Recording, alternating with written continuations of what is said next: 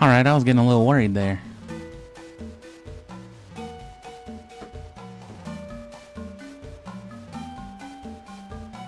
It was making it seem like I hadn't saved all this stuff, but I was like, I knew I saved when I was trying to catch Articuno. And you know, you're gonna hear me coming in the background, so I mean, you're gonna hear my video feed coming in. I'm sorry.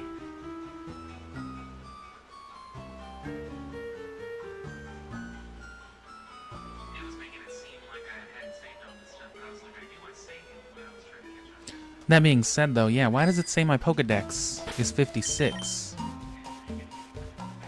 Oh, 56. Okay, never mind, never mind. I was like, I know I got the 60 because I evolved all my shit, but that was to get from 46 or 48 to 50. That was for the experience share. So yeah, that's right.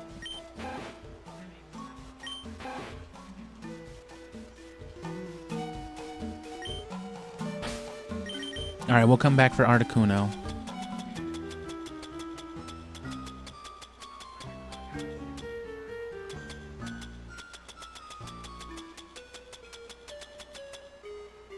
Oh. One of the first things we got.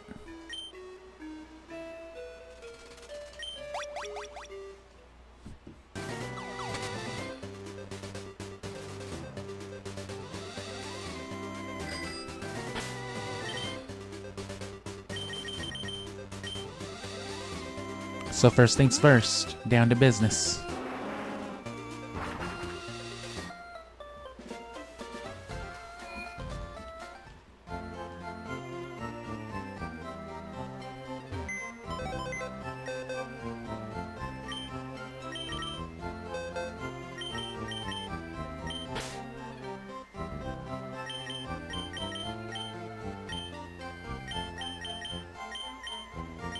An Asperberry? Ew.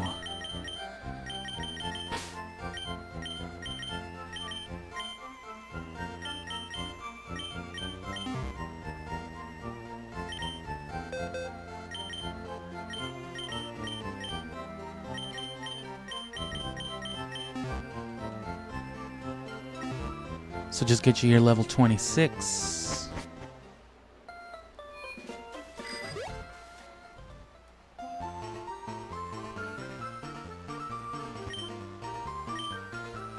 That's right.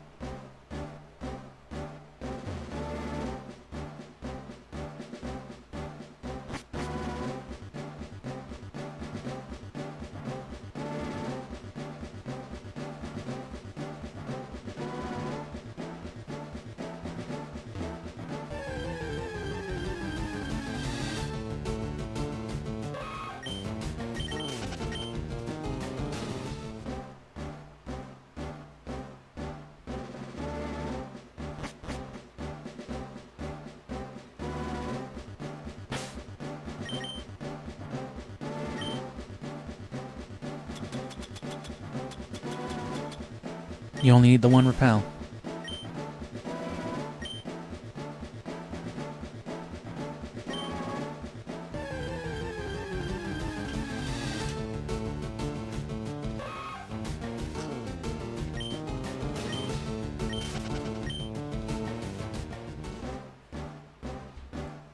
Picked up and just randomly played a video game on my Wii U for the first time in a while last night. You know what I'm saying? No streaming, no content creation, just played a video game. It was fun. Played some True Crime Streets of LA, ran around, shot civilians. Fun enough time. Definitely would like to get some true crime on the channel, but mainly so I could exploit the true crime hashtag, you know, because that does well. Chansey already. Bait ball, bait ball, bait ball, bait ball. Let's do double bait ball.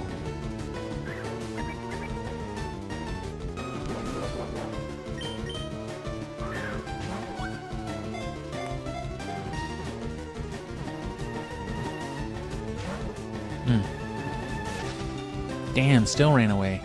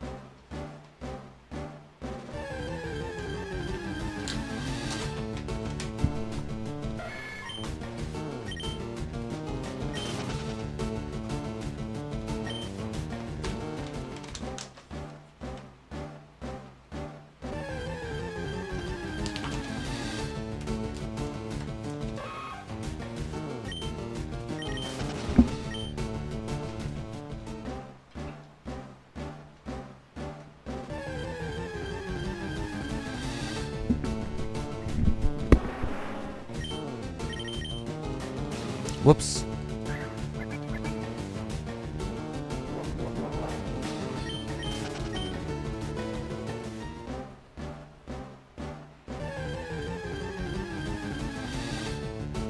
Matter of fact, I'm going to capture a few loops of just the Safari Zone. Let me...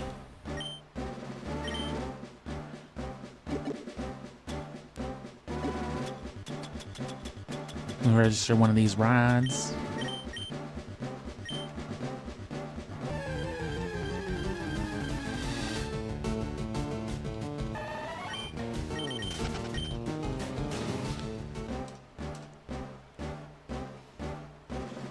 Because I didn't think to capture this because it's just the evolution thing, but then it struck me that I don't have the evolution theme. This is the only chance where you can get it, like, without a Pokemon evolving and all the sound effects.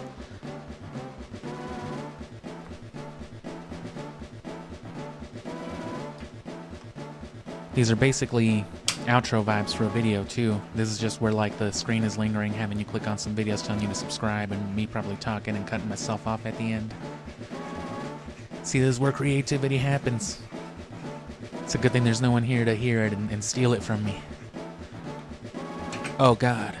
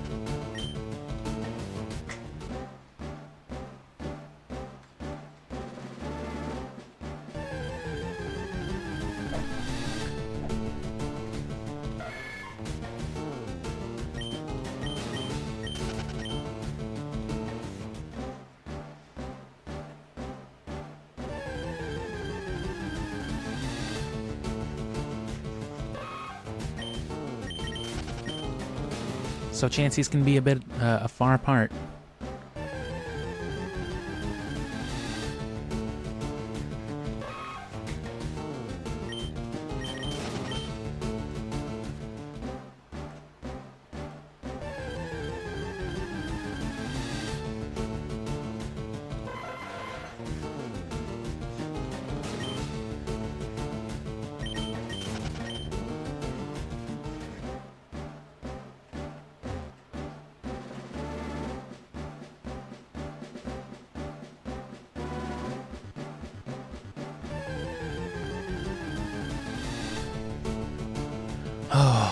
No Nidoran female either. It just seems to be Nidoran male, and then Nidorino and Nidorina.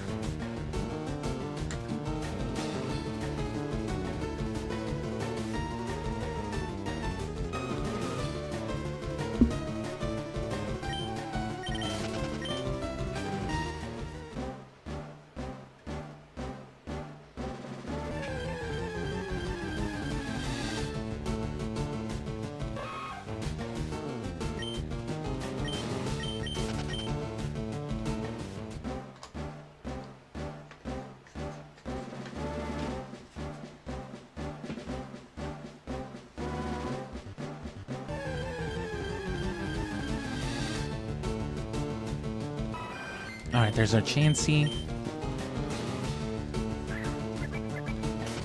Oh, you fucking piece of shit.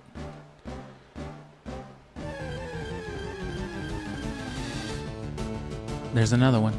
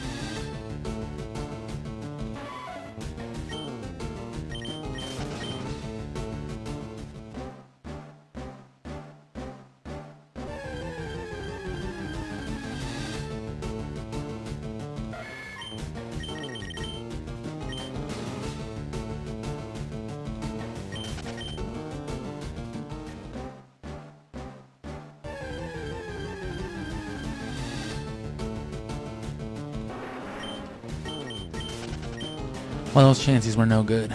Had to take a call, so turned down my microphone.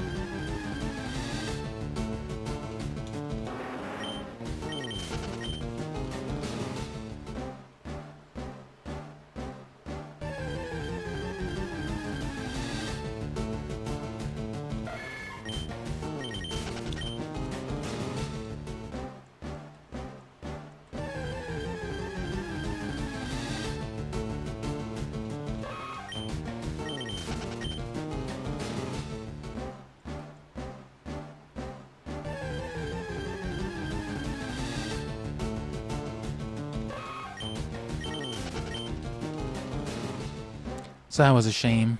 Had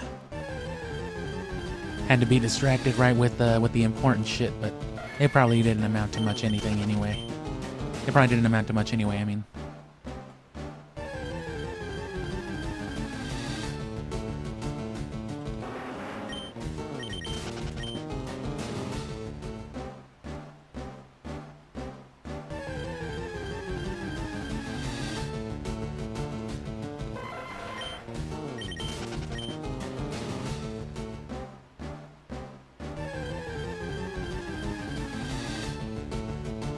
Oh.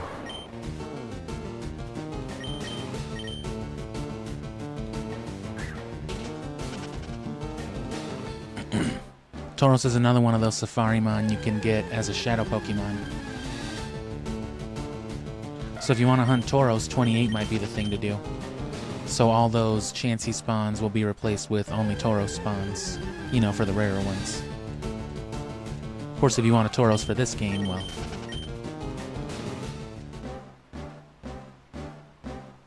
And the way breeding works in this game, too, is that, you know, species also inherits the Pokeball it was caught in. So if you caught your Tauros in a Safari Ball, if you use that Tauros to breed more Tauros, whatever the mother is at least, that will pass on its Pokeball.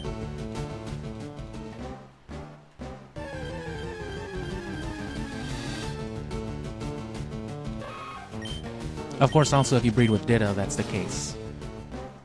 So the benefit then is, say you catch like a male Shadow Tauros in a Luxury Ball, you can breed that with a Ditto until you get a female Luxury Ball Tauros, and then boom, you've got your Luxury Ball Tauros line. Same thing with Chansey, same thing with all these other Safarimon, they should all be obtainable. Not all of them, but all the ones that are exclusively obtainable through here, so like Scyther, Chansey, Tauros, and the like.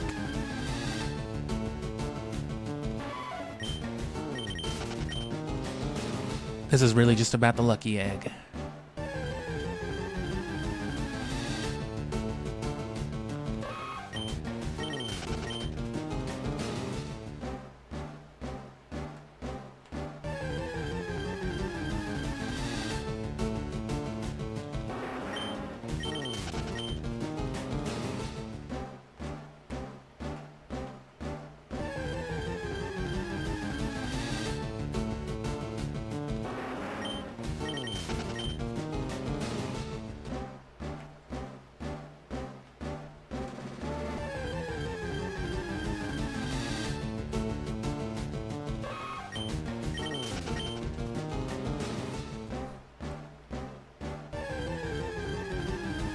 Lucky egg farming.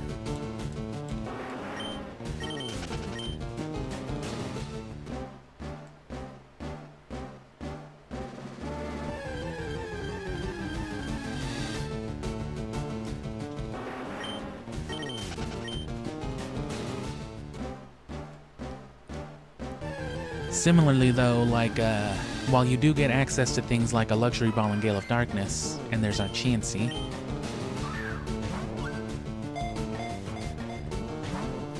ideally you'd want to trade multiples over.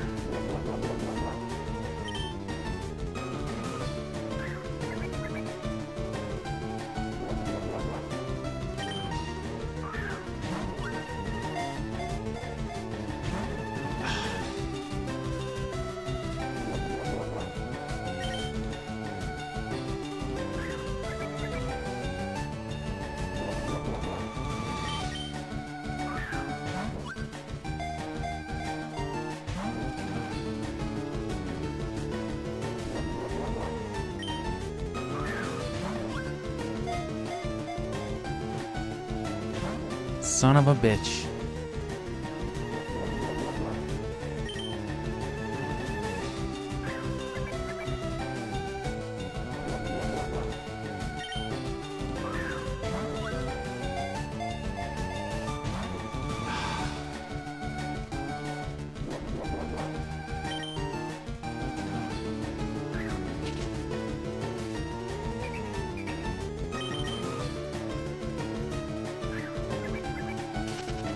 Wow.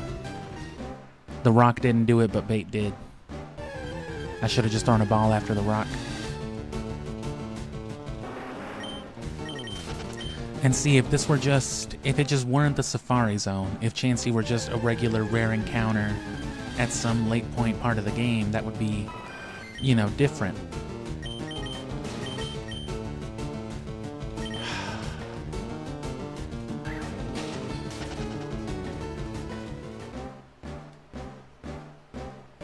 Because then you could just use Thief, and then it wouldn't be running away constantly. It really wouldn't be an issue. It's just the Safari Zone that makes it so tedious.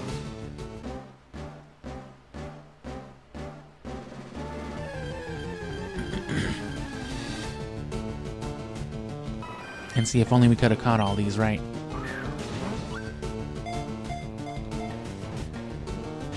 Son of a bitch.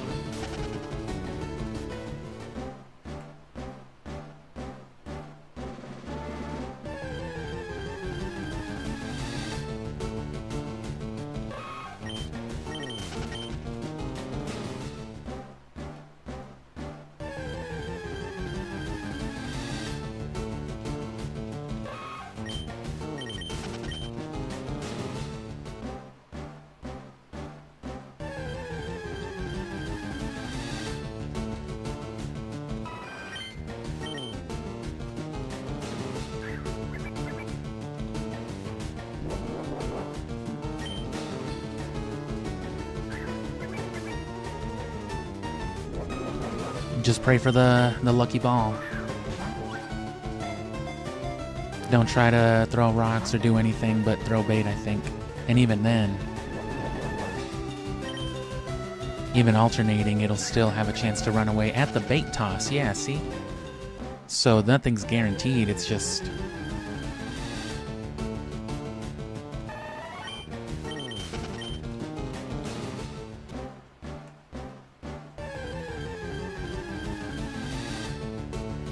And then, of course, its catch rate is ridiculous as it is, I think. It's not a great catch rate, and then it's modified for the Safari Zone on top of the fleeing rate.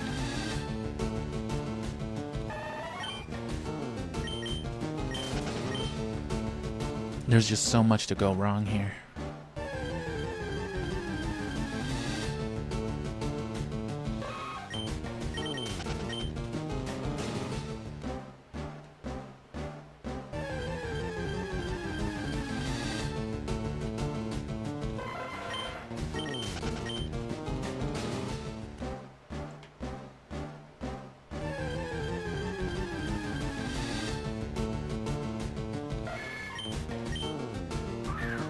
Oh, didn't mean to do that.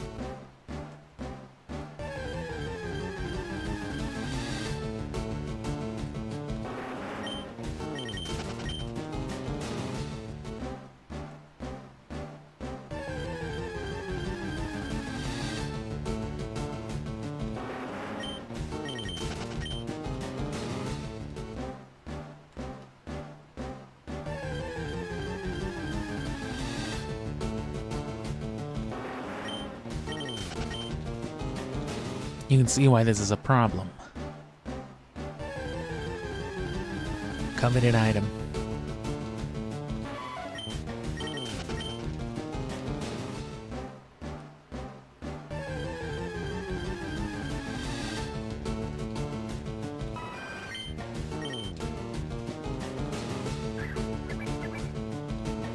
I think one bait, one ball seems to be better. It's at least more balls more frequently. There's one Chansey. There's like 1 out of 6 that we've encountered caught. And I'm hoping that like 1 in a dozen caught will give us the lucky egg. Oh no, I'd see the item, duh.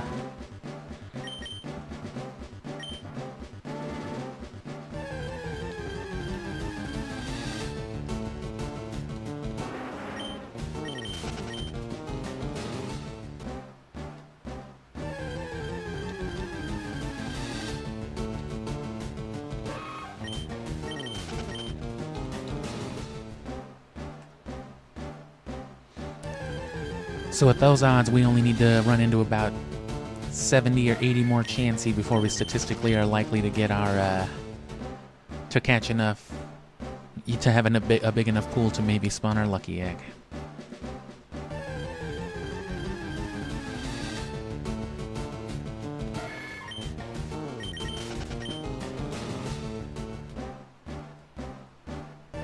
So yeah, that might just be about the whole stream if that's the case.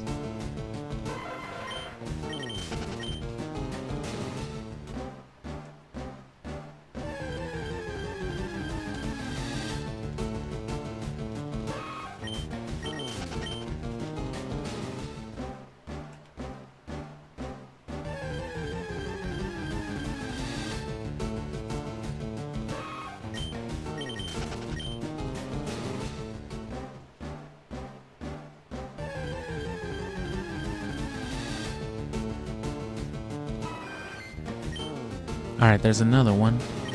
Bait ball, bait ball, bait ball. It hurt me.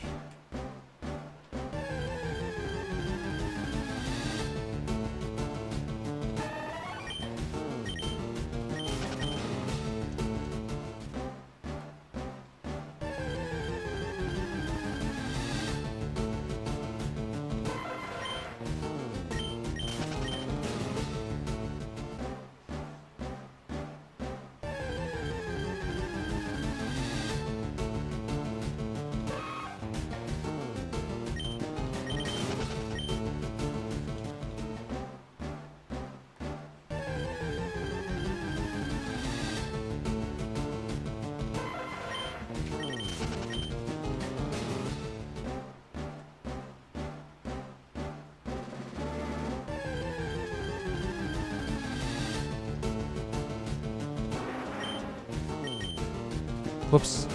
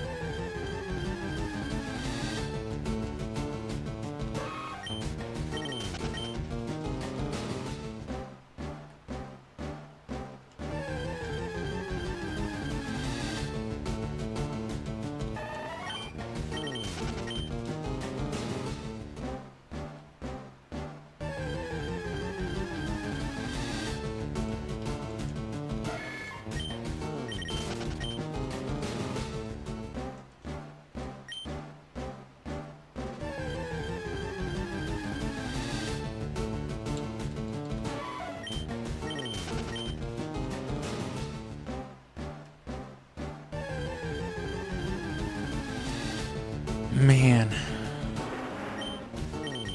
This is it. This competitive Pokemon. The good thing is that we only need one.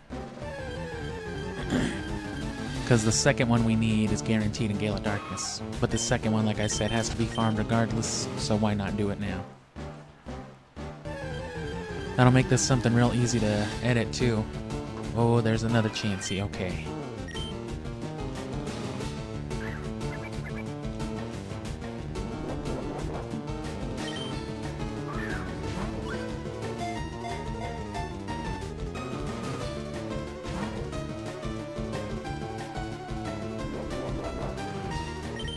Bait ball.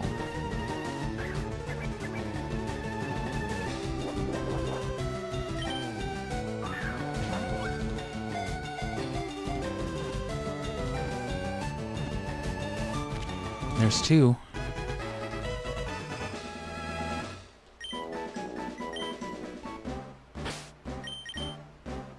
And no item.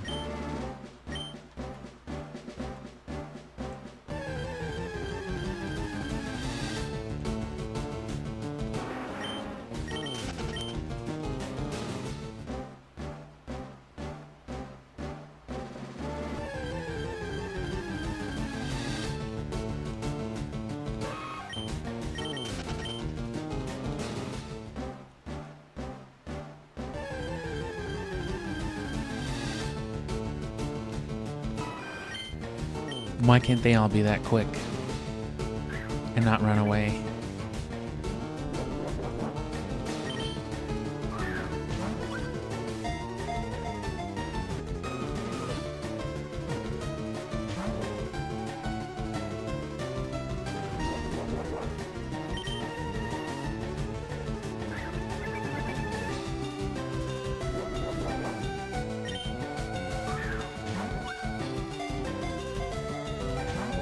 Son of a bitch.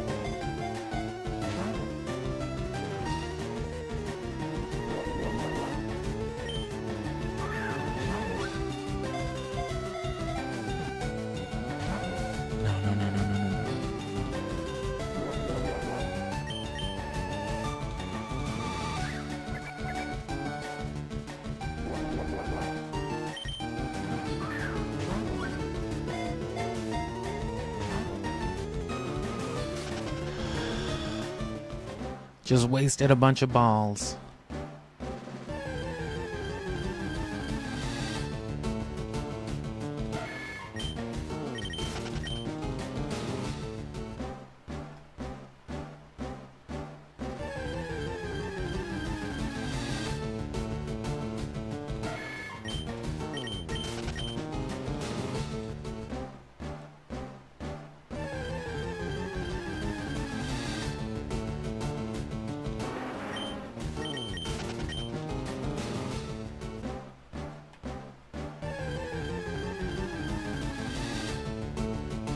I'm gonna start doing bait rock, see if that works. Because it seems like the ones that are gonna run away on the first run regardless, whether it's a ball or even bait.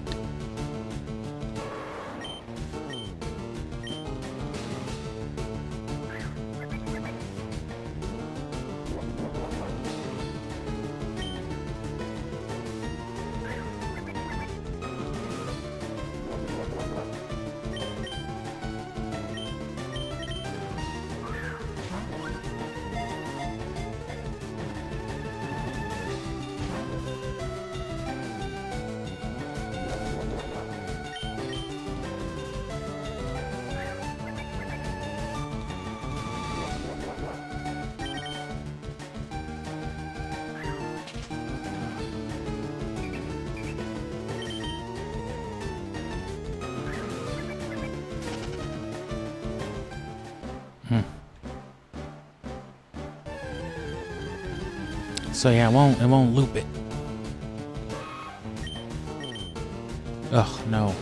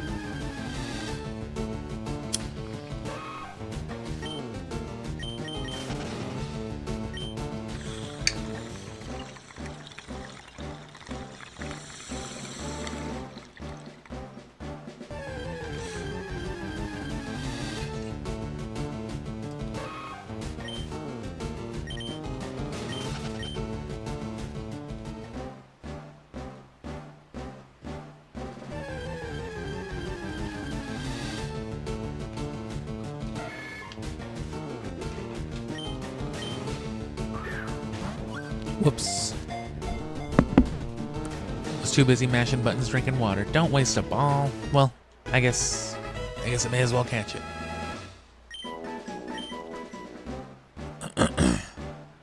Too bad Chansey can't be that easy. I'm debating on whether or not I should start with balls on Chansey, but I feel like it's just so much more likely to run away.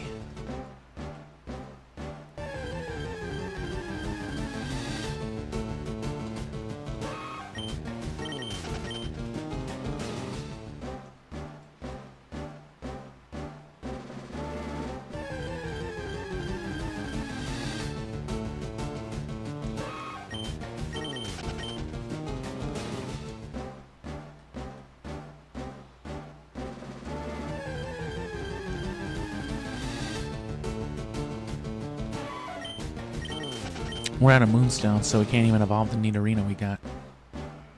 I'll find more.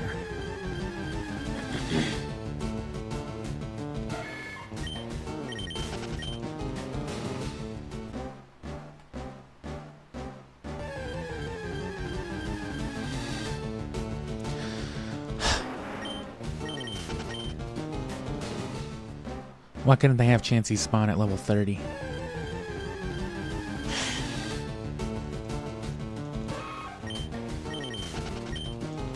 He'd still be running into Nidoran and the Nidorinos, Nidorina, but... Okay. Come on, Chansey.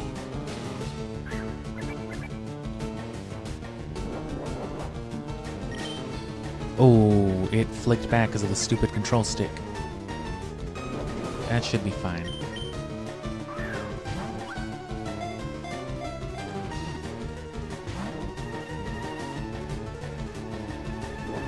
I haven't encountered a single Kangaskhan, but that's probably not in this area. The one Scyther I found was in the first center area, so... And I'm pretty sure Chansey's only in this area. I don't think it's like a frequency thing.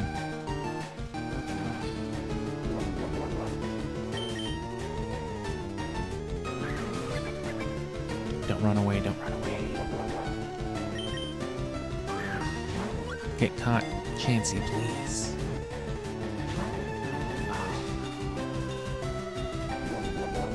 Just keep eating, Chansey. I don't even want to risk a rock.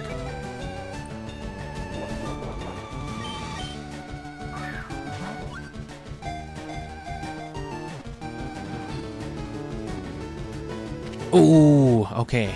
Come on.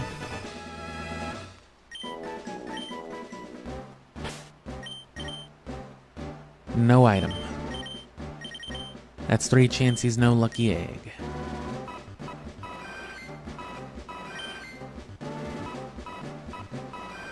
You can see the difference natures and IVs make in those stats, though. HPs are all one thing apart, but then, you know, some of those defenses and whatnot are a little wacky. And we're basically out of balls already anyway. And we don't even have more repels.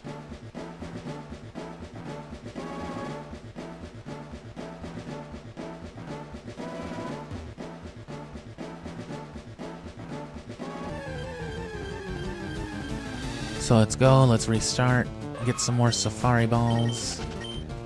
3's not gonna cut it anyway. Oh.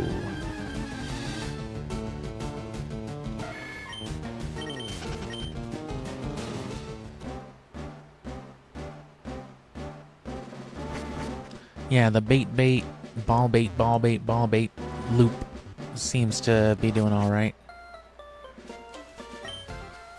Oh, no, I meant to press yes.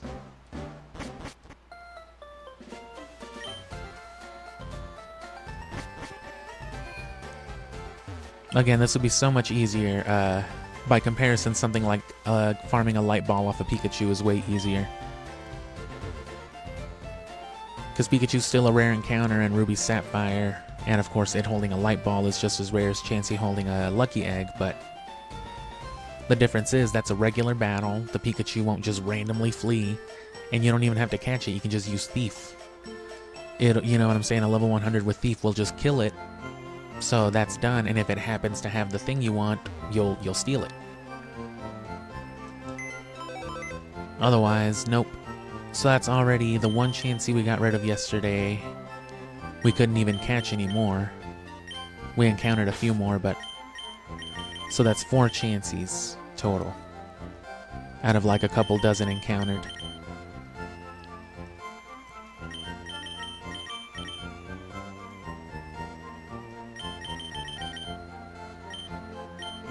I mean, I've already got the Nidoking. I guess I've got my living decks going then for these 3.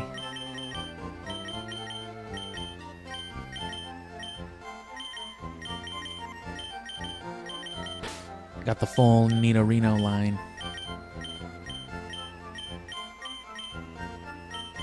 Anyway, I guess I could have kept one of the Chanseys instead of Doduo, but we're gonna catch more.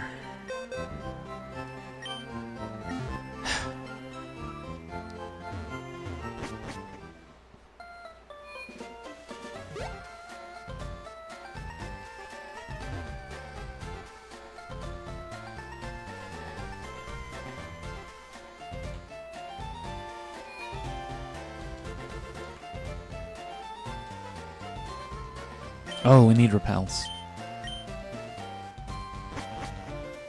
Still haven't used up the one. Should be expiring soon, right? Unless I already mashed through it without realizing it. Where's the store here? Somewhere stupid.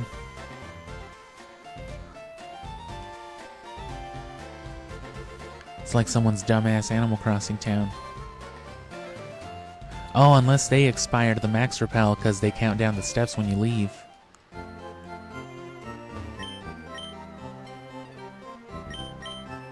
Gross. Why would I buy an Ultra Ball? Can't even buy repels here, damn.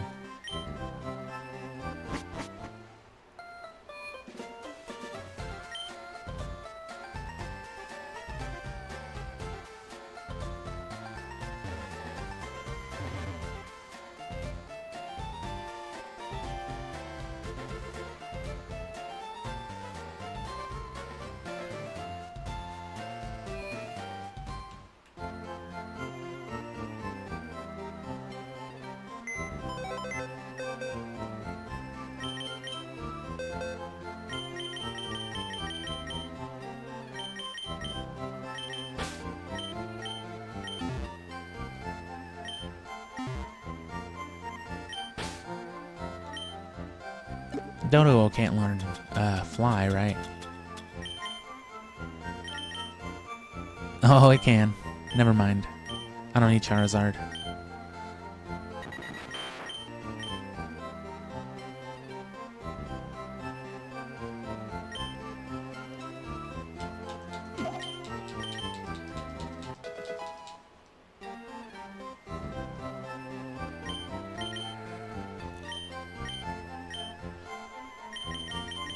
Wow, but it can't cut.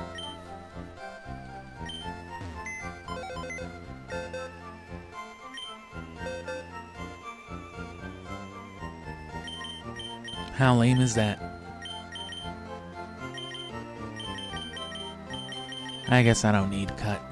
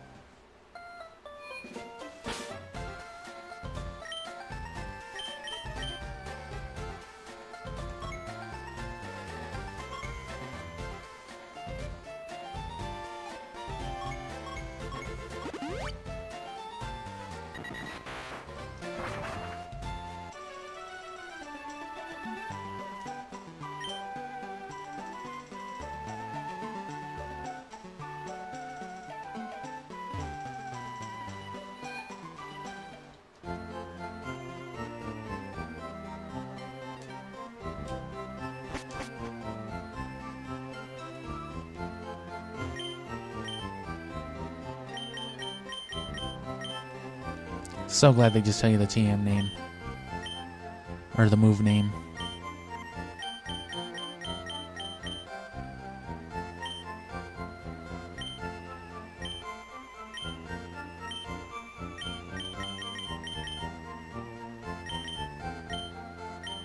I'll take 20. Gonna use most of them for the Safari Zone anyway, but they wouldn't be bad here and there throughout like Victory Road or, you know, just the occasional use. I don't want to use them too much. Don't want to miss random shiny. Oh no, yeah, counter, duh. No.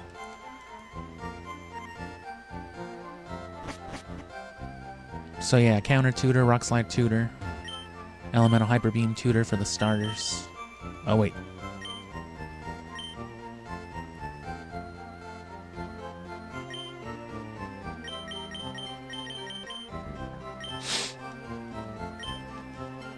But yeah, no moonstones for sale.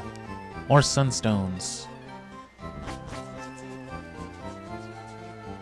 There should be at least another moonstone somewhere out here with the post-game, and you really only need a few for mandatory competitive evolutions. And you can always get more in other games as well, I think. But if you would want, you know, like both your Nidos, Jigglypuff, Wigglytuff, or Wigglytuff Clefable, I mean. And then whatever else there is with moonstones.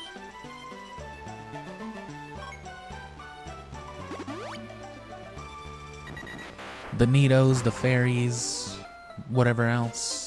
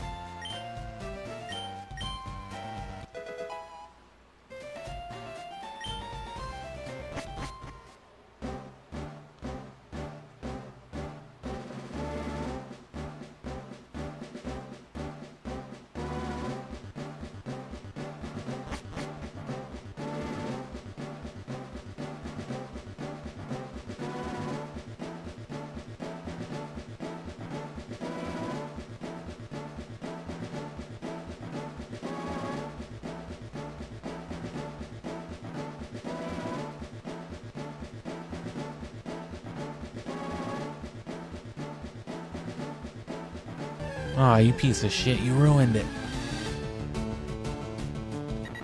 Is that my cousin? No, get out of here. Can't believe Doduo can't cut.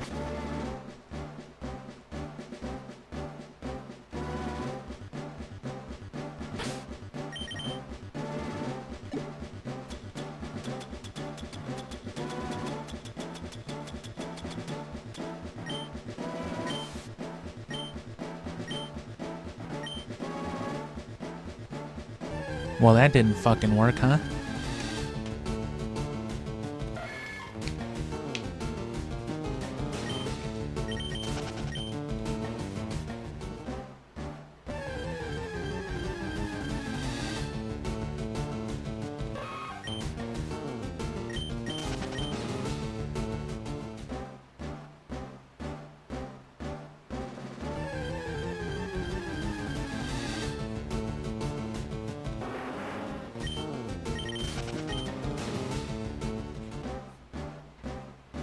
But yeah, you're looking at it. This is it. I don't think actual competitive breeding is any better. Do I seem phased by this? This is a drop in the bucket. You think I've never spun around in the same spot in a circle for hours on end? Just as sure as I've rode my bike up and down the same line over and over and over again.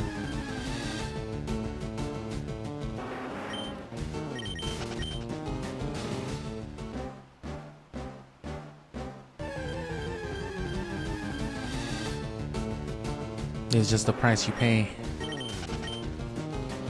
You have no idea how much time this is going to save us in the long run. That's right, we're saving time right now. Think of the double battles. Think of all the level 60 double battles you can one-shot your way through over and over and over again.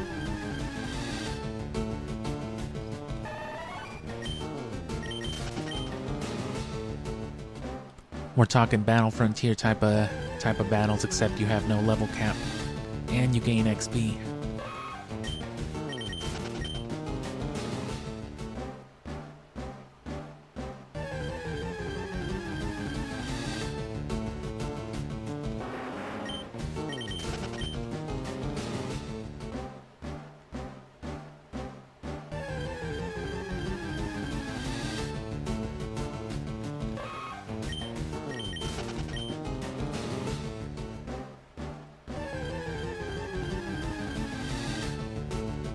Chancy. Bait, bait, ball. Bait, ball, bait, ball, bait, ball. There's one bait. There's two bait, then ball. Bait, ball, bait, ball, bait, ball. I'm hoping. God, Chancy, please just be caught in one. Come on. It's not impossible. As you just saw. Give a nickname to Chancy? No.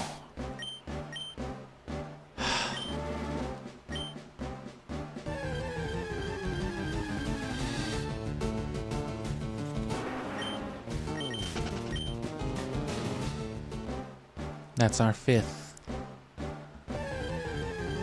It'll be 9 by the end of this party. And you know, for as long as that one took, as we've seen, sometimes they spawn like 2, 3 back to back, no lie. But that's not happening now.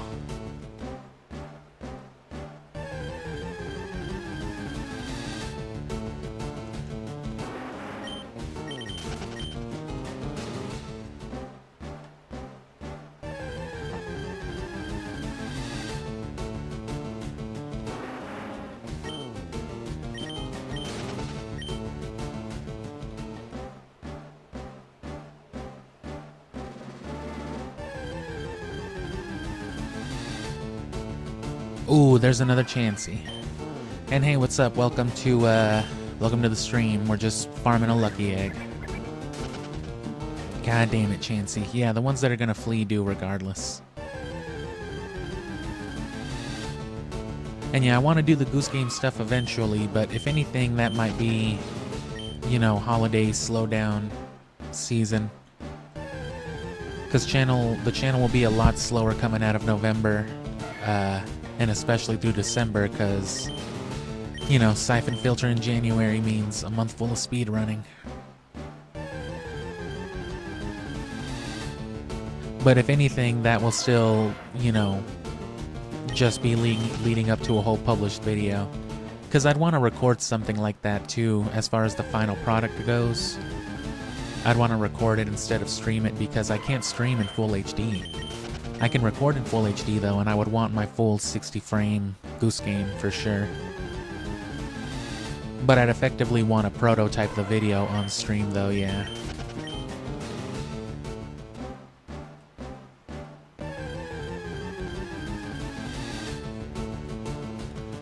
I hate execute. They spawn at just a high enough level to spawn pretty frequently. But you're gonna see mostly Nidos, yeah.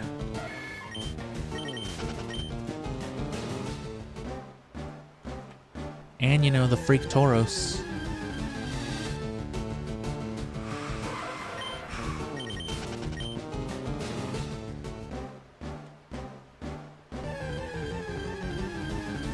Hopefully this doesn't take the whole stream, because I also want to try to get Articuno.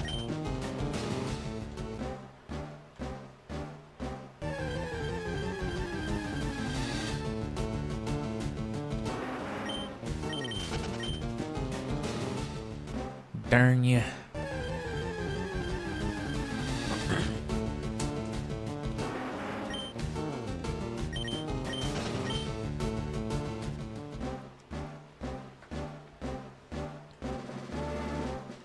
Oh. With all this said, as I've mentioned, if you don't really care about playing the games in order of release like I'm doing right now, it would probably be in your best interest, if you're going to play all of them, to play Gale of Darkness first. It gives you the most goodies the easiest from early on. God damn you, Chansey. Including a lucky egg and 2 potential light up balls if you can steal them. From what's-his-face, Aegon. Use Thief on his Pikachus at the end of the game. So those last 2 chances suck. They ran away right away, even with bait. That's horrible.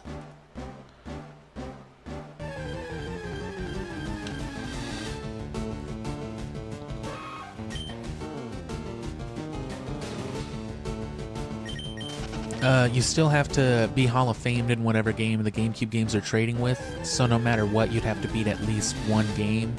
But say you play Gale of Darkness and then Ruby's your bridge game, and then from Ruby you can trade onto anything else.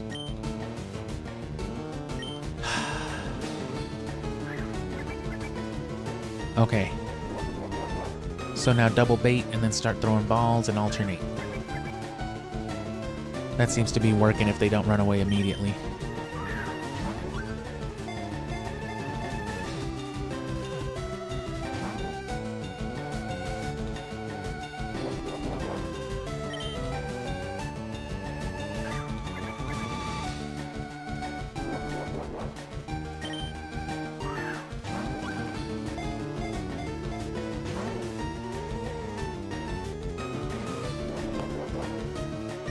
So had we done exactly that and say done Gale of Darkness first, we could have been having a lucky egg this whole time, ever since we beat Gale of Darkness and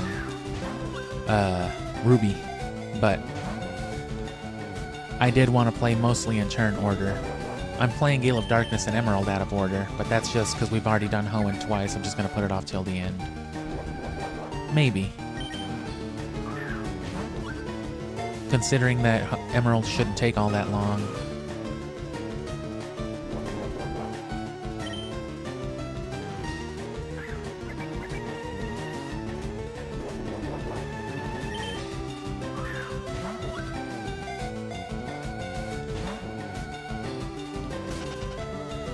Fuck, man.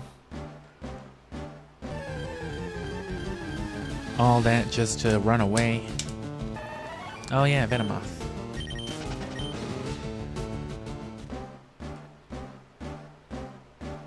And again, you'd already have all these rarer Pokemon, things like Tauros and Scyther. Again, all the rare Safarimon are also Shadow Pokemon, which I guess is kind of fitting. It makes you wonder if Team Rocket sold these fucking Pokemon to Team Cypher.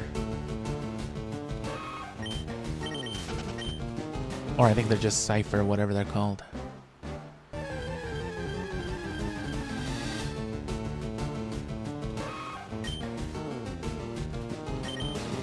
Thoughts on the new Donkey Kong game? I didn't even know it existed until like a couple days ago. I saw some art for it. Donkey Kong's usually pretty fun though. People like Donkey Kong. Nintendo doesn't seem to, but people do. That's usually in regards to Donkey Kong Country, though. I saw this as the new, like, redesigned Mario movie Donkey Kong.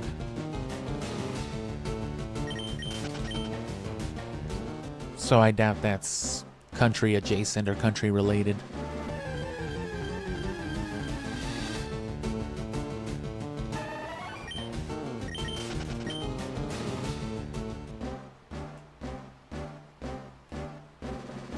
I'd be okay with them making a new Donkey Kong. I don't like the fact that they,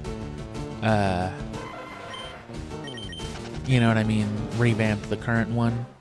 Because I've had a running joke with with a couple friends in the past that, you know, Donkey Kong isn't really his name, it's more like a status.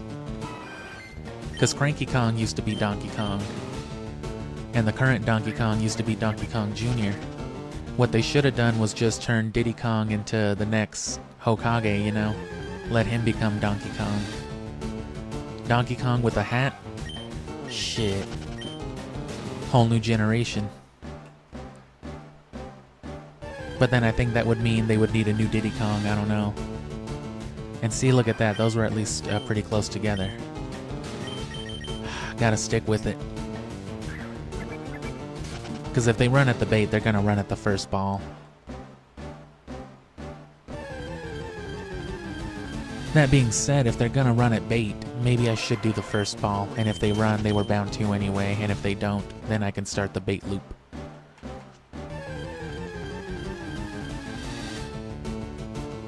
Because if I'm gonna get a lucky ball, it's not like I can change their HP anyway, and I'm not throwing rocks, so the odds are just as good. Because I'm getting real tired of them running at bait. That's the opposite of what bait is for.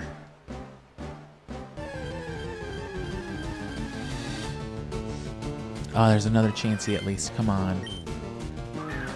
You owe me. You owe me. No. Okay. So if it didn't run at a ball, it should have run at bait.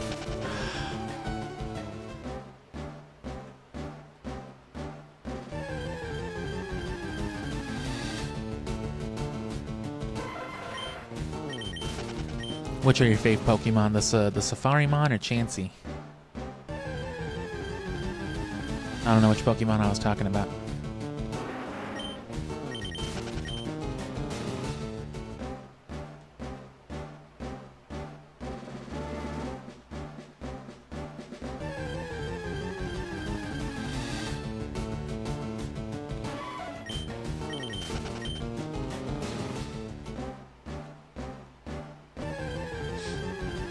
Nah, but the whole ASMR thing, that's not the way I'm gonna brand it, because that's not really what it is, but, you know, the idea of just good vibey, chill content, probably non-belligerent content, you know.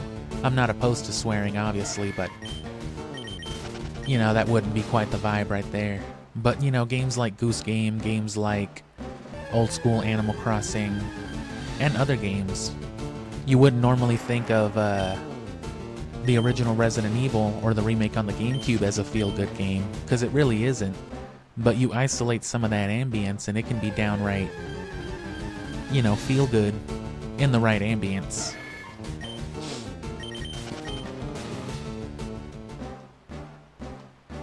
I'd love to do some Resident Evil Bob Ross narration while getting mauled by a zombie. Oh yeah, and there go my entrails. That's a fairly gruesome death. You gotta let these zombies do what they do, though. You know, that type of shit.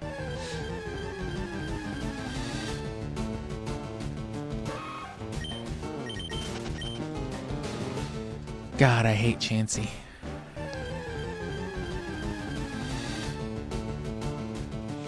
Oh, okay, yeah. Well, whichever Pokemon you were talking about. Most people's favorites are going to be from this game or this generation, though. It's where all the notable guys from. It's where Pikachu's from, you know. Pikachu, Eevee, Charizard, Mewtwo, Snorlax, fucking Chansey.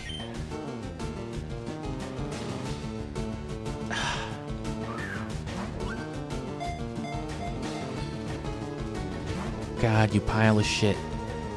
Oh. Yeah, so if you're wondering what I'm doing, this is an incredibly rare spawn that I've already caught a few of. There's a couple in my party. And this rare spawn itself has a rare chance of holding a very good item that boosts XP points. And it can be used throughout all these games that I'm playing, so all of this is for the chance of catching one of these and then hoping that it's got the thing I need, and if it doesn't, just keep doing it. This is like the 7th one we're catching. God damn it.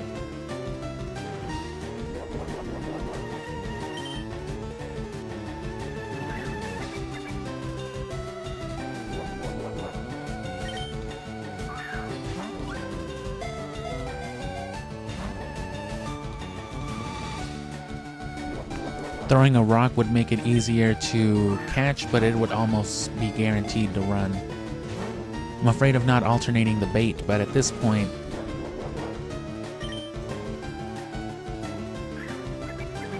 I don't even know anymore. It'll do all this shit just to run away anyway. Which normally Pokemon don't run away and stuff like that. This is a special area in the game called the Safari Zone with different mechanics. Normally you would battle a Pokemon to low health to make it easy to catch, but here you just throw bait and rocks and just pray. And that makes it a lot worse because otherwise, if it was a regular encounter I mentioned, you wouldn't even have to be catching them. You could just try to steal their items with a special move. But since we can't do that, we gotta just hope for the best.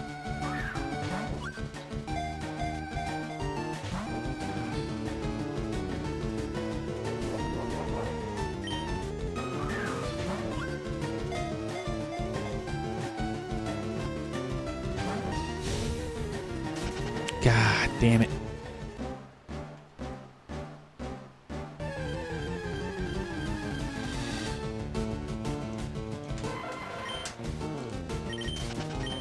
It's an incredibly useful item though. And, you know, a 50% boost to your XP gain. And again, it can be used in all of these games. We're going to be using it from this point on for the whole series through the summer.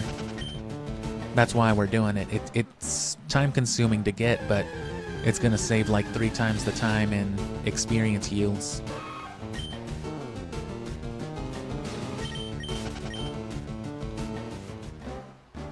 Because it effectively eliminates like the last 15 or 20 levels for a Pokemon as far as the number of battles goes.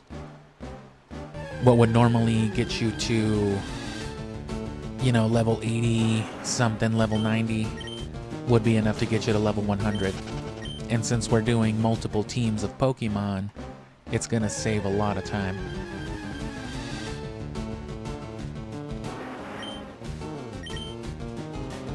And hello, welcome to the stream. And I am exhausted because this is all I've been doing for the last hour, and there's no sign of it getting better. These Chansey do not want to cooperate with me.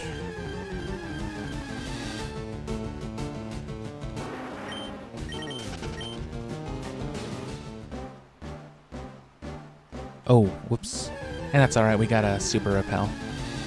We've only taken like 5 or 6 actual steps, which is why I'm just spinning around. That's the Safari Zone trick. I've only really taken 74 steps.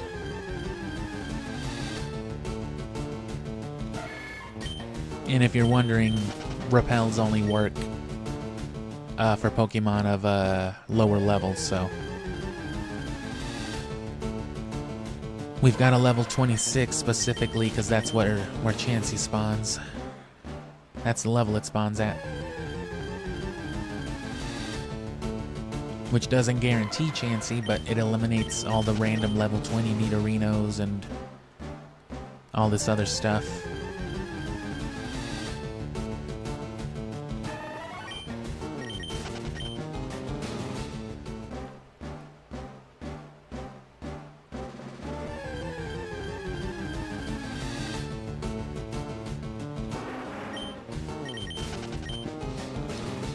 Yeah, no, we've only encountered like a couple dozen Chansey altogether, and we've caught less than a third. And of course, no lucky egg. There's one, finally. And we're just sticking with the ball first, because the bait first hasn't been working out every single time. And see, in that case, they probably would have ran regardless. That's what they've been doing. And the ones who don't will sit there and eat like 6 Pokeballs before they run away, so it seems to be just like a hard set thing. They'll spawn one way or the other. Come on, Chansey.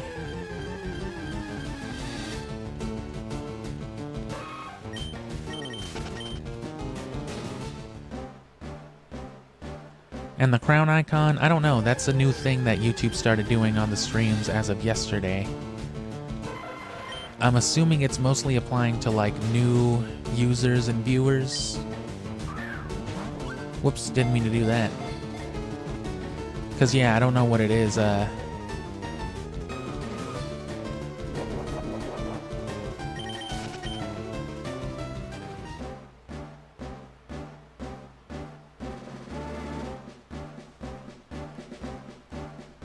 I'm assuming it's just for you being a new commenter, or, I mean, are you a new viewer? Is this your first time on a stream on the channel? Because that's probably why. It might be incentive for new viewership, new engagement. Because as you can see, some of my frequent return commenters, both the homie and some guys yesterday, it didn't seem to apply to them, only to the new faces on the channel.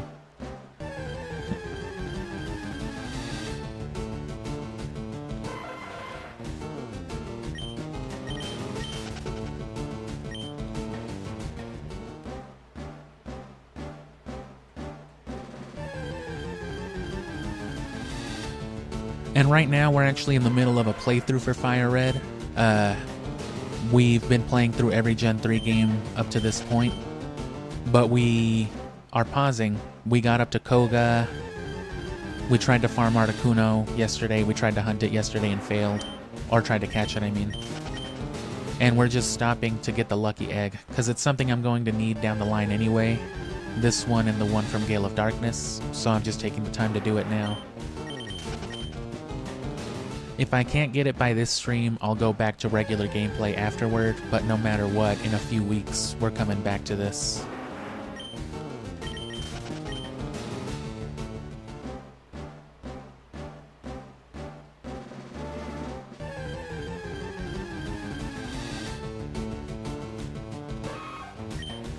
And yeah, well, thanks for checking it out. So if all that sounds interesting to you, right now, I mean, this is what we're going to be doing for today, but you know, we've streamed Ruby Sapphire Coliseum. We're here now. We'll play the rest, you know, after, but we're gonna post-game them all together. I'm catching all the legendaries and I'm doing the whole competitive thing, which is why I'm going for the lucky egg. This one and the one in Gale of Darkness are gonna be the thing I use to level farm on Mount Battle. Plus all the experience shares we're hoarding.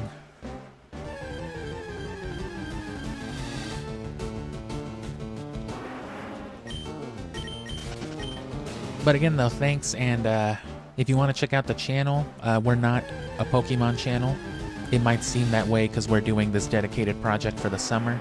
We basically are a Pokemon channel for the summer, but if you want to see all the stuff we do, you can check out the channel. It's mostly older Nintendo stuff, mostly on the GameCube.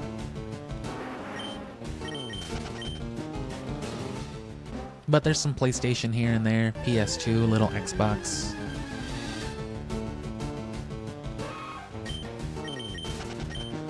Oh, Chansey. They're like getting worse to spawn too. I feel like they were being real generous earlier. You said my name? Oh yeah, sorry, I forgot that's all I had to do.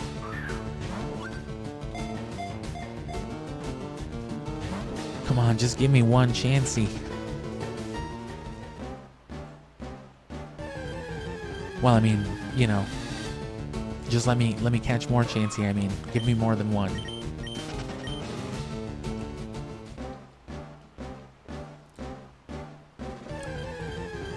So we've already got a few Chansey in our party, so the thing we care about obviously isn't the Chansey itself, just that sweet lucky egg.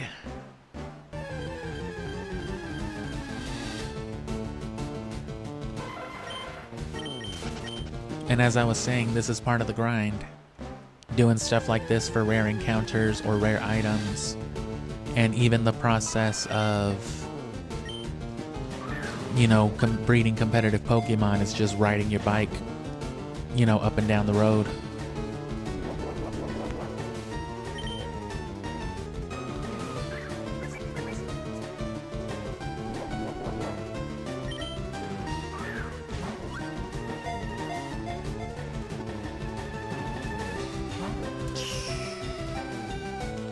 You soft boil so-and-so.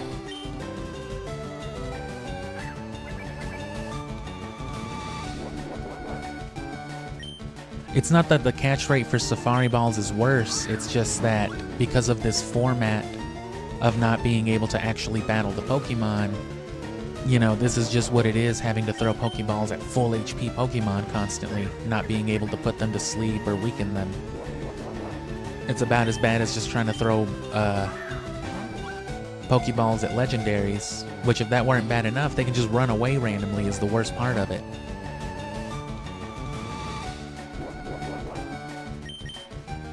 Like I said, this would be so much easier if it was just a regular encounter and you could use Thief, because then you wouldn't even have to catch these Chansey. They'd either have the lucky egg or they wouldn't.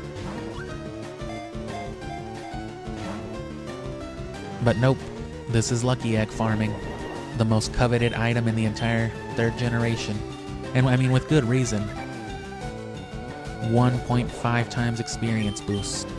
Especially on a traded mon that already gets a 1.5 times experience boost. That's a 2 times modifier.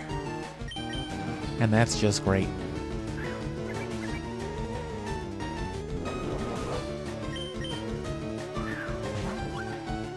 Please, Chansey, come on, please.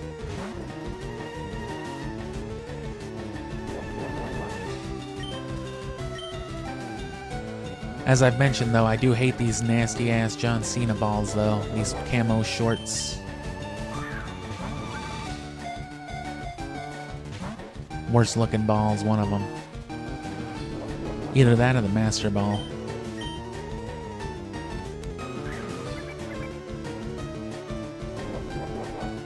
Come on. Chansey, there's only a couple balls left.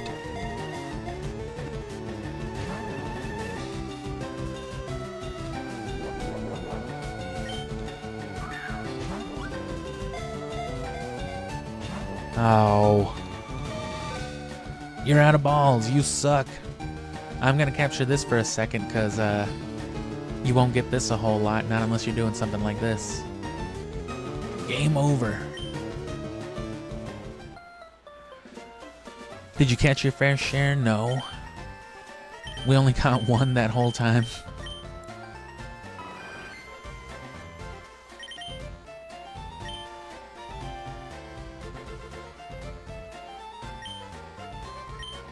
You guys don't have a PC in here? Seriously?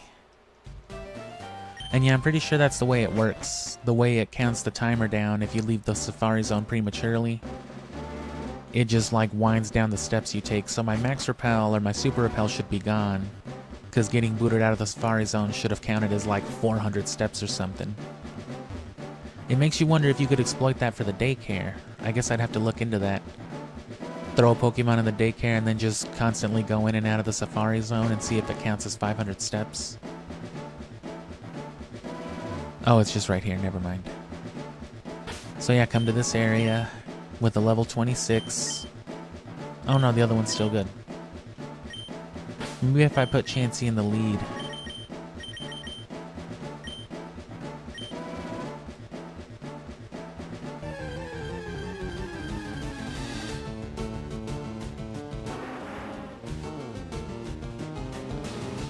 And yeah, they literally made it more bulbous. That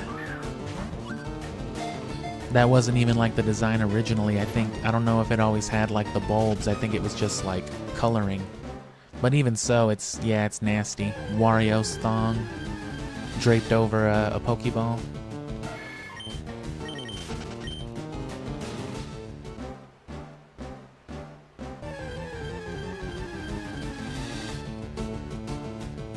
But I'm not even going to use any of these Safarimon, though. I've got them right now for the Pokedex is all. But like I said, I plan on capturing the Shadow Pokemon equivalent, because those can be caught in whatever ball. So I'm going to do most of those in Pokeballs or Premier Balls. That way I don't have to have a nasty-ass Tauros in a Safari Ball. Lugia is going to be the big one, though. Because Lugia is a whole isolated encounter, and I've always just Master Balled Lugia in the past, or at least I did as a kid.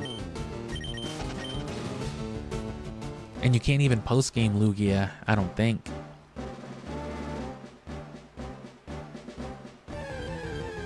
I guess I'd have to look into that. So you would have to catch him with the balls available to you. And you do get a luxury ball. See, those Chanseys got me all confused, throwing balls at garbage now. You do get that luxury ball, but it's only the one. You'd have to like reset and just pray every time. Hope that you catch Lugia in a singular luxury ball that time. So otherwise, I think you're limited to what Gale of Darkness offers you, which is just the standard Pokeball, Ultra Ball, Great Ball, Timer Ball. And I don't even think anything else. Maybe Nest Balls. I doubt Dive Balls or anything.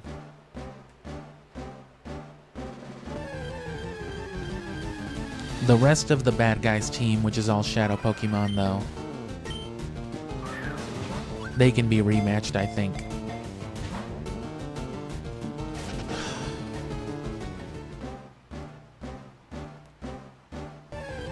So you can always come back for them in different balls if you want the Shadow specifically, like Shadow Articuno in a Dive Ball or something, for example.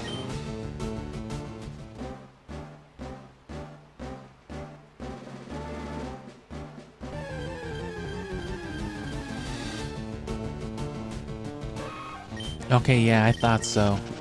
They artificially caked up the Master Ball. And all the while they went and decaked fucking Solid Snake. Thank God I still have the originals.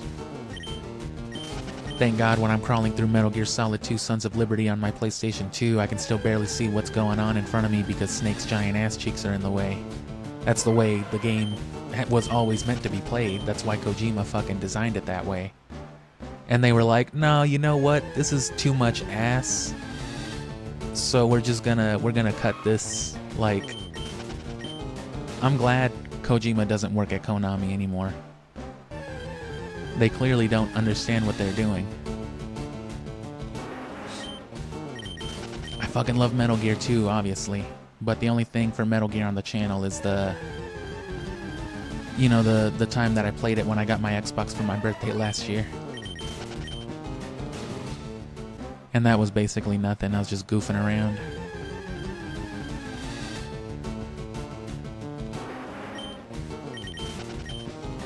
Oh, and we're big fans of Premier Balls here. The problem with that idea, though, is that there are no Premier Balls in this game.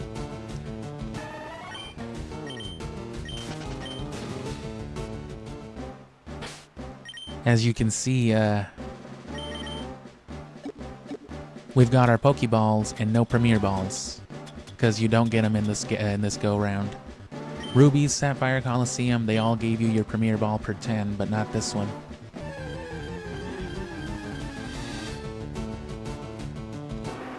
As far as the catch rate goes, damn it, Rhyhorn. It would be the same as a Pokeball. It would just be way more expensive and time-consuming. Not unlike, like a shiny run. I've thought about doing the same thing, but for like luxury balls, but luxury balls are, they're a real bitch and a half in this generation. Without cloning. And without, glitches and all that. Because cloning, you can get, hundreds of them, just like rare candies and anything, but you only get like less than a handful of guaranteed luxury balls in the whole generation. Or like gifted ones, and then all the other ones have to be, like I said, master ranked on a contest.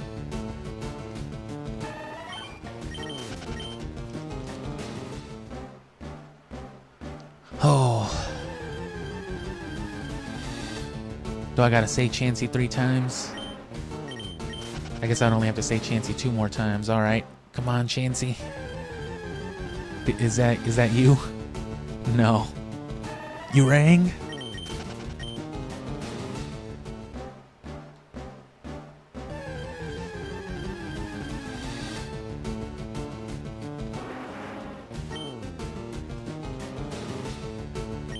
Oh, no. Ruby, Sapphire, Emerald, and Colosseum.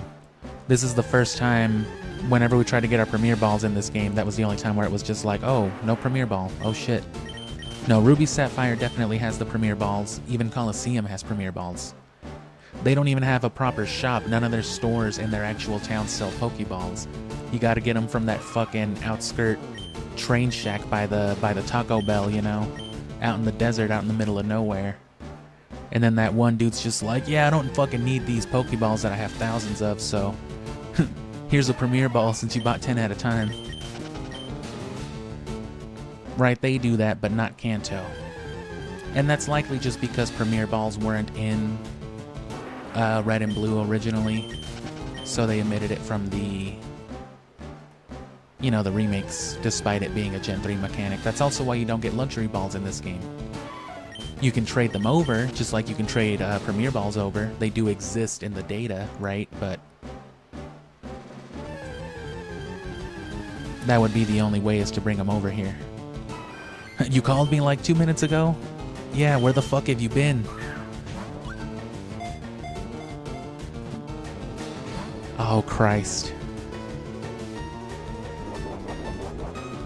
Jeez Louise, Chansey. Give a guy a break, huh? So yeah, ball first definitely seems to be the way. Because the ones that run away, they're going to run away even if you throw bait at them first thing. So throw a ball first thing, and if they stay, they were bound to stay regardless. And then this bait and switch loop seems to work. Of course not guaranteed, but, you know, consistency. And that way, those ones that run away right away, you at least get the chance of that first lucky ball.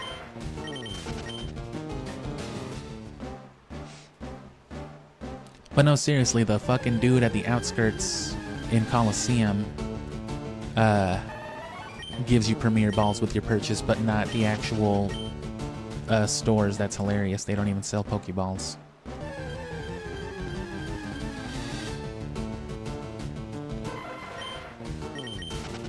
That being said, what you're saying isn't impossible either. It would just be a very convoluted thing to set up. Right, because say I beat Fire Red and then get the Ruby Sapphire side quest done, I can trade with a game that has Premier Balls. I can trade them over here, but then I would have to trade them all the way from whatever game they're coming from into Fire Red and then into Leaf Green. That would be the only way to get them in the early game for Leaf Green. I'd have to have enough Kanto Pokemon, enough Pokemon in the original decks with all of those items. So imagine trading for hundreds of Premier Balls. That sounds horrible. Not impossible, but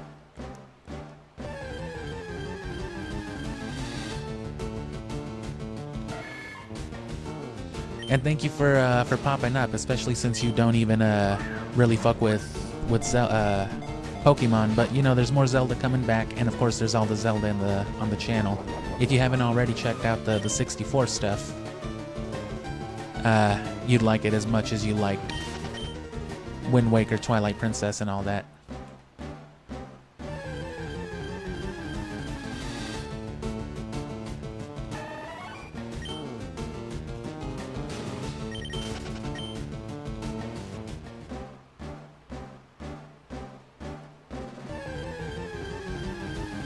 And yeah, don't worry, we'll also be back to late night streams eventually.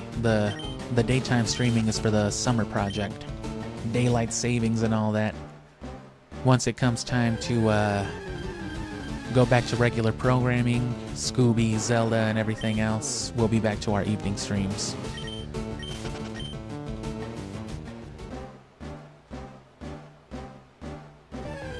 Which I'm going to be plugging a lot, because what the fuck else am I supposed to do right now, huh? And see, this wasn't as bad as a kid, right? Because the thing about doing this just in my childhood is that I was doing this on my actual Game Boy, which I still have right here next to me, right? But I could do it mindlessly, stuff like this, while I was watching TV or, getting fucking yelled at or something. The things you do as a kid. But right now, as a content creator streaming this shit, it's just like, well, here's the focus of it, me doing this.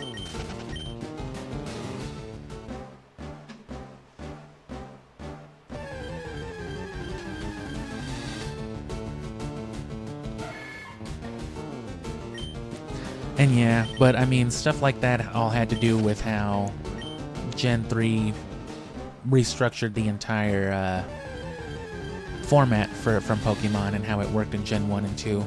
But as far as all like the overlaying thematic stuff, the dialogue and all that, that stayed the same. That's why they're still watching Stand By Me at the beginning of the game.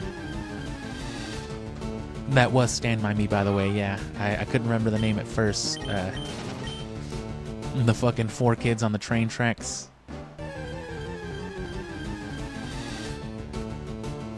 Oh, finally.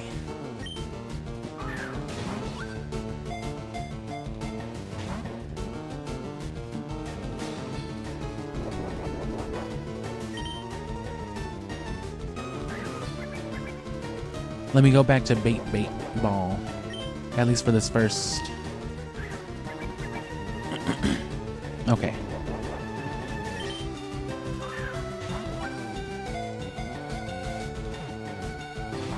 Such a piece of shit. This is the worst.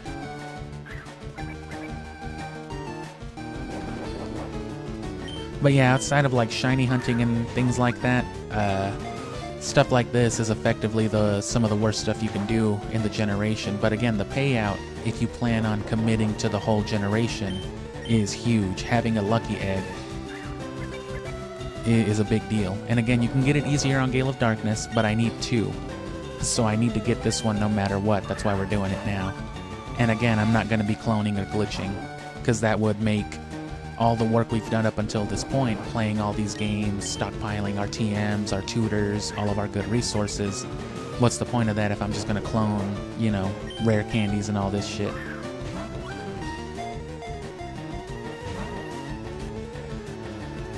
And this is the alternative.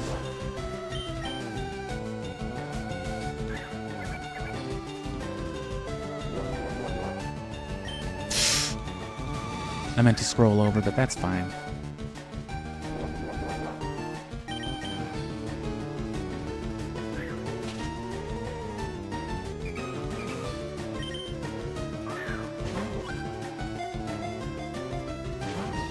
Wow, even after I threw a rock.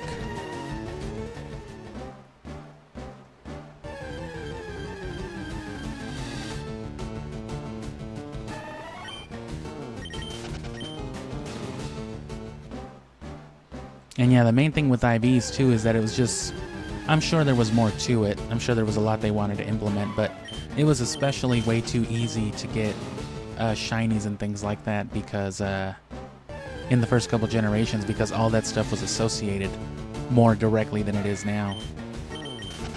There weren't enough factors in between to, separate it, I mean. So you could literally have an IV spread for shinies. Which I guess sort of makes more sense when you think about it. Whatever recessive trait that allows for a Pokemon to be shiny, it would only make sense, naturally speaking, and that is how Pokemon likes to use its logic, right? It would only make sense that shiny Pokemon would make more shiny Pokemon. And so to that end, I guess Gen 1, or Gen 2 more accurately, is more accurate in that regard than the rest of the generations. Controlled shininess would be the byproduct of breeding shinies with those IV spreads.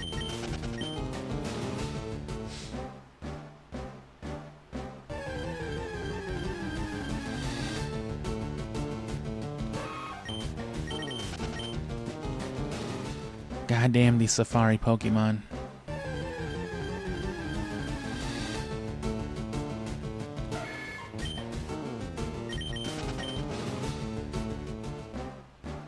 And yeah, egg groups are hilarious.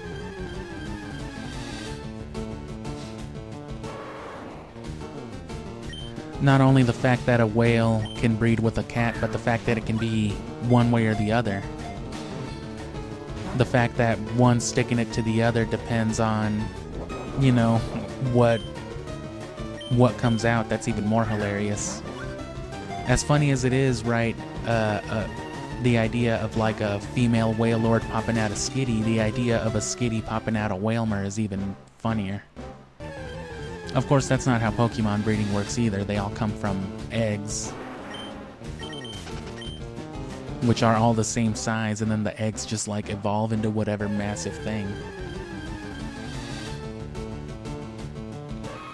Because in the games, they're depicted as like actually cracking open and hatching, but in the anime, every Pokemon has like a distinct egg pattern, which would be cool if they incorporated that into the games. Salaman's eggs were unique, and, you know, Pikachu eggs were all unique, but yeah, in the anime, at least in the old school one, the eggs were always depicted as evolving. They would start glowing, and then they would just take the shape of whatever, all the same. In the couple instances that they showed eggs. The main exception, of course, being Togepi, because, you know, it's Togepi.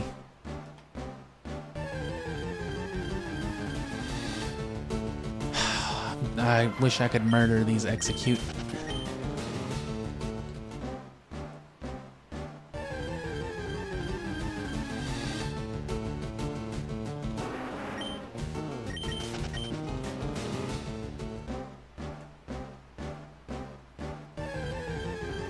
You think Kangaskhan gives birth at the same time that it's hatched? That would suck.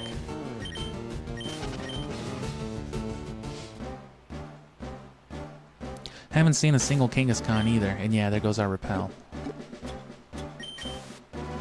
Stop even more garbage from spawning.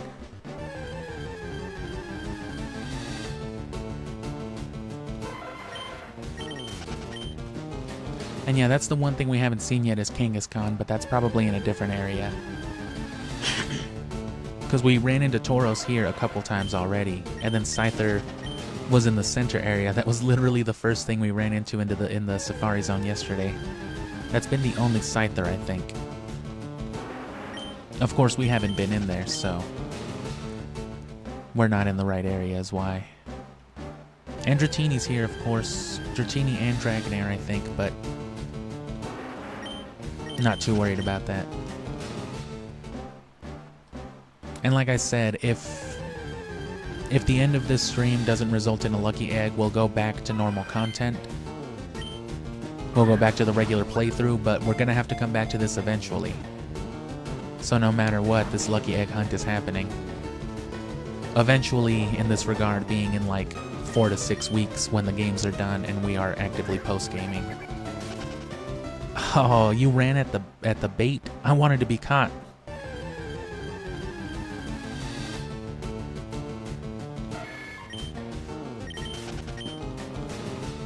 So yeah, this is what you're getting into if you want a lucky egg. Chansey.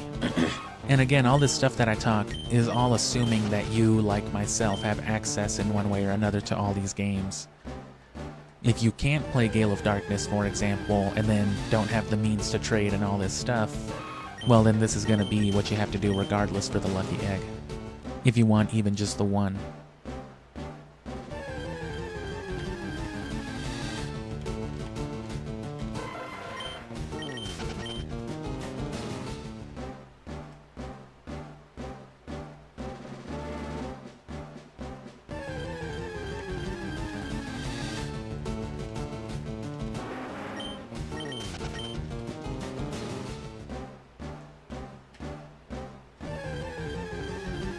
And on the opposite end, if we're lucky and say the next chance he gives us our egg, well, you know, we can still move on, make some progress. And when we're probably also going to try to catch Articuno, though. I'm hell-bent after trying to last night.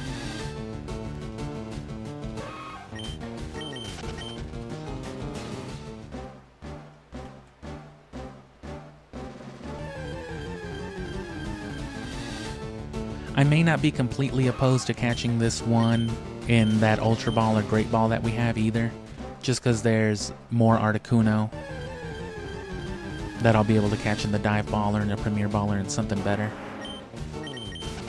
You know, I'm really just thinking ease of play, because you want that high-level legendary fodder for the Elite Four.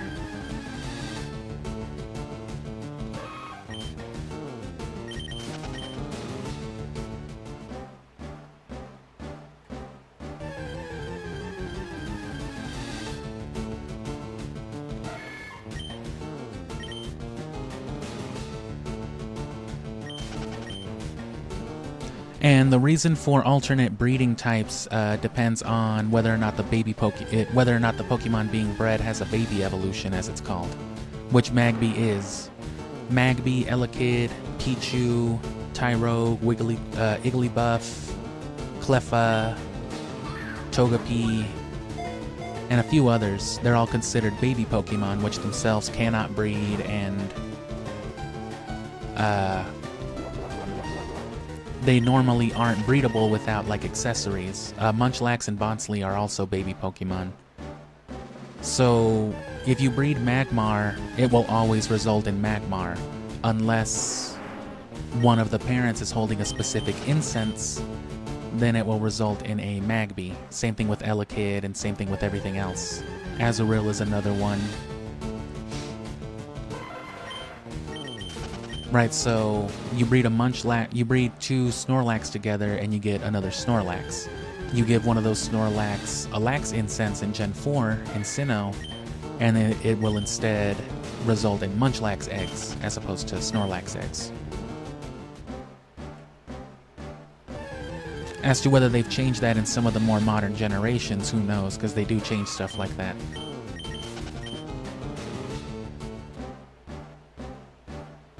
And yeah, no breeding baby Pokemon. Who's another one?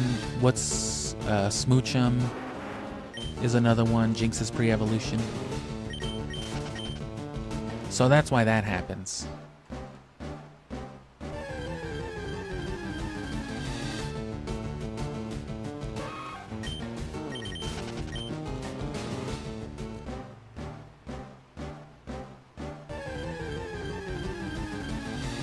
But that same kind of logic you're talking about does apply to like regional variants and stuff like that.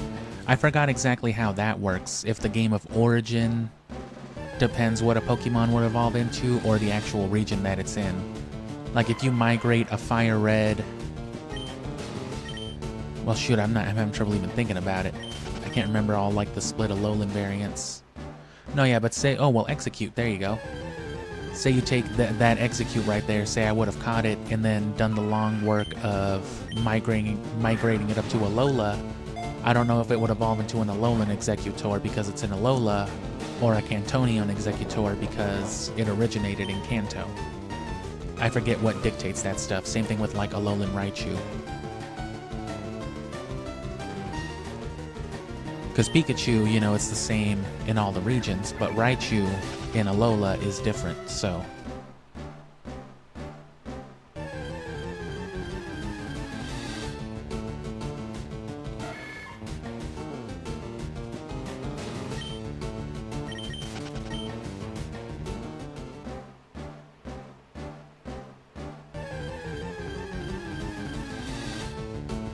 Yeah, it's been a while since I played the more...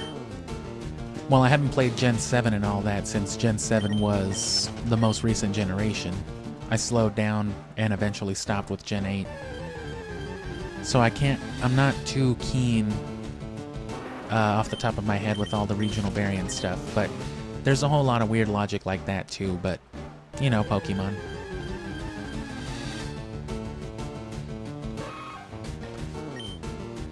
But same thing too, how come Pokemon like Meowth and Rattata had their whole lines altered by a different regional variant, but Pikachu only had its final evolution altered?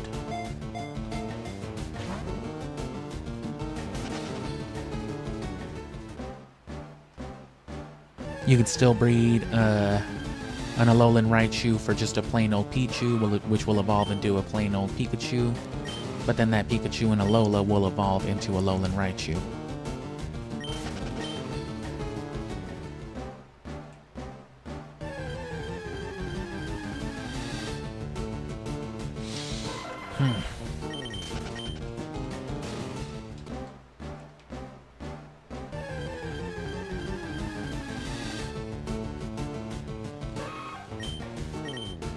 Oh no. Man, these Chanseys have gotten awful. It wasn't too bad earlier. We caught like 4 or 5 pretty close together. And we've caught like 1 since then, and it's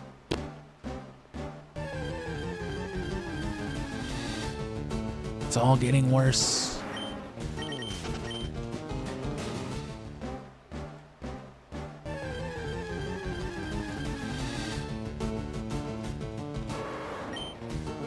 I'll take it.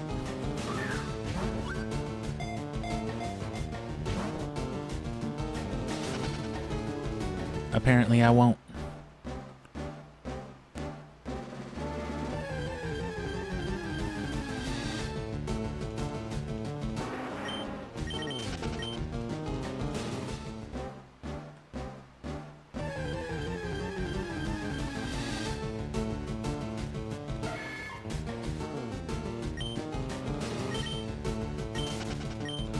And so, see, there you go. It's something then. It's tied to the game of origin then, which Pokemon tracks all kinds of stuff. They've even expanded that now into different types of shinies, square shinies and star shinies in the newer generation. Like, that wasn't a thing until Gen 9 or Gen 8, I believe. But even so, it's based off of factors that already existed here. So those differences already exist in this generation. They just weren't considered for anything. The way it works, basically, if I understand it right, it just has to do with how close to the Pokemon's original spawn the shiny value was, right? Because once a Pokemon spawns, there's more than one roll that can land on it being shiny, right? But if the shiny roll that it landed on was like the very first one that it rolled, for example, that makes it like a star shiny. That's like a perfect shiny. It didn't have to be re-rolled or anything. It was just, you know, on spawn, on everything, it was guaranteed shiny. Whereas for like everything else, it had to re-roll for the shininess after the spawn. Which all, of course, happens within like a microsecond of these things, these encounters being determined, but they just found a way to make it even more rare. Like, oh yeah, you have a shiny, but it wasn't like a perfect shiny, it wasn't a true shiny or whatever.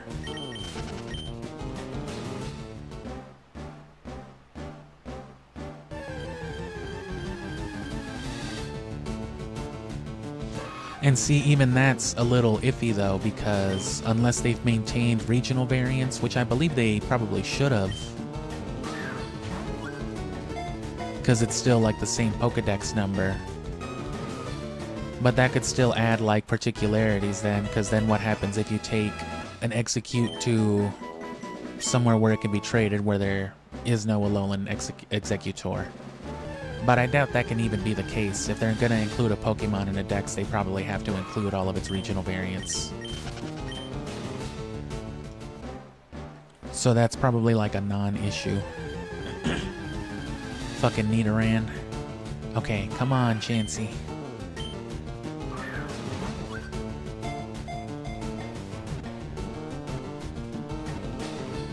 Fucking finally. Jesus Christ. Now, to see if we have to keep going, which we probably will. Yep, no item.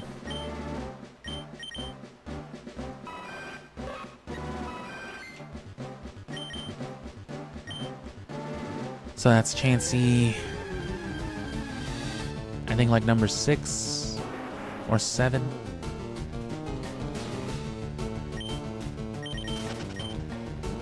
No, yeah, that one's number 6.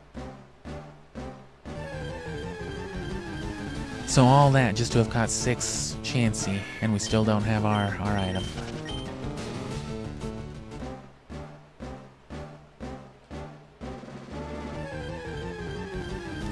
Oh yeah, lucky egg farming.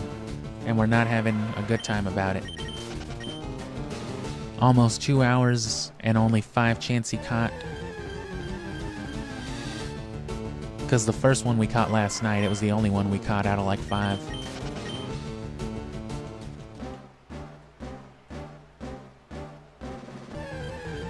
But it's worth it though.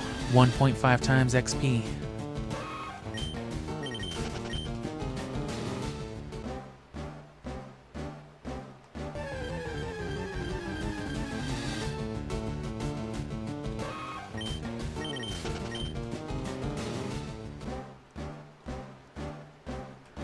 Again, if we can get lucky, we'll get Articuno too, but it doesn't seem like we're gonna get lucky.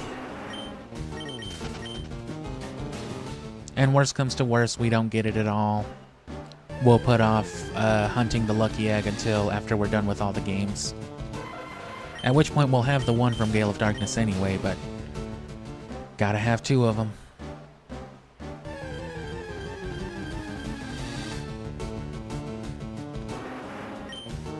I mean, I do understand the appeal of shiny Pokemon, but I'm not so engrossed by the idea of it like some people are that I would waste so much time on it. I've gotten a few shiny Pokemon and it's cool, but yeah, no, I've never thought it was too fun to just shiny hunt and stuff like that.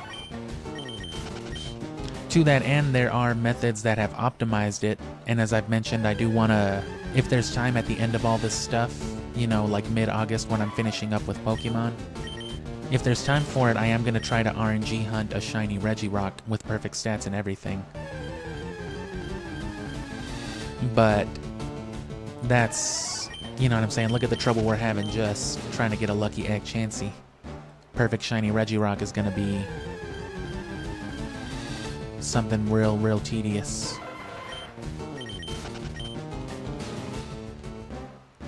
I did do the whole shiny hunting thing once, that was on Gen 7, but it was way easier and way faster in that generation. And at the time I was working graveyard at a hotel, so I had nothing better to do for 8 hours a night than just sit on my 3DS.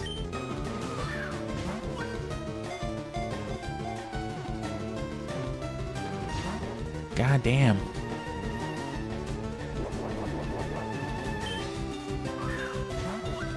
Can I at least get a Tauros for all these Chansey that I'm not catching?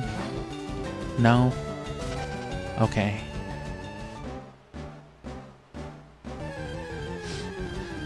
I have had a few natural shinies though, and that's always cooler to just get a shiny Pokemon when you're not expecting it.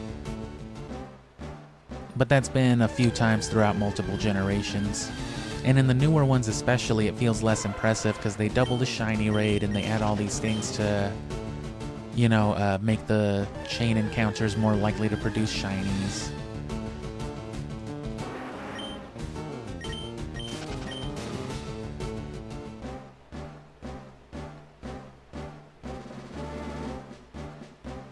It's basically just this though. The culture of it's all the same. It's just to what ends. You either do this same stuff over and over again for rare spawns and rare items, or you do it for shinies, or you know what I mean, you're riding your bike up and down the same road to breed eggs and farm levels, whatever you're doing.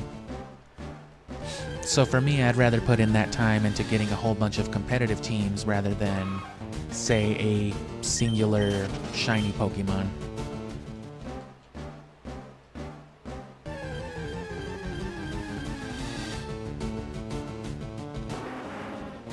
And no, the shiny rates doubled. I think it was in Gen 7. I don't think it was as early as Gen 6. I think it was in Gen 7 they doubled it from 1 in 891 and 8192 to 1 in 4096 or whatever it is now. And then that's also around the time, I think they added the cute charm a couple generations before that though. The oval charm or whatever it is. Yeah, actually I remember they added that in Gen 5. They added both the oval charm and the shiny charm. So Gen 5 was the first time they, you know, implemented stuff like that to increase shiny rates, but you still had to get the perfect You still had to get like a complete Pokédex or National Dex or something like that. And even then, you were still working with the same odds. And then Gen 4 introduced chains with the Pokegear, whatever it's called. And that's been a concept ever since. And you put all that stuff together, right? Chaining encounters, the charms, the doubled rate. Makes it a lot easier.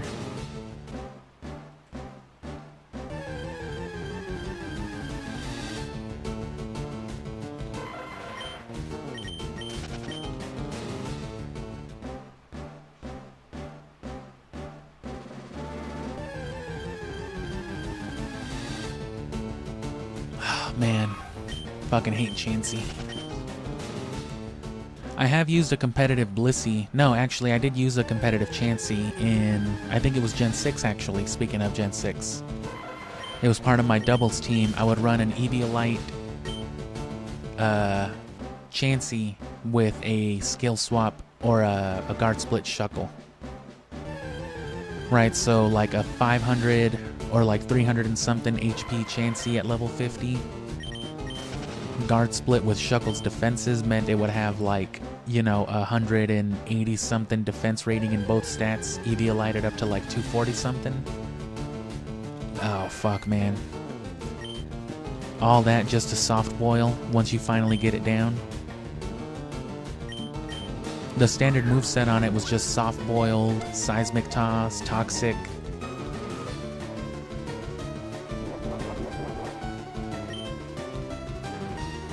Things like Mega Lucario, especially with, you know, close combat and adaptability, they would still fucking basically run you right over with a single close combat, but that was the exception, you know, fucking Mega Lucario, of course.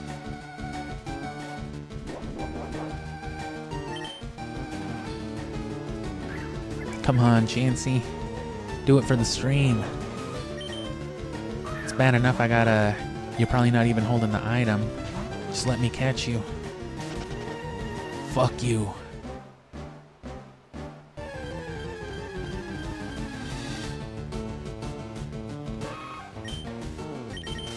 And no, I don't think I had Minimize on it. I remember it was Seismic Toss and Toxic, and then Soft Boil to recover. It might have just been like Protect, you know, for the stall game.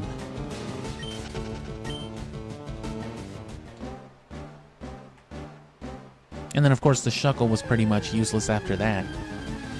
But it could also Power Split with the target, and then it could Guard Split that new lower attack with other people as well, or those stats as well. So it was good disruption, but it wouldn't survive very long after Guard Splitting with Chansey. But by comparison, unless you were, right, a Mega Lucario hitting it with close combat and adaptability, you basically weren't doing any damage to it. And when you finally did, after a dozen turns, got it down to like that halfway point, one soft boil just erased all your progress, and people would usually just quit at that point, like, cool. I love Chansey, but I don't love Chansey now.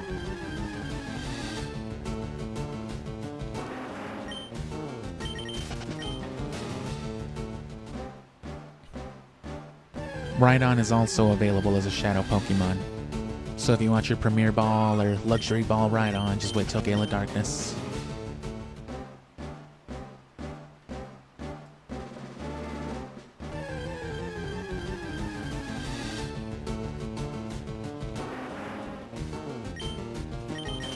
And now I'm cooking up a whole competitive structure for Generation 3.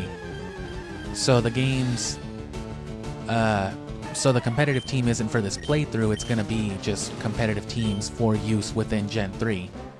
So assuming people were still playing Gen 3, it would be the stuff that I would battle with anybody who wanted to play Fire Red or any of the games with me. But, you know, as far as game progress, this is building up to things like Mount Battle, so we can get the Johto starters with their Hyper Beams, and then Mount Battle again in Gale of Darkness so we can get Ho-Oh, and then the Ore Coliseum, as well as the Battle Frontier. All the hard stuff you want to do for the generations, or for the 3rd gen. That's what this is working to. And so this is all getting resources to make that easier. Because all my breeding is going to be done on Emerald when we get to that point. All my breeding, all my EV training. And then I'm going to take all those inbred monsters with all the experience shares and the lucky eggs that I'm farming right now. And I'm going to take them to Mount Battle to level grind. And that's how I get my level 100 competitive Pokemon. So the time we're spending now is going to save hours and hours worth of level grinding for multiple competitive teams. I'm going to do probably like 5, so a good like 30 something competitive Pokemon. Which sounds like a lot more work than it is, but that's what I'm setting up right now. It's just step 1 of that is playing all the games so that you have all the resources and can trade. So for example, we haven't used any of like our TMs really. We taught Charizard Steel Wing, but everything else we're saving, especially Earthquake when we get it.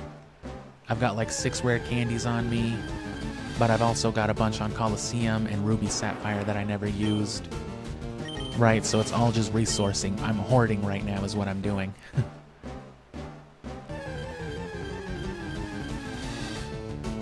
And the only reason I'm bothering to do this is because this has to happen no matter what.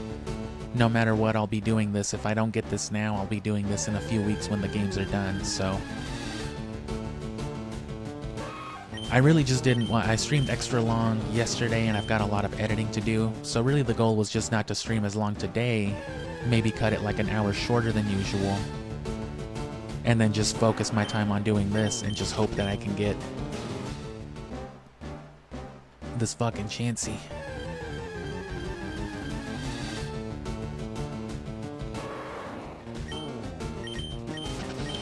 And oh no, I'm set on all that. Yeah, no, I mastered competitive Gen 3 Pokemon when I was like 12 years old. What I'm doing now, I have everything I need. Everything that I'm talking about working towards right now, mind you, is sitting on my childhood Emerald save file. This has all been done before. I'm doing it in isolation now for content creation purposes. Basically showing you the process of what you have to do to go from a series of blank cartridges to basically having every resource that Gen 3 has to offer you. And this right here is that's another thing too. The Lucky Egg is one of the most valuable and coveted things in the generation, so it's worth going for it at any time.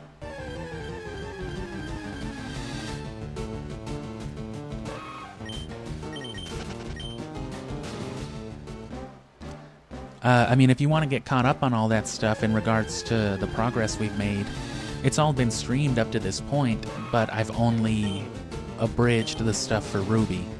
You can get caught up on Ruby in like a couple of hours if you watch the actual uploads that I did for them. But Sapphire, I'm still editing, which is why I'm cutting the streams short this week. And then I still have to edit all of Coliseum, and then I have to get started on editing this that I'm doing now. And I still have to play Leaf Green, Gale of Darkness, Emerald, but as far as what I'm doing, I've got it all set up already. It's just, this is the doing part of it. This is it. This is Pokemon.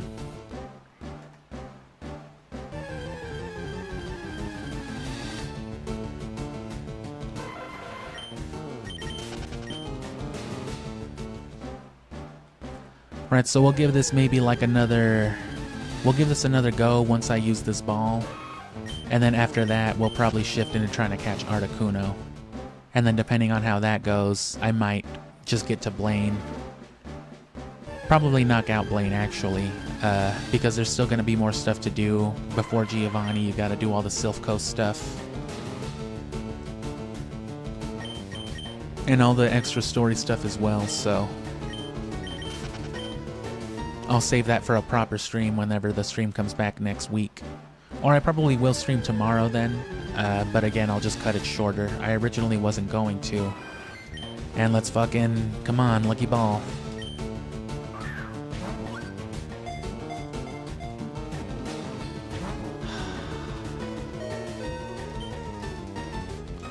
Let's give it one more go in here. Did you catch your fair share? Fuck you, Jeremy. Alright, see you tomorrow.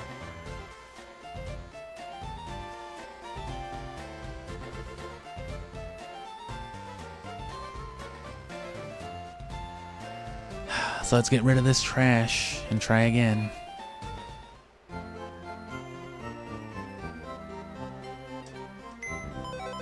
And again, it would be easier if you need multiple lucky eggs to get the easy one from Gale of Darkness.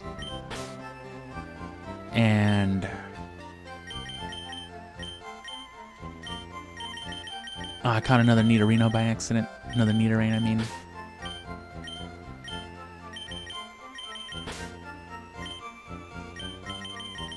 Yeah, it would be easier to just get that one and then clone it on Emerald. It would just involve then, right, playing through Gale of Darkness and playing through Emerald to get to the Battle Frontier. But if you don't want to do that, which I am expressly choosing not to clone or implement those sorts of glitches, this is what you have to do. This is the clean way to get a second lucky egg. Technically, Gale of Darkness would be the second lucky egg because this came out like a year and a half before. So for a year and a half before Gale of Darkness came out, this was your only option for a lucky egg. And odds are most people weren't really too keen on this until after the fact, you know. It wouldn't be till after Gale of Darkness was already out that a lot of people probably would have even realized the item existed. Some people now still don't know it's a thing.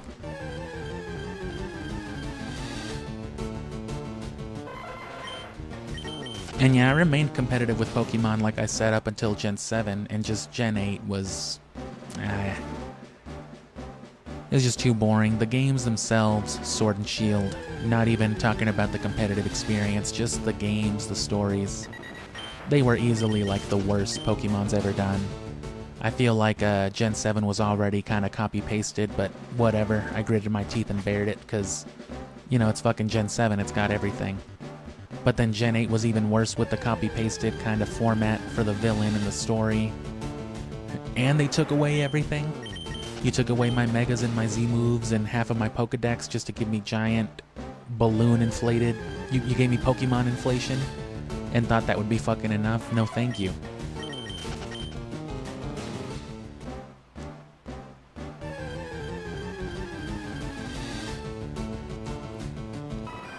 You fucking animal. You creature. I'm sorry, please, just get in the ball. Come on, Chansey. Get in the fucking ball. And have a lucky egg. That didn't seem very lucky. Oh.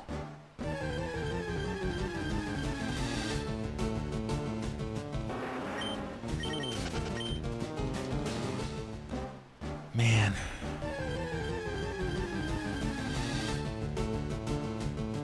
And again, it sucks that, oh.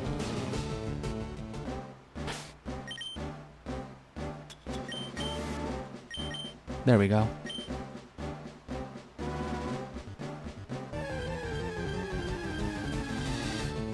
Yeah, it's already bad enough that everything's spawning besides Chansey. You don't want all the low-level garbage spawning on top of that, too.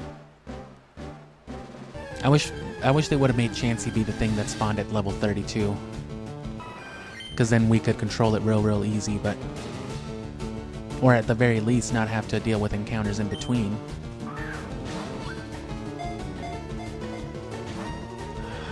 Chansey.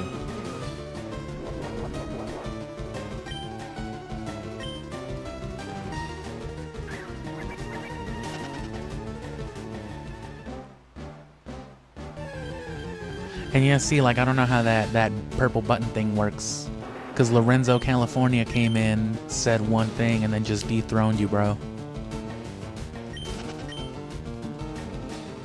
So it's just like, wow, you're the most recent person to give a fuck.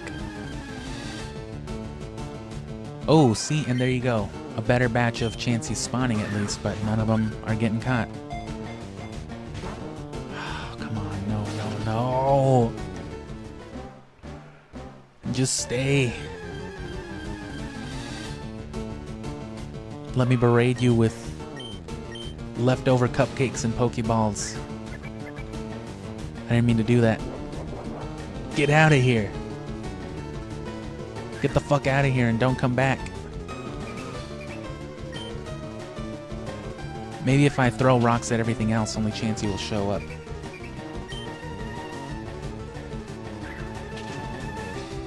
You gotta be shitting in my socks right now. Are you kidding me?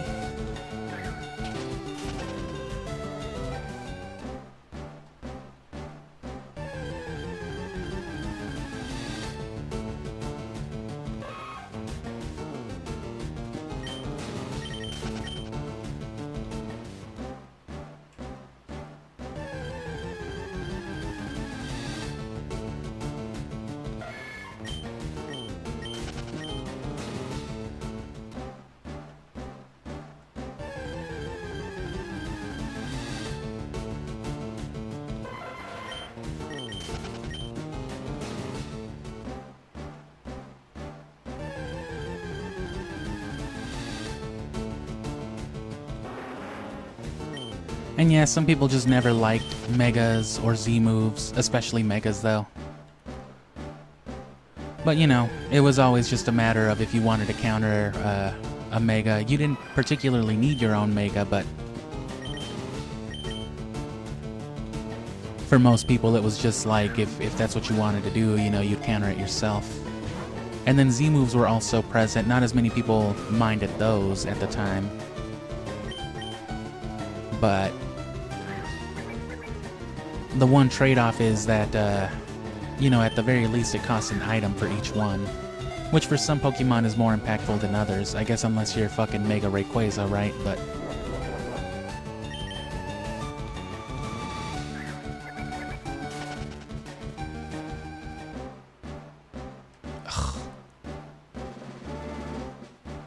there was definitely like some rich got richer with Mega Evolutions, but for the most part, the Pokemon that benefited in that way remained, you know, kept most of the same weaknesses they had. Things like Mega Starters and Mega Pseudos typically remained just as vulnerable to the things they were vulnerable to, if not more so.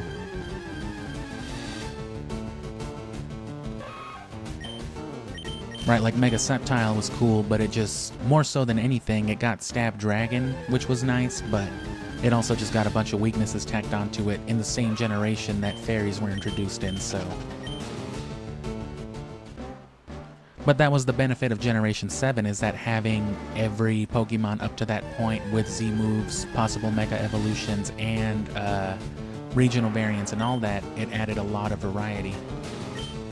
It's just the problem, like I mentioned a couple days ago, is that some people just get real, what do you call it, needle-eyed into, they get pinholed into an idea of what Pokemon is, you know, usually based off like current metas.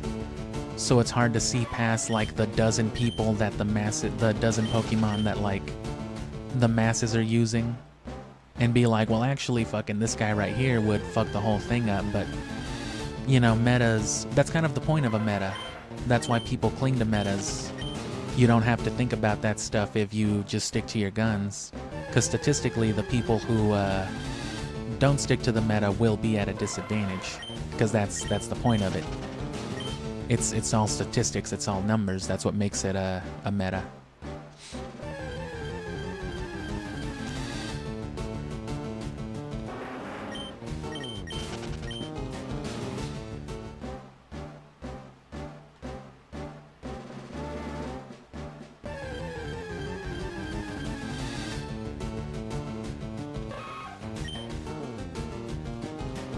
And yeah, especially when they took stuff off, I don't really remember too many people being heard about Z moves as much.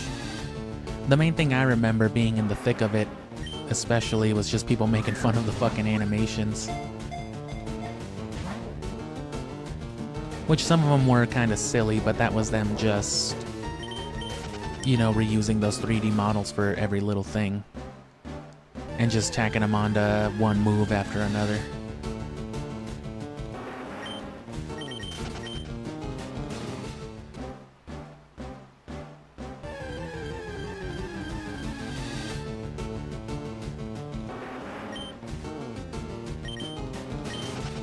To that end, these new things that they've done, like Dynamaxing and whatever this new one is, terrestrializing. Nice. Those seem a little more balanced as a general premise, because they're indiscriminate.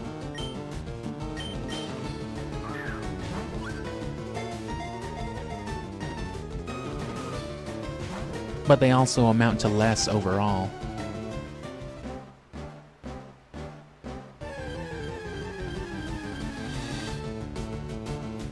And, you know, I feel like it just goes against Pokemon. Part of what I always liked about Pokemon 2 is that the balance was spread between, you know, it was spread evenly throughout the Pokemon themselves. And things like Dynamaxing and the new one, yeah, terrestrializing, which I think changes your type and all that too, or adds a secondary type. You know, it just kind of retcons things too easily. Like, what's the point of having a specific team then if all it takes is an item or two to correct all that?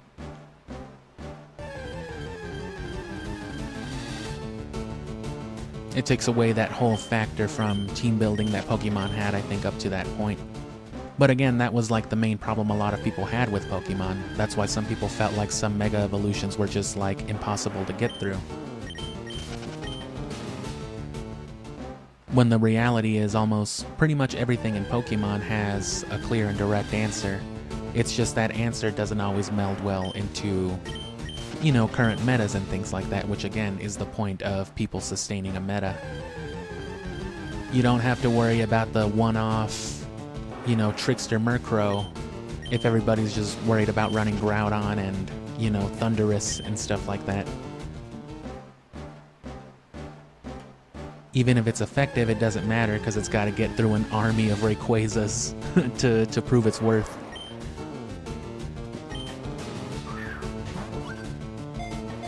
But that's been a problem since like Gen 3 even. You look at like the old school Gen 3 competitive scene and it's exactly what you'd think it would be. Groudon, Kyogre, Rayquaza, the Reggies, Pseudos. It's always been the same with Pokemon is the thing. Oh, what's that? A max speed, max attack sweeper? How'd you come up with that? Oh, you know.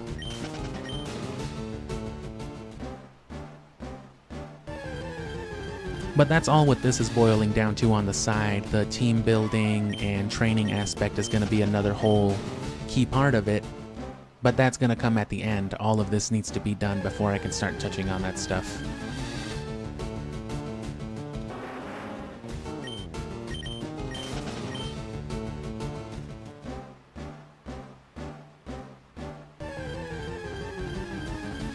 And yeah, see, that's the thing. There really is no such thing as anti-meta.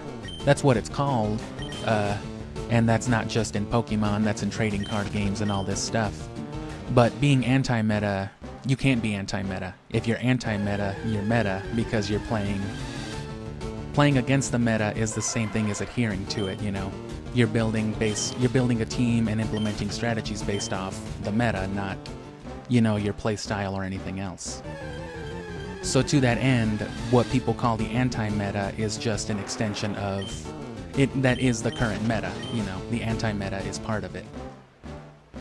And that's what I'm saying, you know, it makes it predictable. You don't have to worry about the one-off this or that if you know that everybody's just running the same team and then running the same answers or variations to it. It extends into like fighting games as well. That's why if you've ever played like a lot of competitive, like Smash Bros, even something as simple like that, which tries to deter that kind of behavior by taking away traditional rankings and all that. You'll find most of the people playing the same handful of characters or, you know, stages and things like that. It's just, you know what I mean? It eliminates that whole factor of it.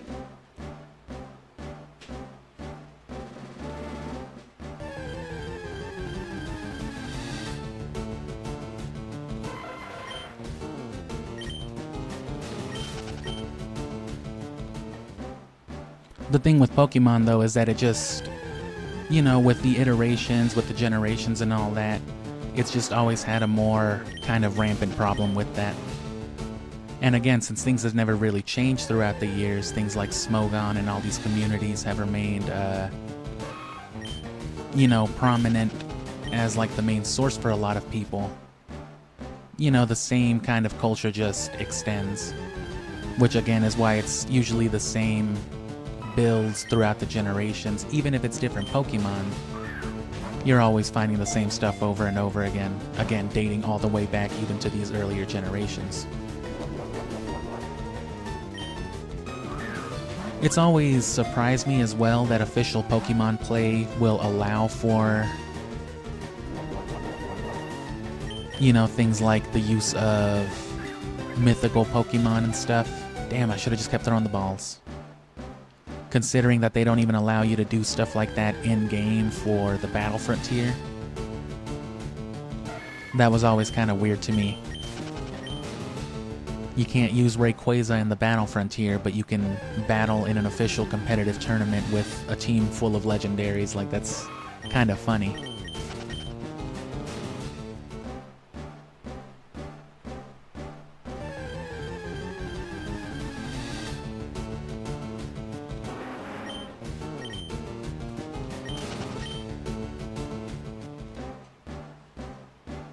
And yeah, there's plenty you can do with EV spreads, but it, you know, it just, that's what I'm saying, you have to want to. That's the thing about a meta. The meta will tell you that there's only the one way to do it, but I mean, or, you know, that's what people will adhere to, and people will take it as there not being any other way to do it. But, you know, there's more than the obvious path is all it boils down to. And some Pokemon are actually great for other roles, it's just most people would never consider them because, oh, well, look at that speed stat, or look at, you know, one thing or another. That's what I'm saying. That's why you get, you know, a couple dozen Pokemon, or really closer to like a dozen or so Pokemon in a given generation that define the whole of the meta. That being the active, competitive, top-tier meta, whatever you want to call it, and what you might call the anti-meta. It's all defined by specifically those things, you know. Because metas are defined by people, they're defined by a player base. There's nothing about any one Pokemon and the way that it's designed, for example, that makes it more competitive or more quote-unquote meta than anything else. It's people's interpretation. It's the use, and yeah, it's the statistic track use of it. That's what defines it as meta.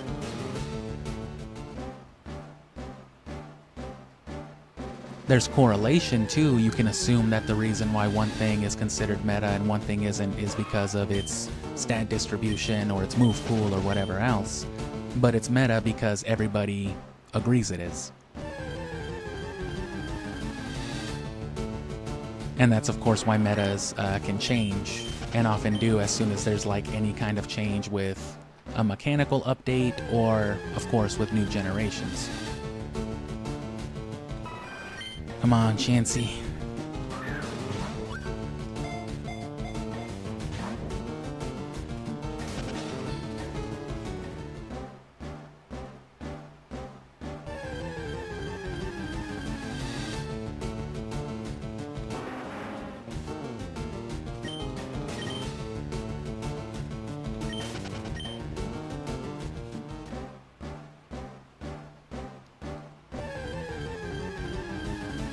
And yeah, see, that's what I'm saying. Most people can't even get into like a conversation with it without devolving the whole thing into like statistical popular terms. Like, that's what I'm saying. That's the logic and that kind of reasoning that determines the meta. It's not the Pokemon themselves. All of that stuff that you just said, that's either meta or anti-meta, you know, because you said it is. That's what I'm saying. It doesn't really factor into a whole lot. If it's adhering to, or if it's based off of that, all that other information you just said, other Pokemon in certain tier lists or another usefulness, or well, they're all based off usefulness, is how Smogon does their, not usefulness, I'm sorry, usage, is how Smogon does their tier lists. But playing off of those lists and playing off of those titles and things like that, that is the meta, is what I'm saying. Nothing about the Pokemon themselves really plays into that. It's just the terminology and it's the structuring of it. People make the meta, not developers, you know. Nowadays, especially with live updates and stuff like that, more and more developers will adhere to metas. They'll combat stuff, they'll change things for balance purposes, and so on. But they themselves try to design things with what they view as like optimal balance. And the thing with Pokemon is just, people get... It's very adjacent to trading card games in that way, because trading card game culture, Yu-Gi-Oh!, Magic, and stuff like that, and of course also Pokemon, they're very much within the statistics and the tier lists. With trading cards, it's a little more understandable, because there's also the fiscal aspect of it, people collecting the serial number and trying to trade. But I think that culture just extends into Pokemon from, again, just from the nature of secret values, different IDs, shininess, all the stuff that make Pokemon unique.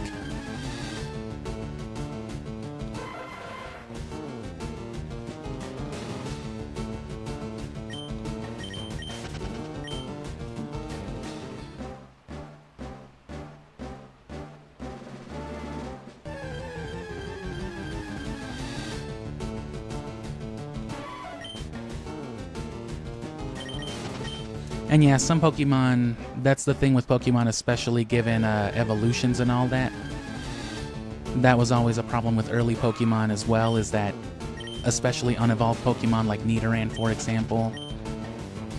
Nidoran is arguably objectively worse than Nidoking because it's designed to be. It's a smaller, weaker Nidoking by design, But that's for thematic stuff.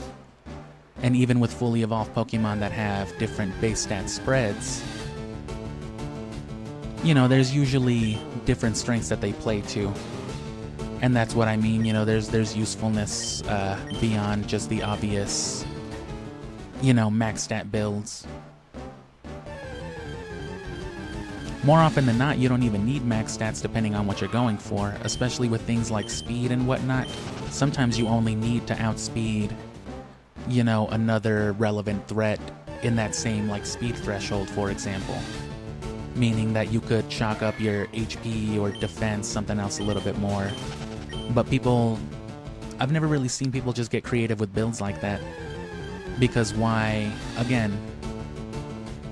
get creative with a build when there's already the 252 max speed physical sweeper? Running Swords Dance or Dragon Dance, or, what I mean? That's what I'm saying when I say that it's the same Pokemon over and over again. I've been seeing these same exact EV spreads and movesets for years and years and years, console after console. And all the same, you'd be surprised what a little status can do to a lot of these teams. But statistically speaking, right, the odds of you taking a team like that into the online competitive scene against nothing but, the masses who are only running the kind of stuff you're talking about, like the overused stuff, the max stat, the meta builds, right? Statistically speaking, you're gonna take an L, eventually. That's just the statistic probability. It doesn't matter if the person who did it themselves is actually better or not than you. The RNG is just going to flip one way or the other, and statistics say it's going to lean, one way or the other depending on the meta. It's why in fighting games and things like that, again, going back to Smash Bros, it's why you find people not only running the same characters over and over again, but it's why people don't ever rematch, right? Because statistically speaking, based off the meta, you never want to rematch because you're more likely to lose, yada yada yada. And as far as the people on the receiving end of it, you're bound to lose eventually, right? So you play, say, a dozen Marths in a row in something like Smash Bros. The one out of a dozen that ends up beating you doesn't necessarily have to be better than you. Odds are you were just bound to slip up at one point or another, and that was the one that did it. But now statistics say that, well, that's the way to go, right? To be fair, too, outside of Pokemon themselves, which people like to ignore the official word a lot of time, there's no one really out there but Smogon tracking too much of this stuff. But I also don't think there's enough people out there who understand that Smogon and things like that are also fairly closed communities that themselves work off like specific software and all that too. Like, there's tons of people who know what Smogon is, but don't even know what, like, you know, don't even know that it's based off, like, the battle simulator, that it runs off, you know, those sorts of statistics and stuff like that. As well as real game statistic as often as they can update it, but most of what they get is going to be from simulators that they have directly linked to, you know, for their uses.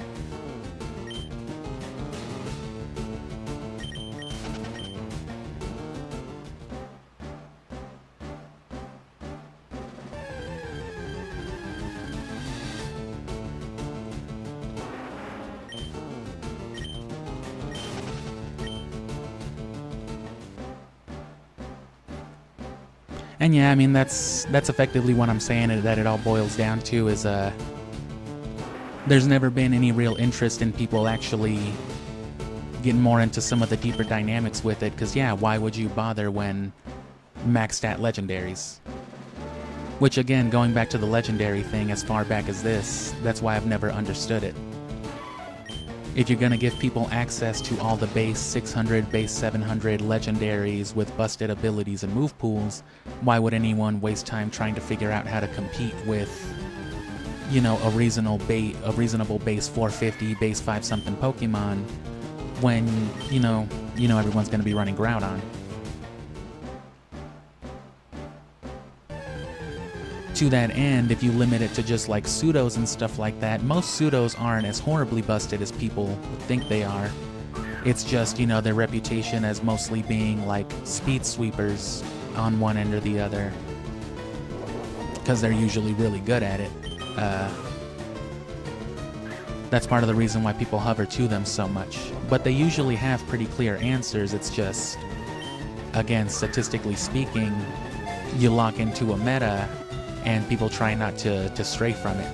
And if there's any kind of correction, people try to adjust that correction within the meta itself to keep it from changing, because then the whole structure has to change. It can be brute forced. Someone can always carve a path. It's not like it's never happened, but, you know, those people are usually the exception. I would imagine that was probably the mentality of the one guy who won was it the Gen 4 World Tournaments with Pachirisu? Most of his team was still fairly meta, sure, but, you know, he went with a more gimmicky strat with Pachirisu, I guess. I would assume just to prove that he could. I would assume it was just a flex, and he did it. Right, while everybody else was worried about their legendary bullshit, he was out there with Pachirisu showing that it could be done. I'm assuming just because, I actually have that Pachirisu somewhere. They gave that away as an event too afterward.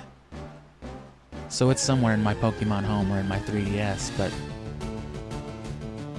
So it's all completely possible, but it's... You know what I mean? It's you against a million, is the problem with a meta.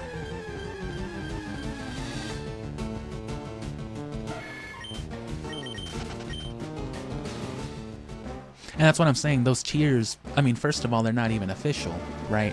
There is no official tier list. The closest thing is like Smogon and all that, but to that end, that's what I'm saying, Pokemon doesn't operate that way. Pokemon designs their stuff to be balanced at a deeper level than just the obvious stat distribution and all that, but that's what I'm saying, that's not what the meta is. And the meta, again, is defined by players, not developers. So it's not that this stuff isn't considered, this is just the way people play. And that's what defines the Pokemon meta as it's been basically the last couple of decades. And every meta is the same.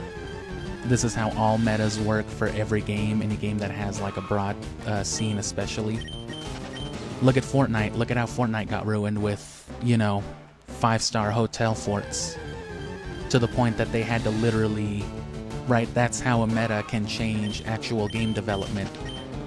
People got so hell-bent on there only being one way to play. No, you have to get these weapon sets and you have to build a castle every time you get into an encounter, otherwise you literally can't keep up. That defined the way everybody played. It changed the structure of everything to the point that they felt inclined to come up with a whole new mode where they took away building. Just because the game had evolved into something monstrous beyond their own control, right? The forts were always supposed to be something more simple. It was supposed to be one minor aspect of the overall gameplay, but it got to the point where if you didn't know how to build these enormous constructs in a second or two, you just couldn't compete in Fortnite. Not that there wasn't other things you couldn't do, but when you're the only one doing it, then yeah, that's the point of a meta. It doesn't matter if you're better in every other regard. I remember when that plunger grappling hook item was out. I got pretty good at killing people with all that stuff too, but the thing is, it was 1 against 100, right? I was the one guy Spider-Manning around while everybody else was in their towers, and just as a group they had the advantage. Same thing too with a game like Pokemon. Even if you find a way to carve your path, you're gonna have to carve through the same, through the mud, through the shit 1,000 times before you can get any kind of footing. Not impossible, but most people just won't bother with it and they'll just wiggle into the meta. Which is why for the most part you see small changes. Nothing structural, just a Pokemon might get tweaked, a build might get tweaked just a little bit, or you might replace one party member with another.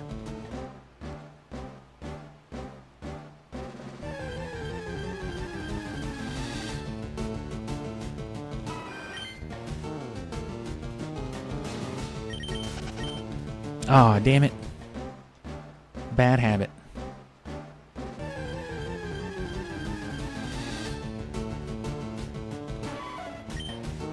Yeah, that'll happen too. You start getting in those auto finger runs, you start thinking you're doing something else, and boop boop. There's another one already though. And no, yeah, that's what I'm saying. That what you just said can be said about literally any Pokemon. Any Pokemon has very specific qualities that can make it good. But, the question is, can you find that? Can you put it together? And more so than putting it together, can you be a competent player on top of that? And that's what I'm saying. This person who was obviously a world champion level player could. Most people could not. But things like that prove that it is possible. It's just, it's not something in the mechanisms, it's the players. And that's another reason why players cling to the meta, because it's easier to blame the meta than to say, it's easier to say that something just isn't viable than to say that for a person to say that they just can't make it viable. You know what I mean? And most people will always just go the former. But that's what I'm saying. That was very definitely a flex, because nobody else in that event even risked doing something like that. He did it and won. Again, probably just to prove that I would assume just to prove that he was that good, again.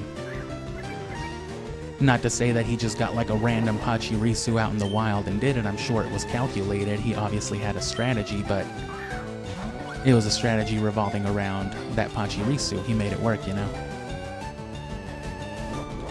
Of course, it was still on the backbone of what was still a pretty standard meta team at that point. But things like that are also big exceptions, because these are the people who the metas are usually based off of. These are the people who typically are good enough to find these builds and establish them, and then that established, progress is what most people define the meta based off of. Oh, well, this Pokemon's good for this reason. Yeah, but I mean, it would be Charizard instead of Blastoise, or Venusaur instead of Charizard, had that been what one person used or another. It's like, how long was Jigglypuff considered like one of the absolute worst shit tier characters in all of Smash Bros. And all of Melee for like years and years and years and years? until one guy who actually knew how to play it did it, whatever his name was. And then all of a sudden, oh wow, Jigglypuff is actually one of the most meta things. Like no, just someone knew what they were doing eventually and, you know, proved everyone else wrong with it. Now people want to act like Jigglypuff is some kind of like, oh yeah, obvious competitive standard, but for over a decade people thought it was shit tier because no one was good with him, you know. And again, that's the nature of a meta. Jigglypuff became meta then because people decided it was, after somebody established it.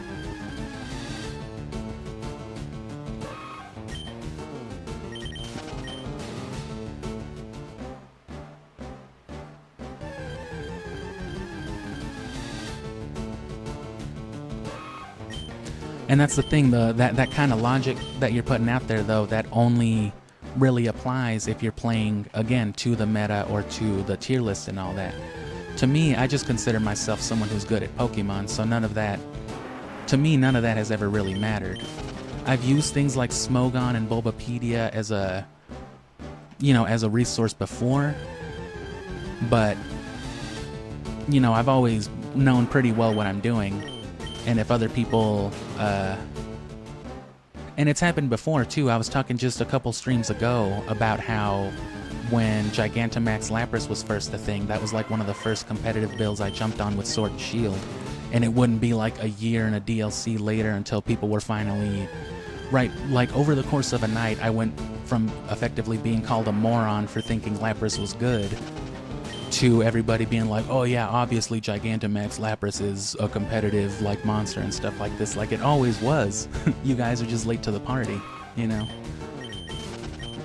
But that's the thing, if you're only appealing to the meta, you wouldn't even... So many people that I encountered around that time were so confident in just shutting the build down because it already wasn't an established meta thing at the time. You know, Lapras was like some mid-tier, like not never used, like underused, whatever it is, second, third tier, whatever it was at that time. And then it jumped up like immediately, you know, because again, the meta changed and that's it, it fluctuates.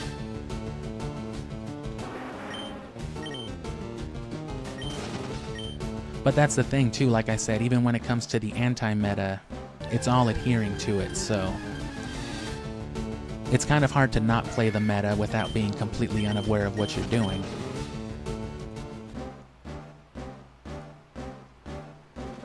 Because even then, actively avoiding something because it's meta or because it's popular, you're still kind of playing the meta in that regard. It's just very inefficient. That's just kind of a silly reason to not use something. To that end, I won't stop myself from using a popular build. It's not like I'm saying that a max speed, max attack Salamence is bad.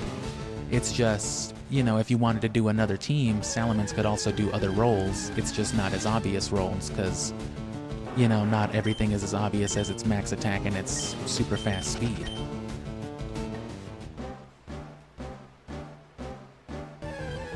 Status is pretty criminally underused in 3rd generation, though.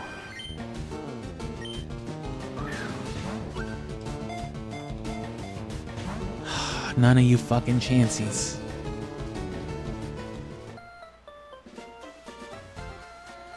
Okay, well, we'll have to try that again in the post-game, so what we're gonna go for now is just Articuno instead. And that'll be easier. We're just gonna reset until a Pokeball snags him. I need someone to paralyze him or put him to sleep, though, because apparently Shockwave will not paralyze. Or we were just horribly unlucky, and I don't feel like rolling the dice with that again.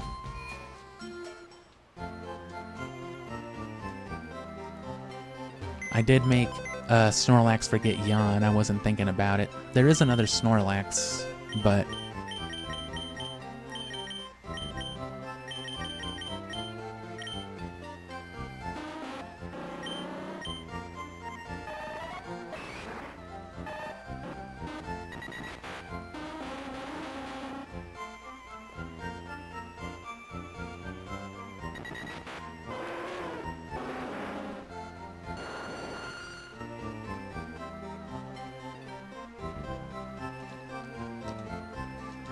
These guys both have stun spore. I need low level fodder anyway, so I'm gonna go for them.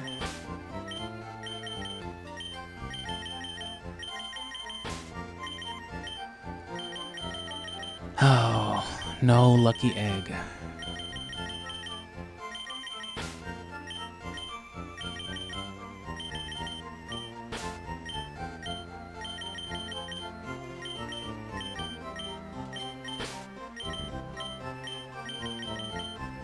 So we're just gonna try to luck roll it. We're gonna try to go for the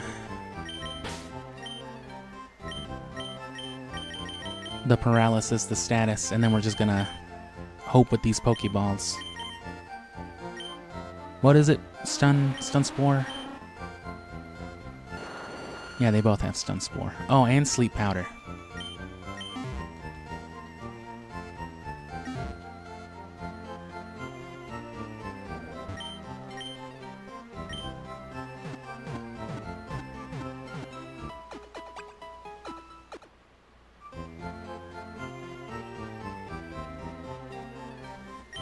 And no, I mean that's what I'm saying. Yeah, you know, that's the point. Metas are dictated by people, so it is very hard to change a meta because you're having to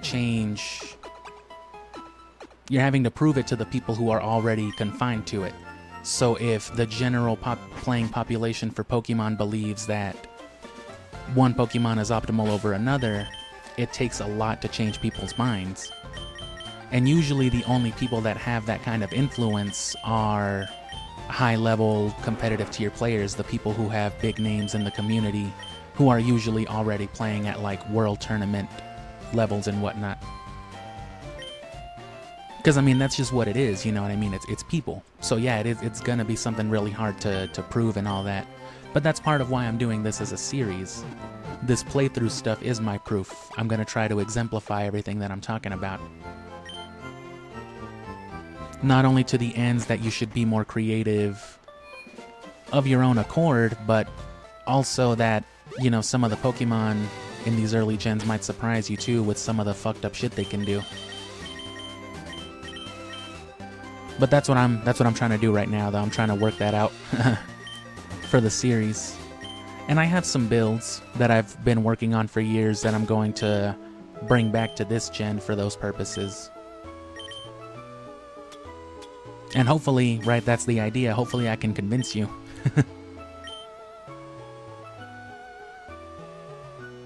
But that's why I'm doing this. I legitimately want to try to convince, you know, you and others of what I'm saying right now.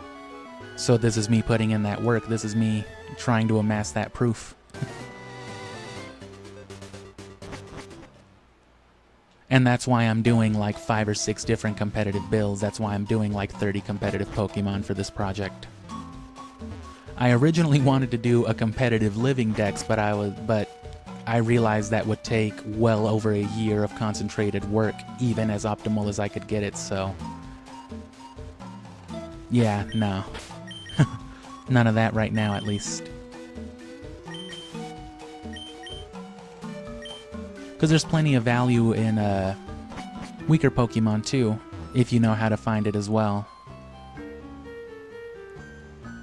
But yeah, especially low-level Pokemon, just with how Pokemon is designed, of course unevolved Pokemon are always going to be just kind of shit tier.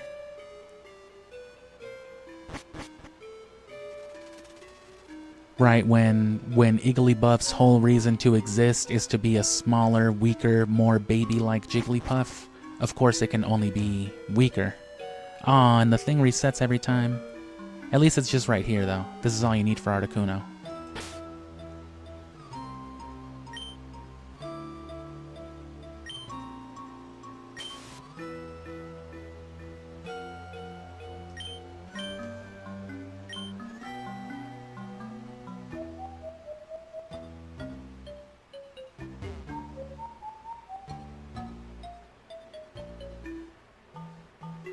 What?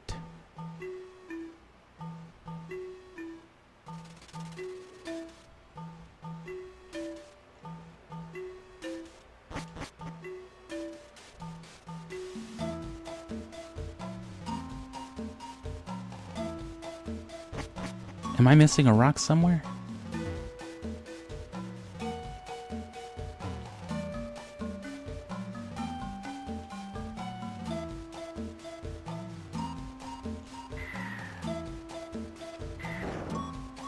Oh, it's because, okay, they don't stay.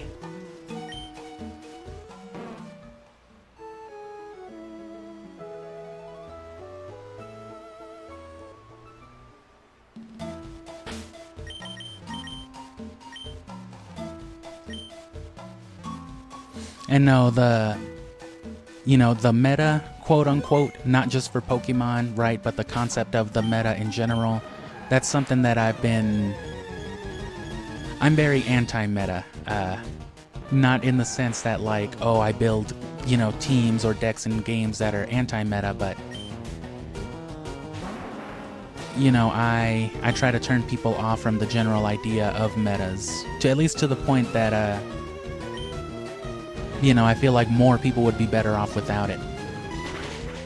There's nothing wrong with, like, optimized strategies, but I feel like a lot of people miss out on growth, not even just with games, but, like, with anything that has a cultural, definitive standard, right? People who feel more obligated to follow the standard as opposed to carving the path. I feel like that's detrimental, to human growth, just in general. Which is probably a little heavy for what we're talking right now, but that topic of video game metas is something I've wanted to talk about since before I even had a channel. I'll let myself die and get revived. So I very much thought about all this stuff before.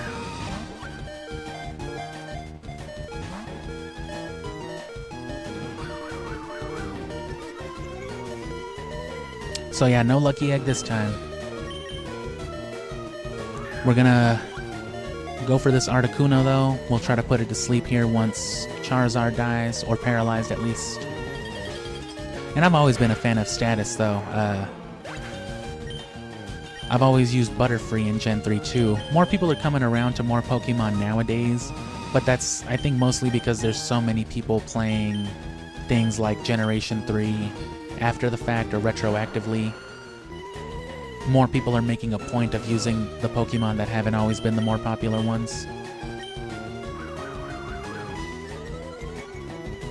But to that end, I've always thought Pokemon like Butterfree in particular were cool because of the compound eyes and the status and all that. I always felt it was kind of underrated. I guess it's good that it's getting love now though.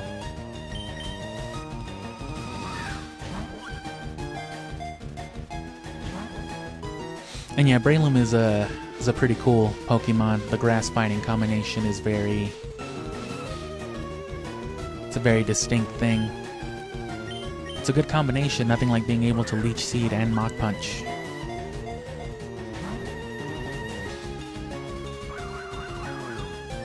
I've always been more for the stall game too, and things like modern Pokemon, really not even modern Pokemon. Pokemon for a long time now has always been focused on like the speed game.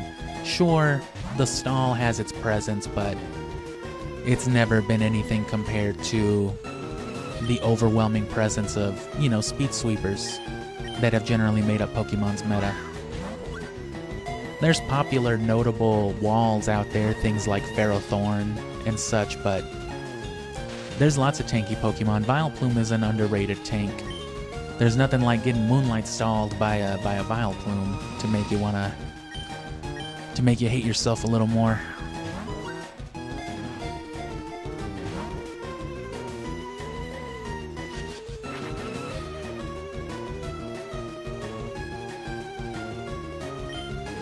And don't get me wrong, there's definitely such a thing as unbalanced game design. There are definitely cases where one thing can just be optimal, but there's a difference between something being legitimately optimal for one thing or another, and one thing being the popular choice, just being the meta. Right, and that's the difference with Pokemon. There's tons of arguments for why any Pokemon could be considered optimal over any other Pokemon, even in team settings. But the meta, is detached from that. In something like, I can't even think of a specific game example, but in something like a speedrun then, for example, for any game, there is such a thing as an optimal path, right?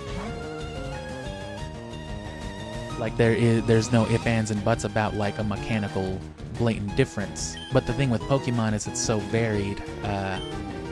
Most people aren't aware of the potential balance that they're missing out on. Some people think the only option is the big stat base, speed sweeper, because what else are you gonna do, right? Everything else has lower stats, but it's, there's more to it. There's the move pools, there's the combination of natures, there's the weird typings. And Pokemon, I felt, has always done a better job of balancing that. That's why I'm not too big a fan of the newer, like, Dynamax and terrestrializing mechanics that, kind of forego the inherent balance of Pokemon and just kind of put, like, a blanket balance over it. Oh, we'll just make everyone be able to switch types or do this and that to make it, like, it is kind of fair, but it's low effort for everything that Pokemon built up to that point. So in Pokemon specifically, my argument is that there's more to what the meta offers. But there are tons of examples, where there's not even a question. Especially as games get older and older and older and older. You look at like old arcade fighters, you know what I mean? You're gonna pick the boss character because you either pick the boss character or you lose, right? But that's just, that's from a different era and things like that as well. And that's from games that didn't have the kind of emphasis that Pokemon has always put into balance. That's the thing with Pokemon and why it has to be held to a higher standard in that regard, is because, right, that's where it puts, that's where its money is. That's the claim that it's making. That's what it likes to try to show off as a series. So the standard for that has to be a lot more harsh, in my opinion.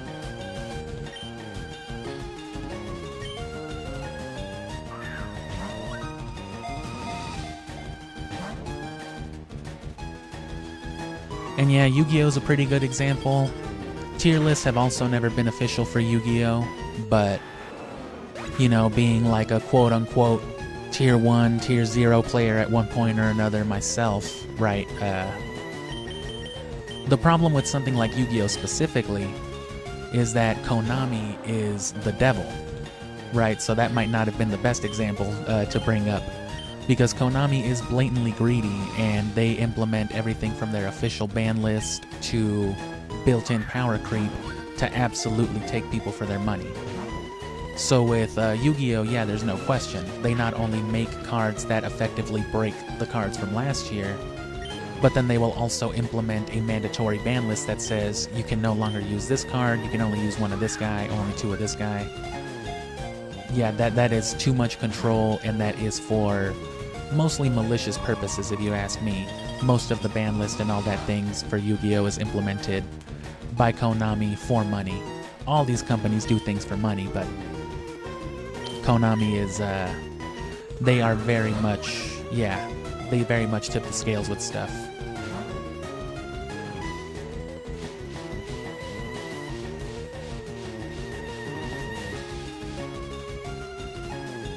From what I understand, Magic the Gathering and even Pokemon are a lot more balanced in that regard as card games than Yu-Gi-Oh! Because they work off of like a 2-year format. Whereas with Yu-Gi-Oh!, you've got access to effectively everything that isn't restricted by the ban list. So yeah, you get a lot of garbage with Yu-Gi-Oh! Whereas with rotations built into Pokemon and Magic, there's more balance, and then effects have a chance to, rotate in and out with new cards, so there's not as much power creep. There still is, but not as detrimental to the game as it is in Yu-Gi-Oh!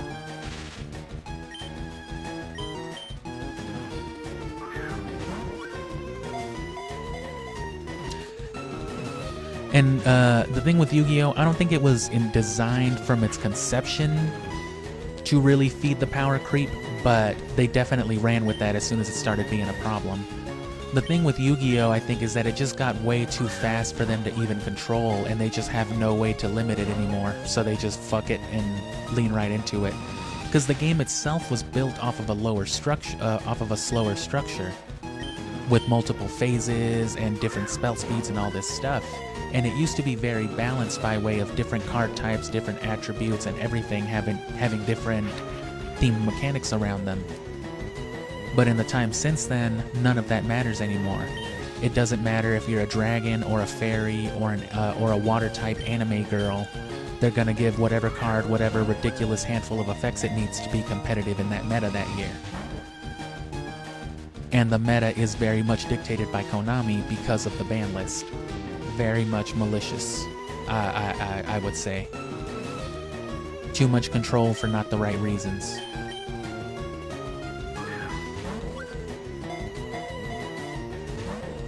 And yeah, that's the thing. Yu-Gi-Oh! Was built off of that stuff. Yu-Gi-Oh! Does have cost. It does have pacing. All of that is in place. All of that stuff exists within Yu-Gi-Oh! From the beginning, right? But card effects subsume it all. The idea was that you were always supposed to be able to do that stuff, tribute and use from the graveyard and use all this and that. But with every other card they print now having 5 different effects, if this is the only card with this name in your deck, you can draw it at the beginning of the deck, discard it to fucking draw 5 cards and do a whole bunch of stuff in your graveyard. Yeah, it stops. That's what breaks it. If that was the game from the beginning, it could be tailored to that. But because it's built off of a slower structure, and every card moves at 1,000,000 miles per hour with 10 effects, that's what ruins it. And there's no way to slow the game down without ruining everything that they've done in like the last 10 years.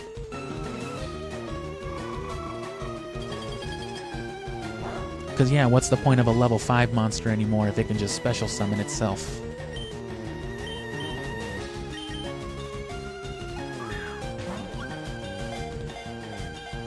They've tried to slow Yu-Gi-Oh! Down in the past, but it just didn't work. That was the whole point of like Pendulum Monsters was supposed to... No, Pendulum Monsters just made things worse, and then Link Monsters were trying to correct that, but the way they did it with Link Monsters, they destroyed every other aspect of the game with the Master Rule. They slowed down everything for synchros and exes that had been established in the last few years up to that point. They've retconned it since then, but they just don't even know what they're doing, I feel, anymore. The game is too fast and it's too crazy, it's out of their control.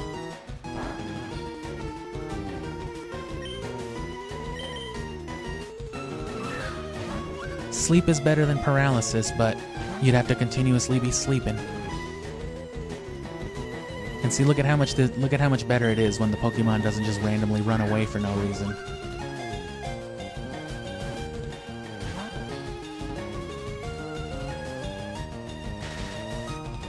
But yeah, if Yu-Gi-Oh! Had stayed the way it used to, like it was in its first few iterations, it would be a much slower, much more controlled game, but people don't like that. People don't like the methodical aspect of it. It's the reason why almost nobody plays outside of archetypes in Yu-Gi-Oh! Anymore. Nobody builds custom decks, they just build the deck engine provided for them.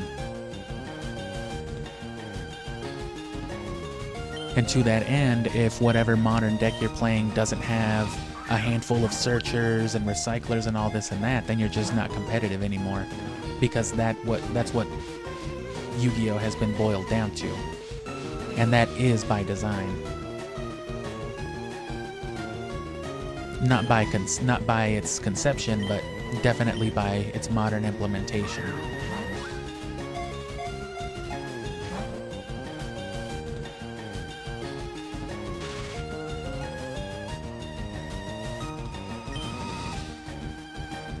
No, and that's what I'm saying. Yeah, those things are costs. They were designed as costs. But the problem with giving everything 10 effects now and being able to trigger in the graveyard or out of the graveyard or when it's sent to the graveyard, that's what I mean. It's subsumed it. It's erased the value of it. That's what's wrong with Yu-Gi-Oh! Is that it was built with these costs in mind, but they're no longer costs. It doesn't mean anything anymore. Being in the graveyard, being in the hand, yeah, it doesn't mean anything anymore. By design, it used to. It was always supposed to, but that's what I mean. It doesn't anymore. It's too slow the way it's intended. That's why card effects are such a big deal.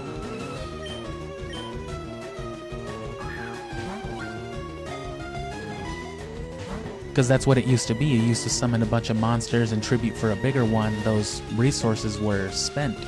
You used to have to play very specific support cards, or you had to be playing an archetype or a type of monster that supported being in the graveyard, like zombies. That used to be the whole point of zombies. That's why they exist as a type in Yu-Gi-Oh! As a card type, because they were supposed to work in the graveyard.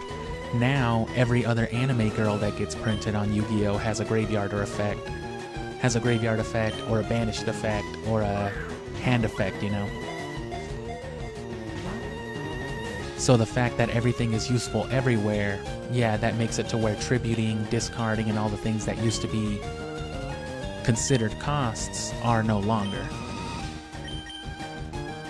In traditional Yu-Gi-Oh! They would be, for like those old people that like to play the old school formats only. It's a lot more consequential to do things like, ooh, discard a useful card because it's in your graveyard, you can't use it anymore. And there weren't 50 cards in the game that allowed you to just pick up your cards from the graveyard again.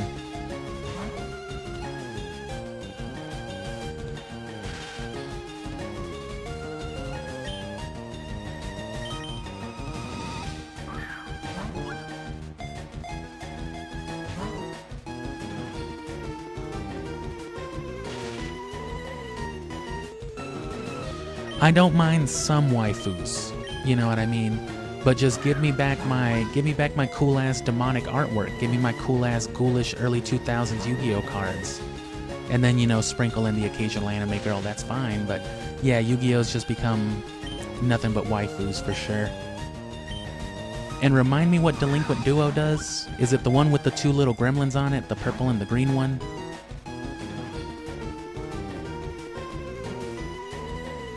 I haven't been an active Yu-Gi-Oh player, mind you, since like the Duelist Alliance days. I stopped playing right before Lynx came out. Done some collecting and trading since then, but like I said, Lynx were like, nope. I had just gotten used to synchros and pendulums and all that shit. Just for them to master rule it all out of there. And yeah, don't even get me started on master rules. All this shit that I'm complaining about is just card effects. Master rules themselves are their own problem.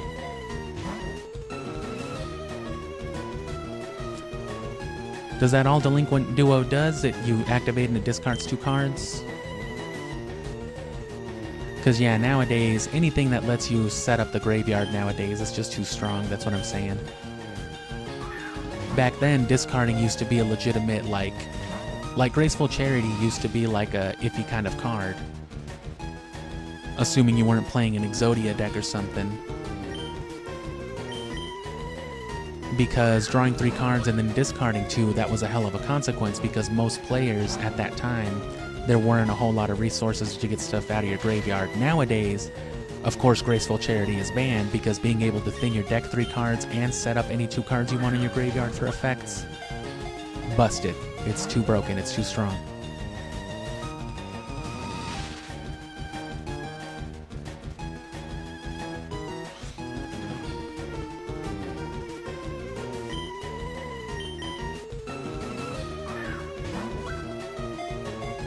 And oh yeah, if it makes your opponent discard 2 cards at random, considering there's already the risk of your opponent benefiting from discarding stuff, even if it is at random, I'd say there's no reason to add an additional consequence to the player for that.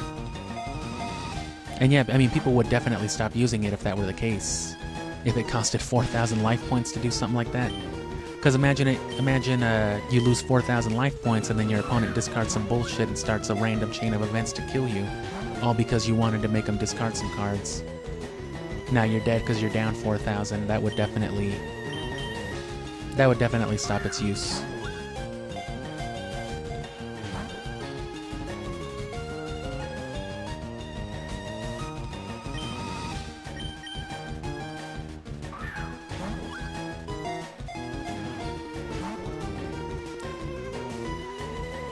And as somebody who never lost a duel with my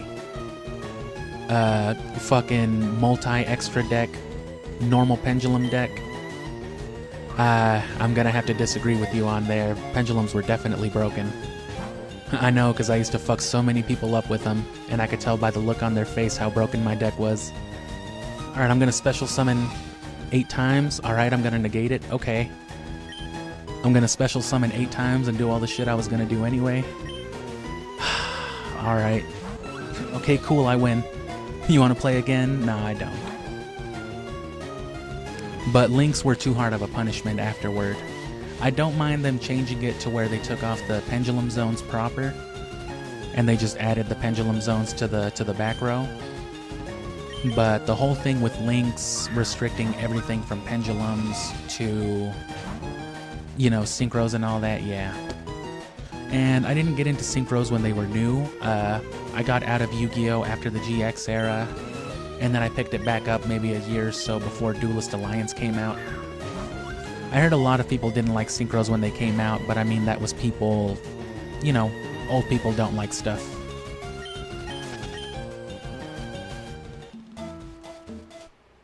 Damn, I did the run again. Habit from the Safari Zone, but that's fine.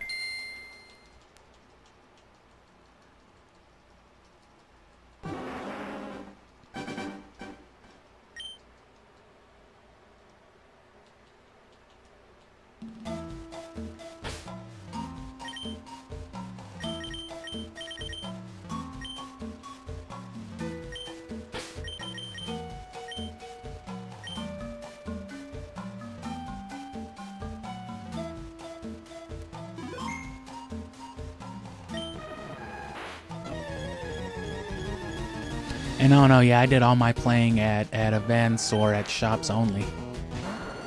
No, it was a fantastic deck. Absolutely. But it's just, you know, pendulums. And of course, once they shut that down, well... Of course, it's more back to like a controlled pace with everything, but, you know, that's been a couple master rules since then and all this other stuff.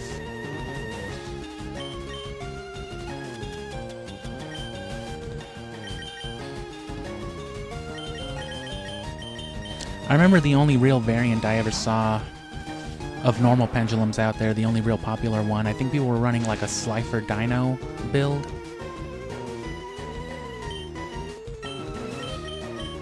Which that seemed okay, but mine was basically just level 4 spam. It was as much a level 4 deck as it was a pendulum deck, because you know, level 4s, they're busted.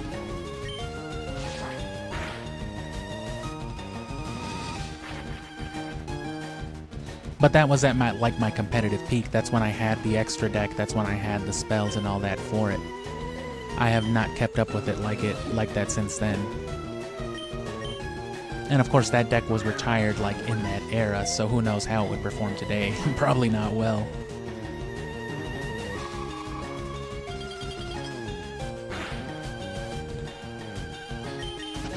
Damn it. Fucking Safari Zone.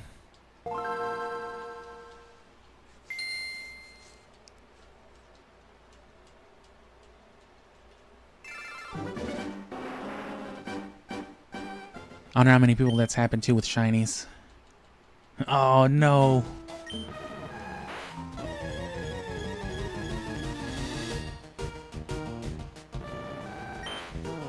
Oh, well, Metal Foes was an archetype. I incorporated Metal Foes a little bit into that build as time went on, because they were normal pendulum. Them, Draco Slayers, Ignites. But I mean just the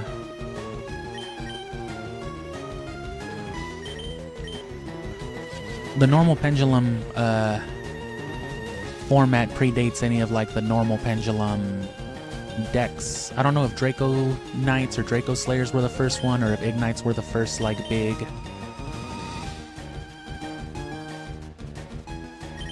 What happened? Oh, or if they were the first big like normal pendulum team.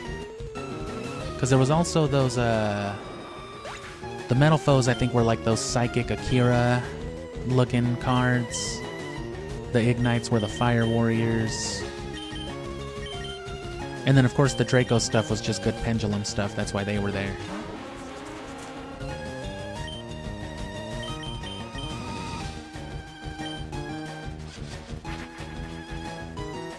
Come on, hit the stun spore. Oh, what?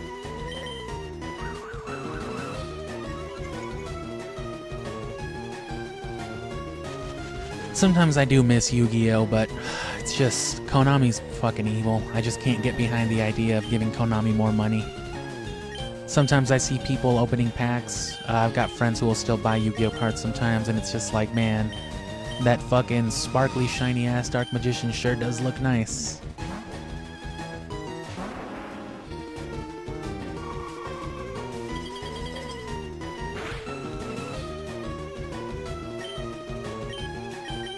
But I haven't updated my cards in years outside of the occasional trade, hitting up the card shop and whatnot.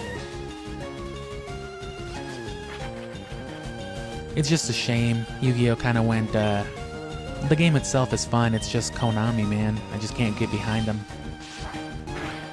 Them in general, but especially with Yu-Gi-Oh! And the way they handle the ban list.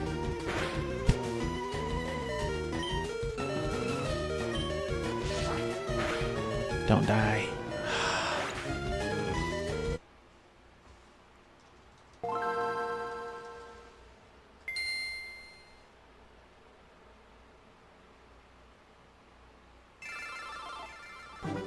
And yeah, like I said, I integrated those stuff early on.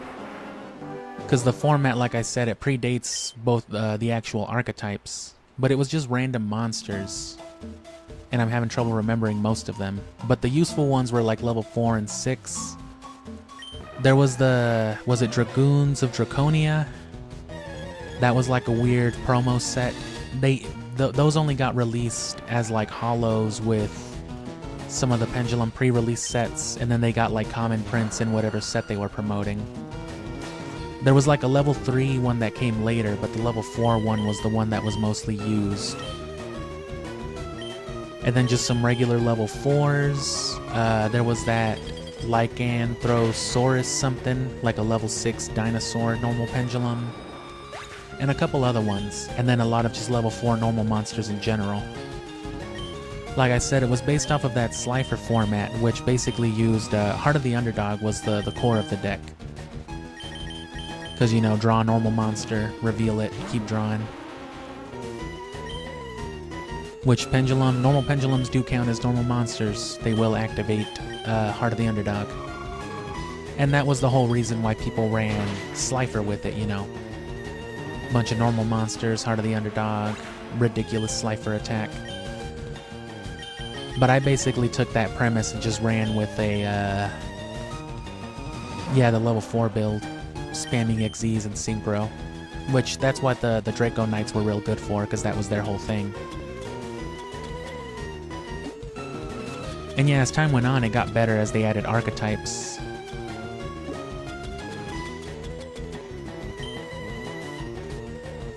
Oh, I pressed the wrong button. Because Ignites were real good at searching, you could like blow them up and search for another one, so deck thinning and all that, and of course piling on your extra deck.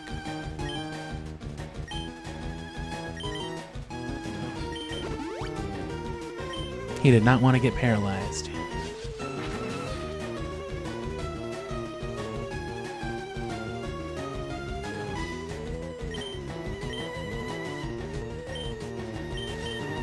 And I'm glad you asked that, because I was going to mention earlier that I've thought about doing Yu-Gi-Oh! On the channel before. If I do, it'll be one of the old games. It'll be like one of the Yu-Gi Game Boy games, or like the Chain of Memories, whatever. Because they had some on the PS1, PS2, and I think on the GameCube.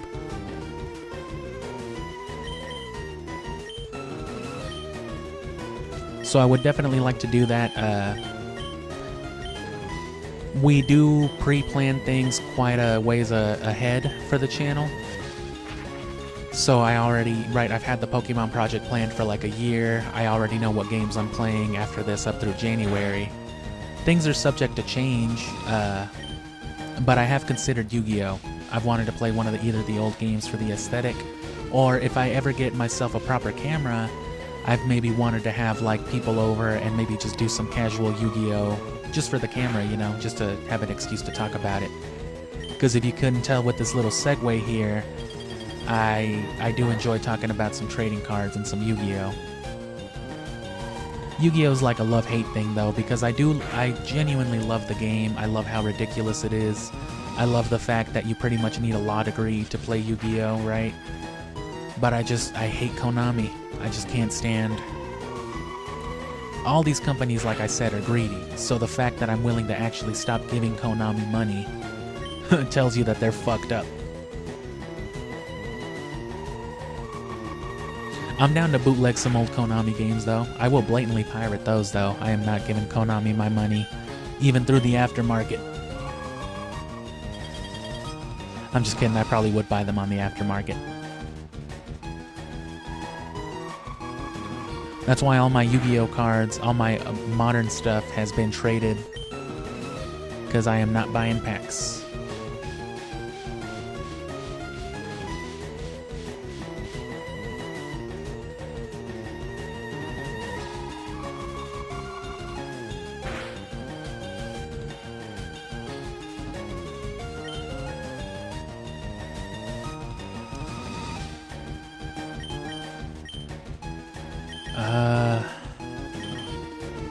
I want to switch into something that'll die easier. Because I want to... Yeah. I don't want to switch into the grass types because they'll just die. I want the chance of Articuno hitting a Mind Reader or something so I can get off that powder. If not, I mean, it might be easier to just restart and paralyze.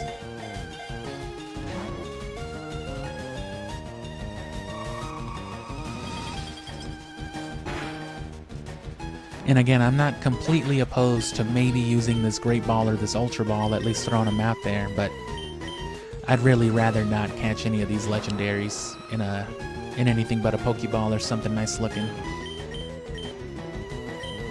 I already caught the one Rayquaza in a Master Ball, so that's already kind of gross. I'd like to avoid, especially an Ultra Ball if possible. Look at that thing, that's fucking gross. Why don't you go fucking be a hat in gold and silver?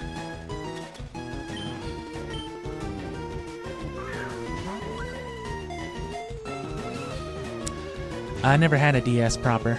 I got a DSi towards the end of its life, around the time Black and White were coming out. And then I upgraded from that to the 3DS. But never had a proper, just regular DS. Nothing with the cartridge slot, nothing. Or the GBA cartridge slot, I mean. I did like some DS-era games, though. But by that I mean, you know, New Soup and Pokemon Diamond and Pearl.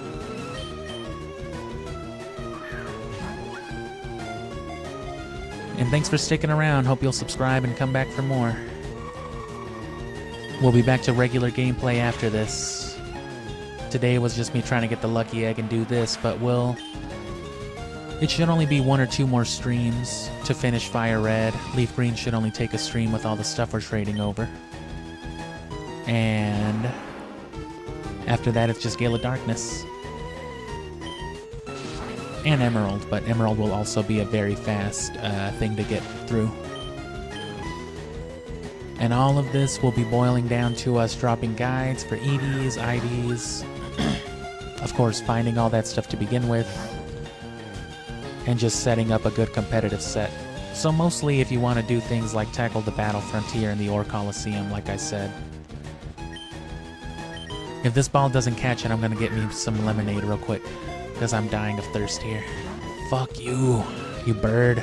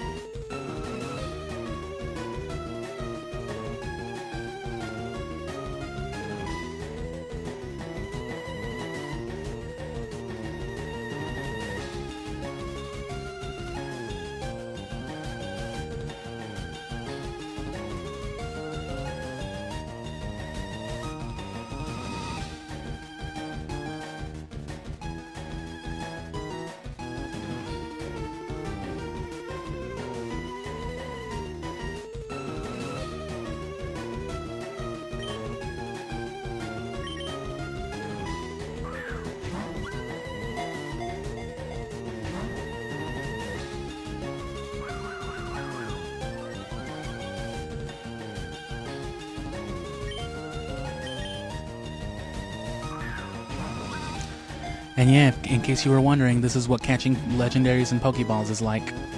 We already did it with Groudon and Kyogre, so it's not like it's impossible.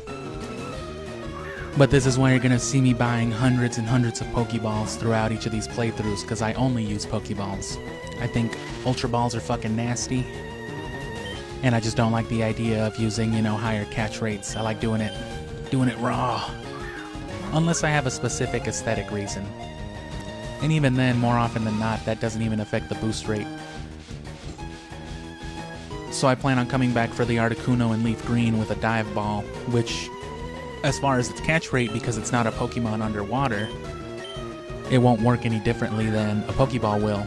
But it's an all-blue Pokeball, so it looks way cooler for Articuno, you know?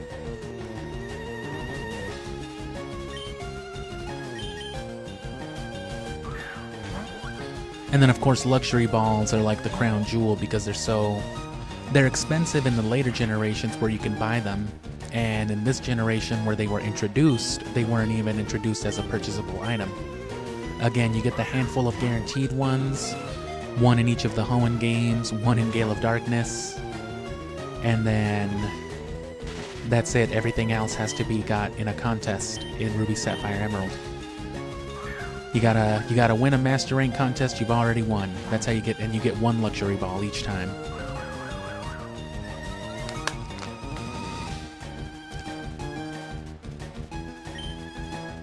And at this point, we've already used like 15 Pokeballs, 11 Pokeballs. So if these were luxury balls, each of these failed attempts will be another contest you have to do. So there's another contest, there's another beauty contest. Come on, my Lodic. Work it. I need these fucking luxury balls.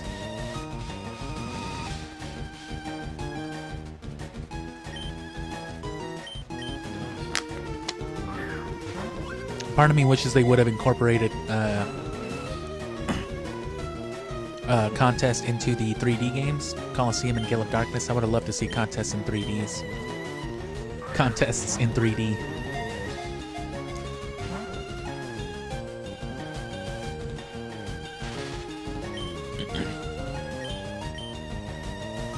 Sorry, my voice is a little shaky because I'm just thinking about how much I hate Konami now. If it's not Yu-Gi-Oh, it's Solid Snake. And again, as for the lucky egg, I mean, no harm not getting it this point. We would have had to keep retrying and retrying anyway, which we will, as I just posted on the chat. We'll come back to it with everything else with the post game, all the legendaries and yada yada.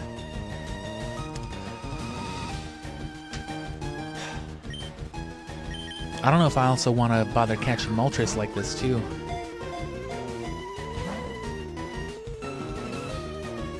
Mewtwo is getting Master Balled in this game though, but I'm gonna Premier Ball him in Leaf Green, so that's gonna be the prize one, is the Leaf Green Mewtwo.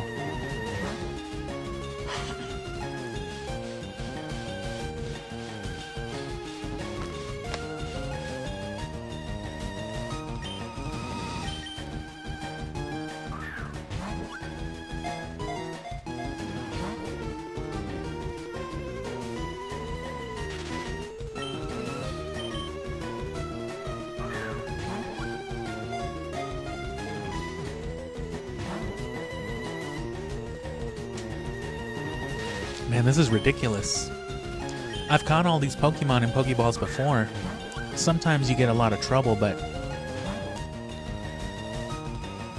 especially given the fact that I did this last night too, I've never had it take more than like 100 balls to catch a legendary like this. Given the fact we reloaded like twice yesterday and one time we even ran out of balls. We're about like 200 and something balls into this Articuno. Gross, but this one's being real stubborn, this specific encounter. Nothing you can do but mash A though. And again, sleep would probably be a little bit better, but you have to be constantly setting up sleep, and it's typically less accurate.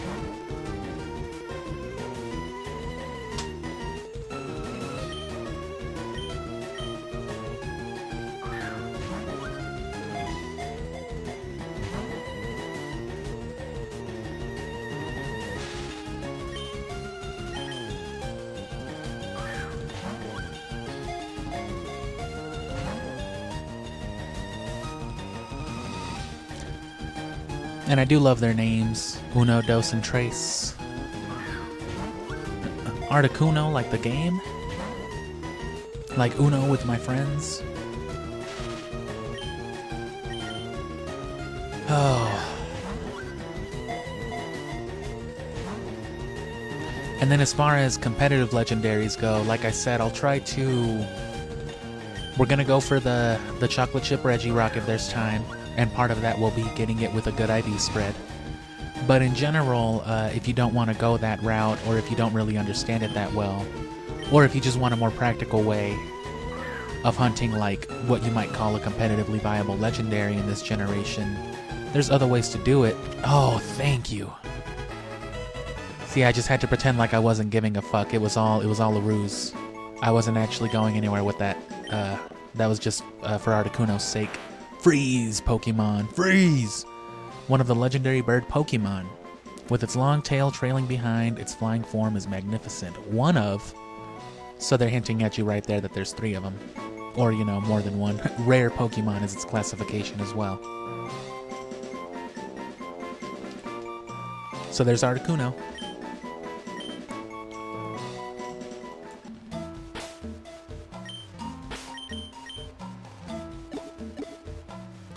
In like 30-something balls. Really more like a couple hundred, since we were doing it yesterday and reset again earlier, but... That's the goal with luxury balls too, is to amass a good 40-50 of them. And then go for your target, pray, and then reset if you don't fucking get it.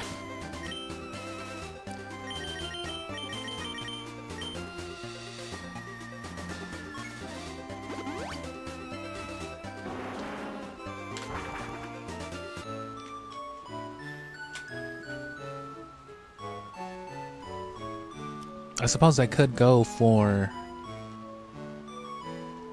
the birds as well. Or Zapdos, I mean. Oh, is there even a PC here? Tell me Professor Oak has a PC. There's weird pornography on Professor Oak's computer, oh no. Oh, and that's right, you can also, once you have badges, remember you can also go up to the Pokemon League. Even before you can get all the way up there, if you want to stop in between, right, like in between gyms to see what Pokemon you can catch. I forgot about that, but, I mean, it's not worth it.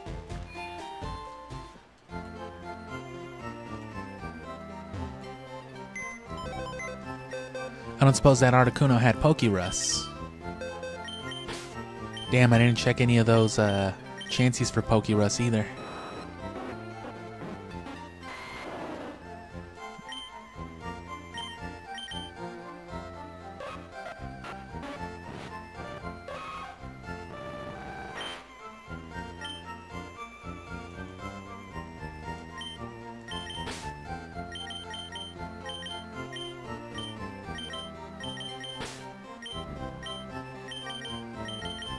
I kind of feel like going after Zapdos after that.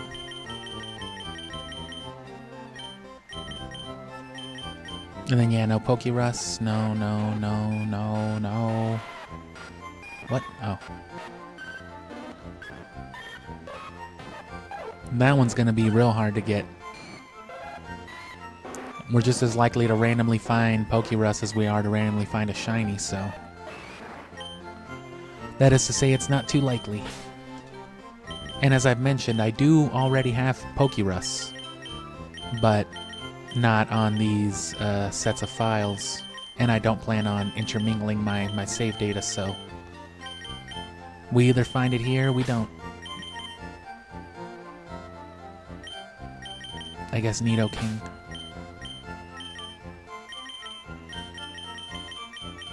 We still have to go to the Sevi Islands, though. And you know what? Fuck it. I'm gonna sail to Cinnabar, and... yeah, we're gonna get Moltres. We're gonna sail to Cinnabar, and then we're gonna fly back to where Rock Tunnel is and get Zapdos. Fuck it.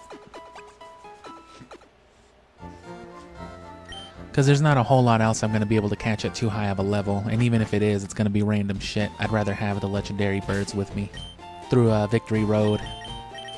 Legendary fodder, that's literally all they're going to be. Because Venusaur's going to be putting in the real work still.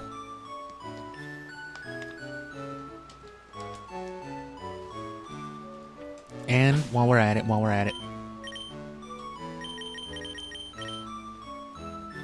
can't forget, go all the way to Pewter, because you can get the old amber too. You can get the old amber as soon as you learn cut. I didn't even bother walking into the museum before, but you have to teach a Pokemon cut. I almost forgot, that's what I need in my party is an HM slave. I've already got Fly and Strength. I shouldn't need Flash. I got Surf on Snorlax. Yeah, we'll teach Nidoking Cut. So we'll catch Zapdos. Maybe we'll call it at that. Or we're still under 4 hours in. We might go for the next gym and everything too, or at the very least clear out the Sevi Islands. That way there's nothing left to do but the endgame stuff and we can finish it up in one stream. Which we could have done a little more here. It could have just been story progress, but I don't think you guys all seem to mind the Chansey farming. It's a beautiful piece of amber. Let me pick it up. Let me pick it up. Shh, listen, I need to share this secret with somebody. I think this chunk of amber contains Pokemon DNA. Can you go to Cinnabar? It's very important that you bring this back to me, alright?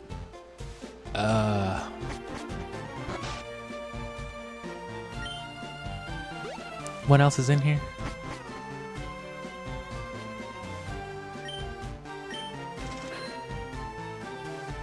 I'm a child. You think I just have $50? Aerodactyl fossil. A primitive and rare Pokemon.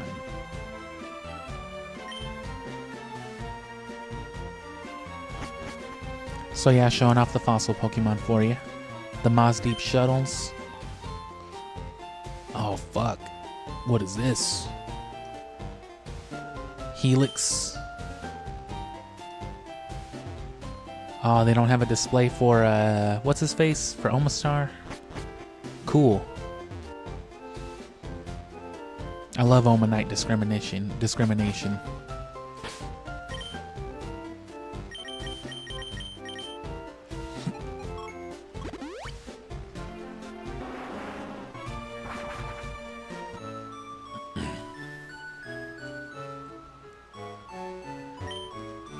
The only reason we ran into Seafoam anyway is because I forgot you had to come here first.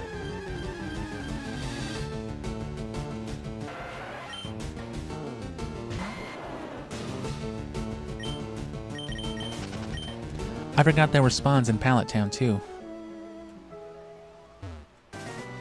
Oh, this isn't even Pallet. My bad. Oh, my good.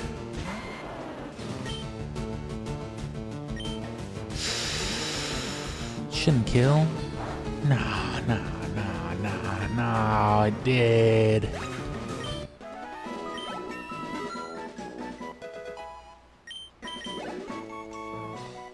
Tangula, can I get another one?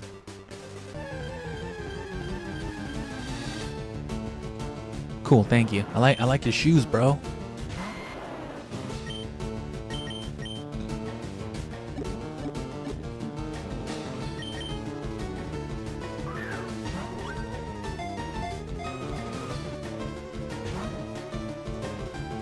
Yeah, so going back to pre-evolutions not being as strong as their evolutions generally, the one exception to that, or one exception, will this still kill? This one's a 5-level difference now. Yeah. Pokemon like Tangela, Magmar and Electabuzz, all the guys who got evolutions in later generations, they tend to be better Pokemon. There tends to be less of a disparity between them and their evolutions. That is to say, Scyther's a lot closer, competitively speaking, to Scizor than Nidoking or Nidorino is to Nidoking, you know? Because a Pokemon like Magnemite or Magneton, for example, was always meant to be, you know, that fully evolved line. So Magnezone couldn't come and make it like completely redundant either. It could only be so much better, I mean.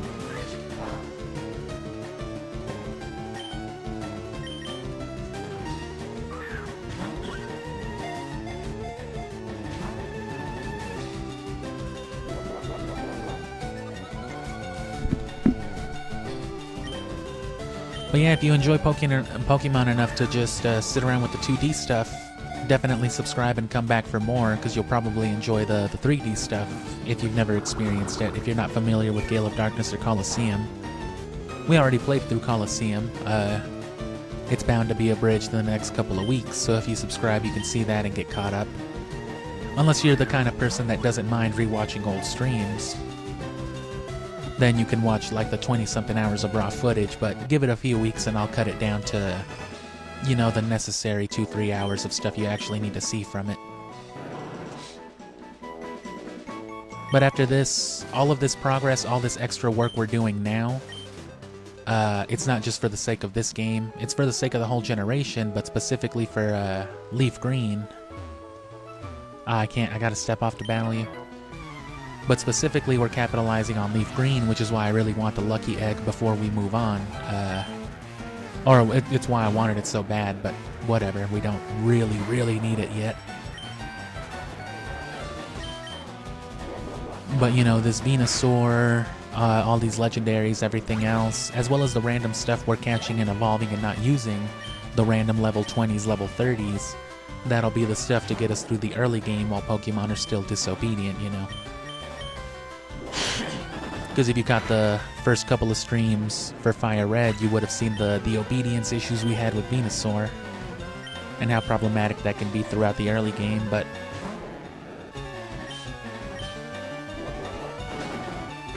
if you're already sitting on like a high level or like a level 28 Nidoking or something that got retired halfway through Fire Red, well, that thing can come and clean house after you beat Misty, right? It can put in another couple levels worth of work.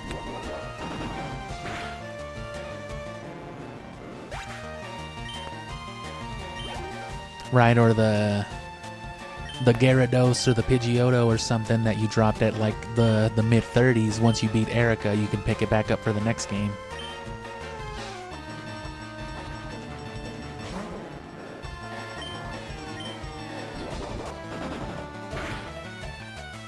Magikarp, of course, doesn't have a very high XP yield.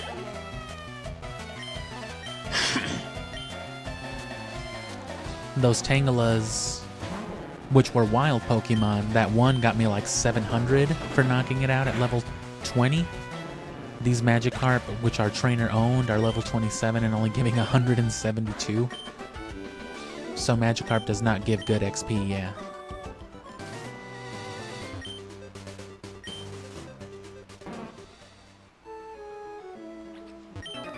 Collectively though, those Magikarp just got me like 1100 XP though.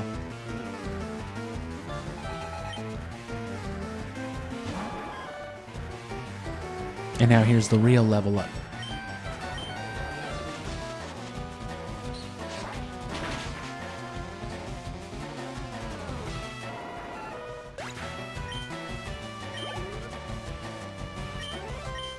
There we go. And then after this level, I believe Venusaur is going to immediately be disobedient again.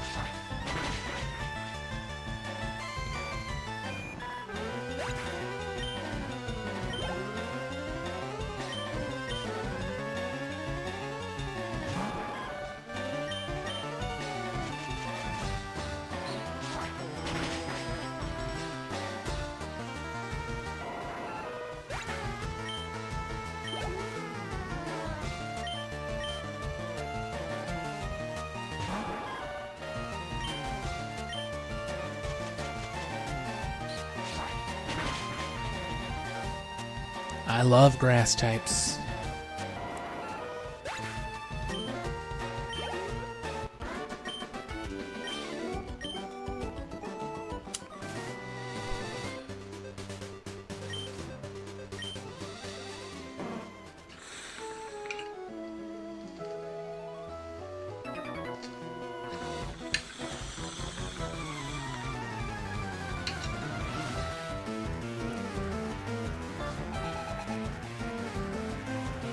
Damn, bro, mind your business. My sister's a fat ass, so I drug her out to the ocean. Damn, little kid, chill. She's right there, I think. Oh, wow, kid, that's crazy. Who's your sister? She's the one crying over there. Oh, I bet.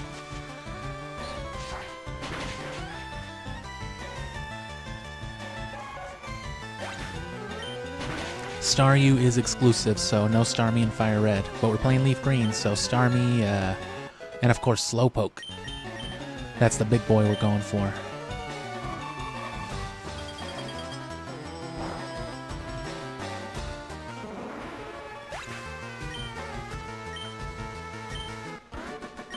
Oh, and because we started Charmander in this game, we also get Suicune as a roaming Pokemon.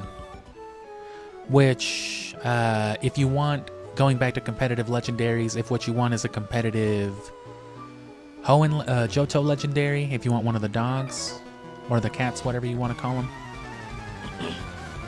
Colosseum's typically the way to go for those, because roaming Pokemon are glitched in Gen 3, and so they always spawn with like really shit tier IVs unless you have like, unless you're doing the whole RNG manipulation thing to correct it.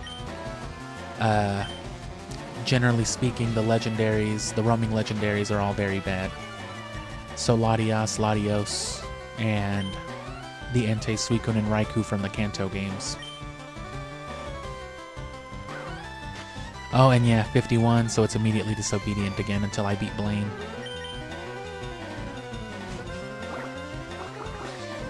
After everything we've been through, Venusaur. Are you fucking serious?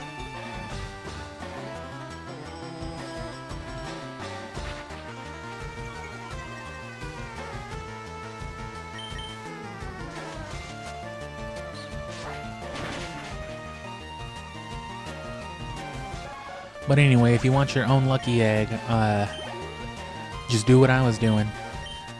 Except, you know, don't stop after 3 hours. And, you know, that'll be part of the stuff. That's why we're doing daily streams eventually. Once the main game is done and I don't need to sit here for multiple hours playing through the stories, and I can just focus on individual tasks like farming the lucky egg or leveling up a team or something like that. That's when we'll be transitioning to that, so in the weeks to come, you'll eventually start seeing me streaming every day, probably like in the earlier afternoon, a couple hours earlier than my streams usually start. Because I'll just be doing stuff like that. I'll just be riding my bike up and down Mauville breeding Pokemon, or I'll be fucking farming Chansey. And that being said, the streams themselves, like these, the main ones, without a main game to play, I'll still stream for a few hours, but like what we're doing right now, I probably would have cut it off by this point, you know? Whereas typically when it's story stuff, like we're going to be doing for the remainder of the games to play, the streams are usually more along 5 hours, a little plus. Yesterday ran a little bit longer, especially because I specifically knew that today I was going to be doing the Chansey stuff, and tomorrow I'm not going to be streaming where I would normally. Just because I've got a lot of rest to catch up on, and editing, more importantly, to catch up on. Maybe not more importantly, but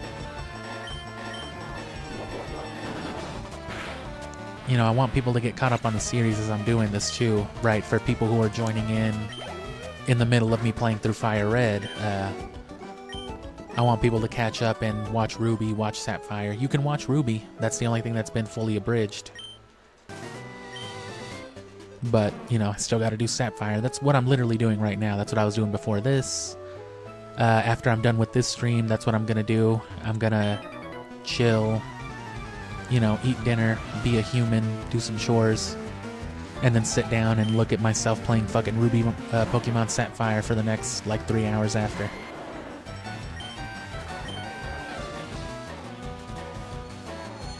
And if you want an idea, you know, of what that's going to look like, check the description and watch that Sonic video, the Ultimate Chao Garden Experience. We're effectively doing that, but with Pokemon. So much easier to do with Chao. all you gotta do is, you know, kick your Chao and give them grapes, and they eventually evolve into the devil. Pokemon make you do all types of shit. No, but if you ever played that, if you ever fucked around with the Chao Garden on Sonic Adventure on your GameCube or on your Game Boy with the Tiny Chao, if you want to learn the mechanics behind all that stuff, yeah, I did all that. Few guides and all that, basically ripping off the format for Pokemon. Tell me it's not a skill link shelter. Oh god. Please, no. It might be a skill link shelter. Skill link is an ability. I forget who else has it in this generation besides Shelter. But it makes it to where multi-strike moves always hit the maximum amount of times. So moves like Ice Spike will always hit 5 times. Moves like Bullet Seed will always hit 5 times.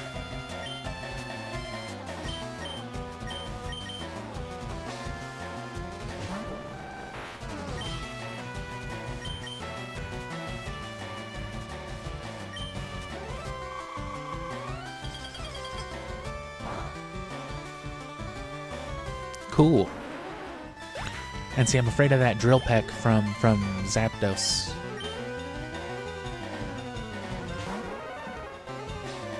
Cloyster's cool. It always reminded me of just like an armored Ghastly.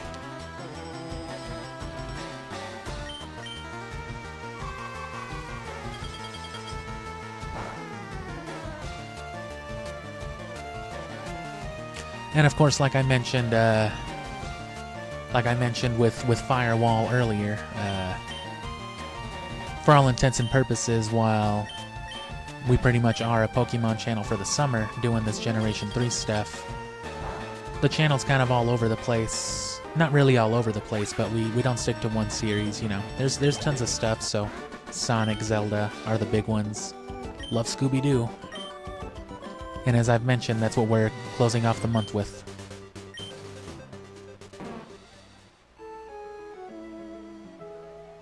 Which, if you give a fuck about Scooby-Doo, show up over there and tell me what to watch. Because I've got like 10 years of Scooby to catch up on. I've seen some of the more modern stuff. I've watched Be Cool Scooby-Doo. You know, had it on in the background at least. And then whatever the other more serious one was, Scooby-Doo Mystery Incorporated. But those are already both... The latter especially is like closer to 10 years old, I think, already. So they're not exactly new stuff either. And I think I watched Scoob around the time that came out. But except for that, I don't think I've seen much of anything Scooby related ever since like What's New Scooby-Doo and all the movies. Because, you know, I'm a millennial, so that was my targeted Scooby. To be fair, though, I was into it before that. I loved classic Scooby since I was like a baby. I fucking love classic cartoons is the thing. I grew up on Boomerang, so I love Tom and Jerry and Hanna-Barbera. And I also don't know at what point I started saying it correctly, but I kind of hate myself for it. I've always said Hanna-Barbera. And somewhere down the line, I just got used to saying it, yeah, the correct way, Hanna-Barbera. But I don't like it. I like saying Hanna-Barbera. And it's just one of those things, too. As a kid, you grow up watching these cartoons, you hit the credits, and it's just like, who the fuck is Hanna-Barbera? And why are they on every cartoon? And you realize it's because they pretty much made every fucking cartoon.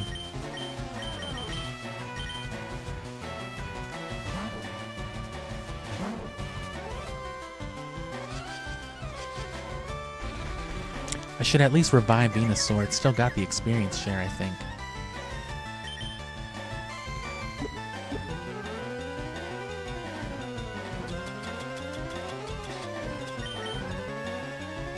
Doesn't it? No. I took it off Kadabra when I was evolving it, and I never put it back on.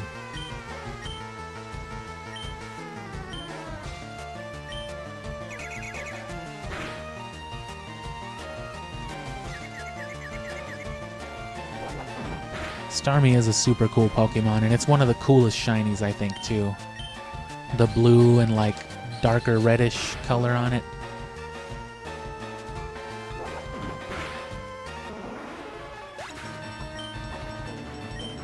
I legitimately don't know which one I like better.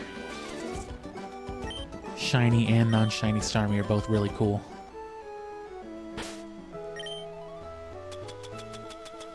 Where's my experience share then?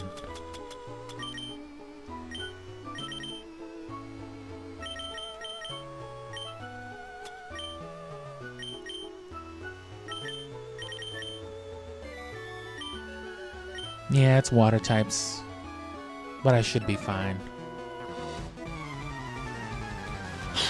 I mean, if you light a fish on fire, I'm pretty sure it'll still die. So I think we're good. We will definitely be saving the trade items, though. Those things are a hot commodity, too, though, because things like,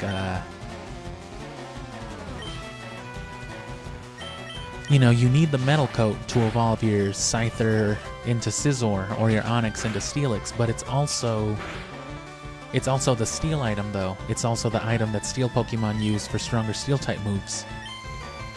So, like, it has double that value. Same thing with the King's Rock. The King's Rock is incredibly valuable as a competitive thing. You know, it adds a chance to flinch. That's fucking tight. That's one of the best items in, like, all of competitive Pokemon. But it's also the thing that you need to evolve into Slowking or Politoed. I'm pretty sure, though, the King's Rock, I know, at least can be purchased, you know, with coupons, Battle Frontier type of shit. I don't know if the metal coat can or not.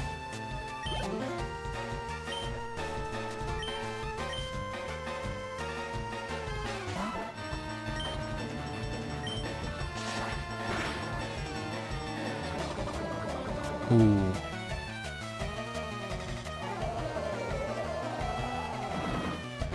And Trademon with experience share is always good. We had a traded Bagon and Beldum. The ones from Sapphire, or the ones from Ruby, you know, we had them basically in the back seat just coasting throughout all of Sapphire. And we ended up with like Shelgon and Metang, both, I think, either at level 40 or nearing 40.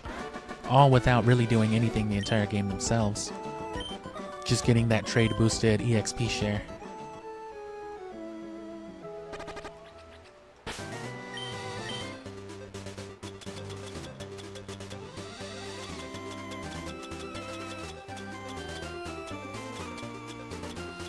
Oh.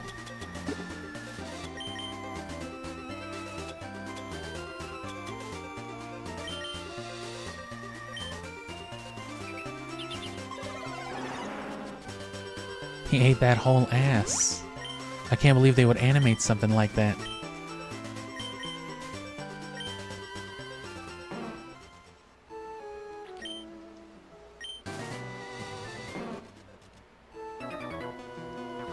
It's funnier that way. Right now, I'm in a triathlon meet with those other guys. Sure, I'll smoke weed with you. You know, someone's gonna catch on eventually. Nah. They literally never do.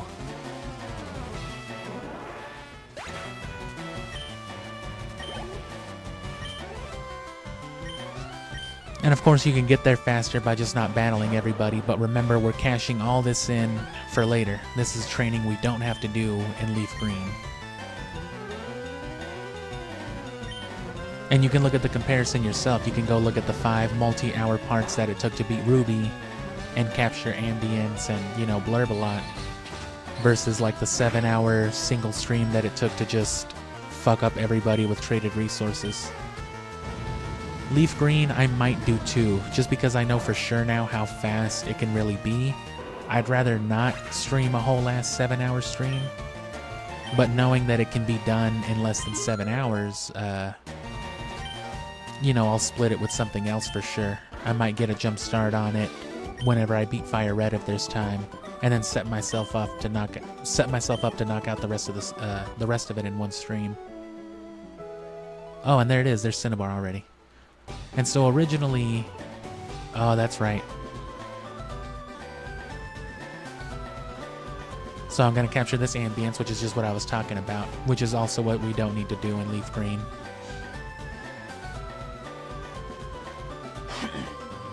So yeah, it saves a lot of time, and Emerald's going to be the same way. Emerald will probably take longer than Sapphire did because they made a lot more changes, kind of, sort of, so I'll be slowing down, paying a little more attention to what's being said and what's happening. But again, Emerald doesn't have the restrictions that like Fire Red and Leaf Green even do either. So from the beginning, Emerald can trade with all of them.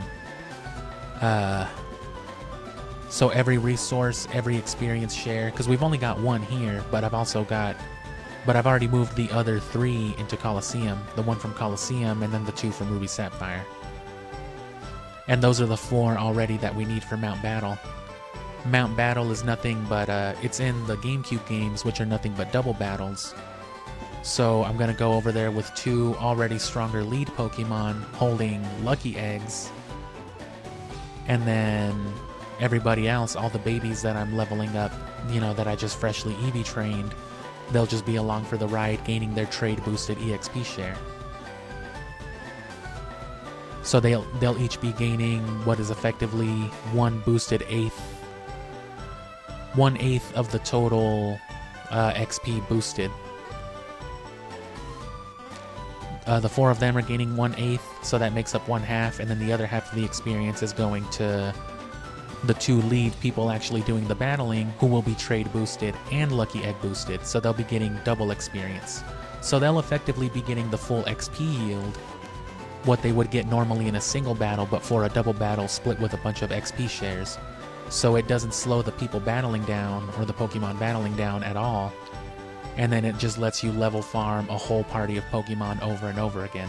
That's why it's such a big deal that we get that Lucky Egg.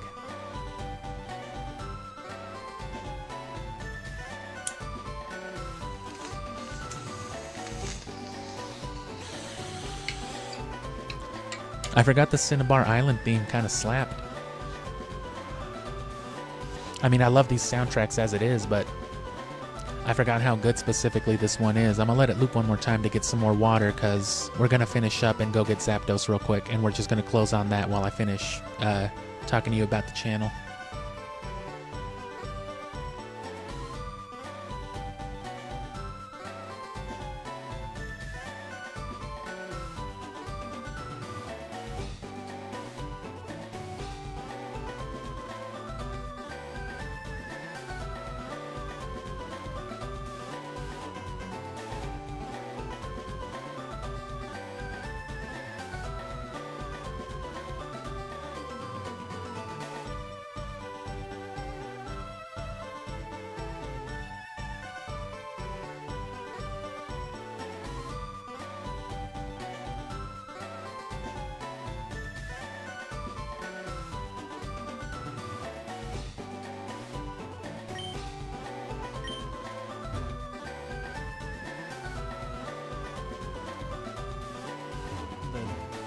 The door is locked.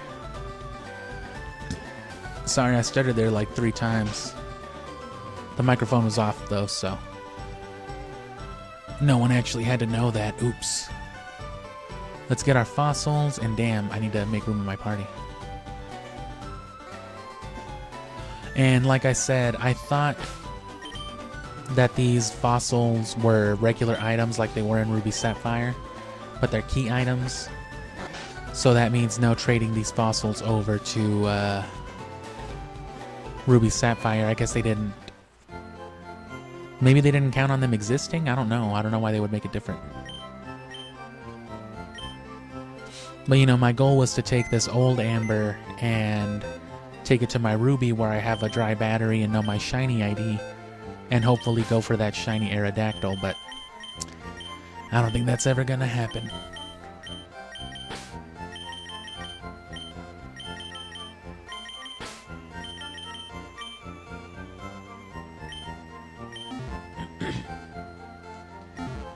I'm good with regular Aerodactyl, though.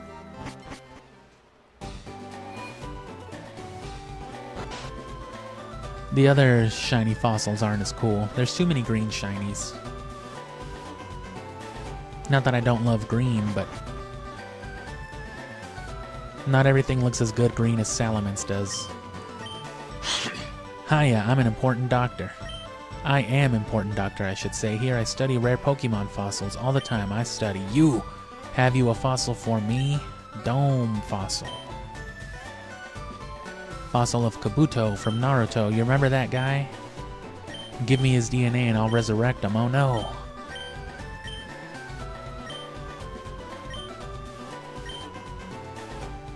It take a little time. You go walk in and out. Alright, I will.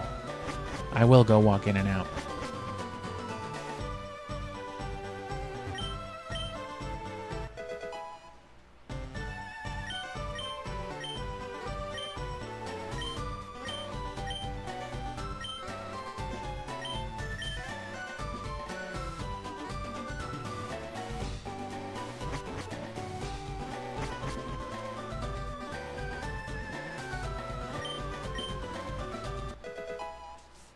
Aerodactyl.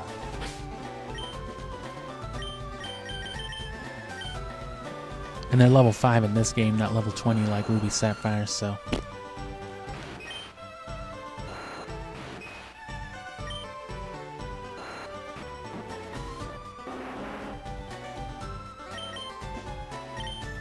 But see, that Aerodactyl's probably going right to Leaf Green. That's going to be one of our early Trademon, you know.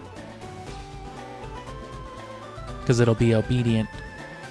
And then once it does enough work, we can just pass it off to the same old guys. Venusaur, Charizard. And we should go for the same old Paralysis.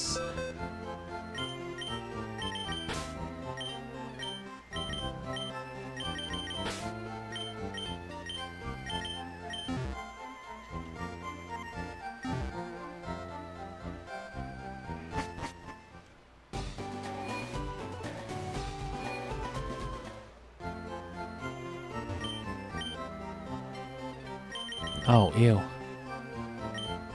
Can I help you? Apparently not. You only sell Ultra Balls?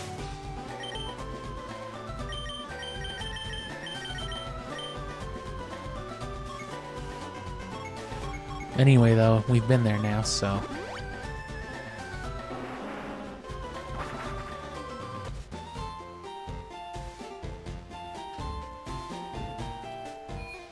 Buy some regular balls.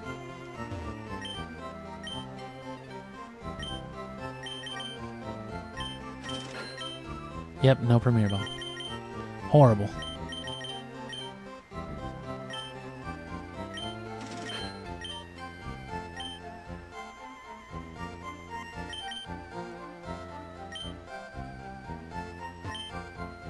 There's a questionnaire. Would you like to fill it out? Sure.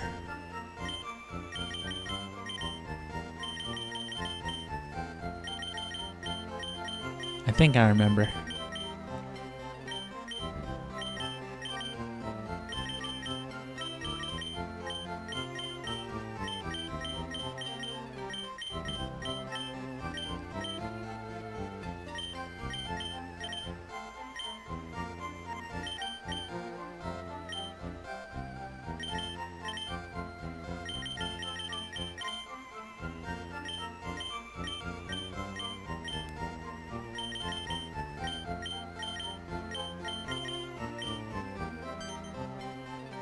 Oh, hello, you know those words?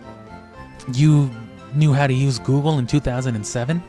That means you must know about Mystery Gift. Once you save your game, you can access the Mystery Gift.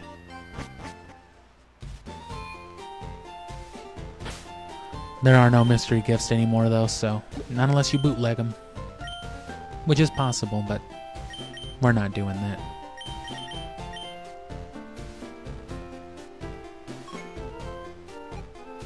And then Zapdos is in the power plant here, which does show up on the map to give you some sort of insight, and it's just like, I didn't see a fucking power plant. So you come back, right, you investigate, and it's just like, oh, well, there's water. And there you go. There's your Zapdos.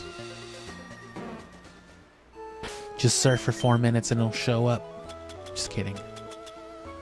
You gotta actually do stuff.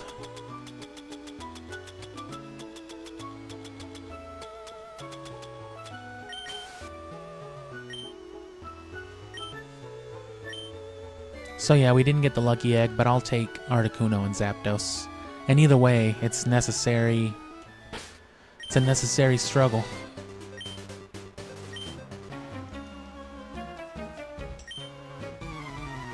Are you here for Zapdos too?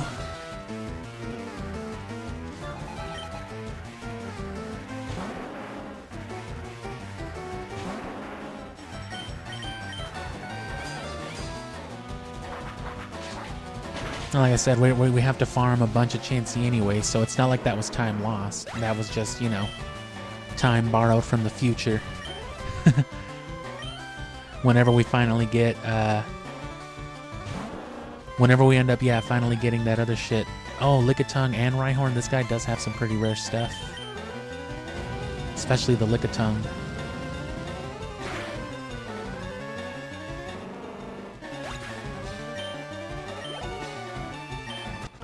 But yeah, whenever we do end up finally finding the lucky egg, we can just pretend like we got it 2 hours earlier than we would have, thanks to our efforts today. That's gonna be my reasoning. Oh, we gotta capture this. Electricity music. But yeah, we're just gonna be blurbing while we're capturing Zapdos, and that'll be the end of it. We'll call that the stream. But you know, catch up on Ruby. Stay tuned to get more caught up, and if you really just want the background noise, or if you don't mind the longer format, you can always rewatch the streams, you know, if I'm taking too long to edit. But there, like I said, there's other stuff. If you like the older 2000s Nintendo stuff, that's basically what we focus on. Not exclusively, but that's the bulk of what you're gonna find. I mean, for fuck's sake, I put N64 in my username.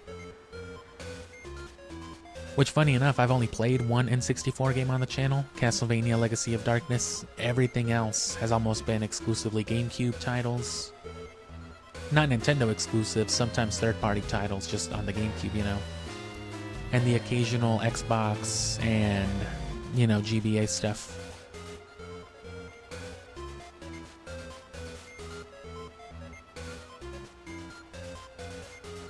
So we'll give this another loop or two. Well, no, just another loop, because this is it right here. And then it's not too hard to navigate through here. I think you can find... No, I don't think you can find Electabuzz here. I don't remember if it's here somewhere, but Electabuzz and Magmar are version exclusives. So it might be here. It should be here, actually, yeah. Where else would it be, right? So Electabuzz is a really cool Pokemon that you could get along this way, but if you're coming here for Zapdos, I mean, it seems kind of silly to go for Electabuzz over Zapdos in that case.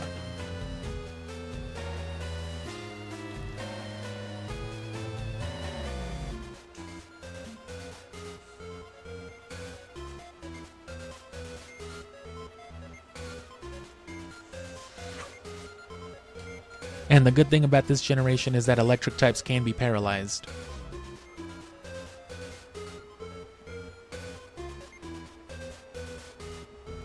So we'll be good with our little setup that worked with Articuno.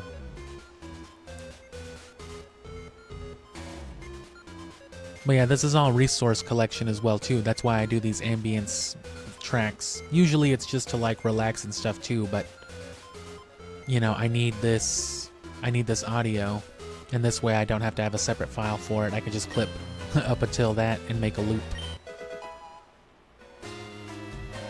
Because all of this is going into like a big compiled video, and that's the point of doing those abridgments too. That's the first step of me whittling down the footage, is getting all this nonsense down into what would be considered important or watchable.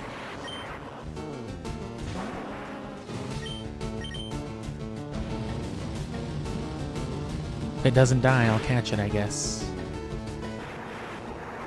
Yeah, that was kind of a big ask. At least it didn't just blow up.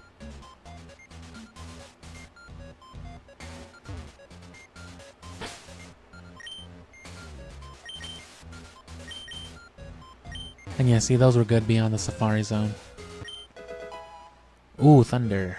That's whatever. Thunder's cheap and very accessible. But I mean, you know, free one's good. And a Thunderstone, that's fine.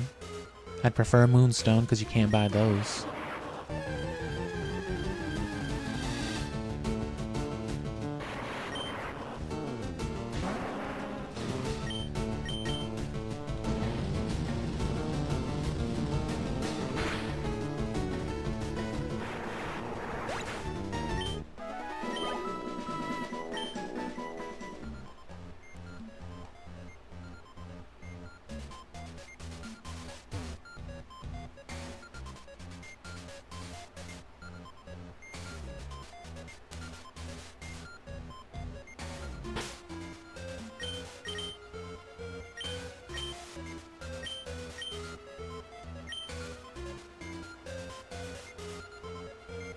Oh, bro, you got behind Zapdos? How did you do it?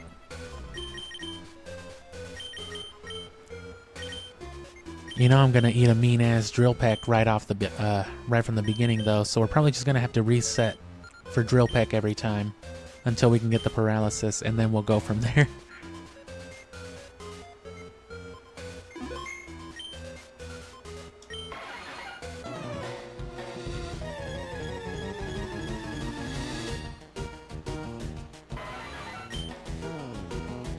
And the one in Leaf Green I'm coming back for in a luxury ball.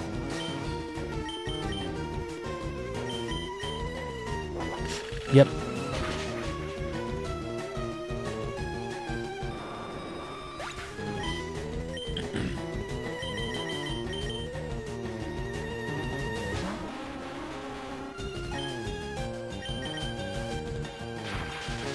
Cool. Just don't let it affect me this time. Just give me one.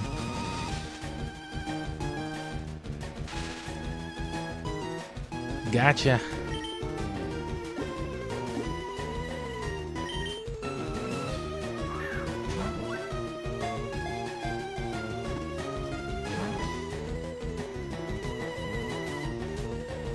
Oh, you didn't detect that.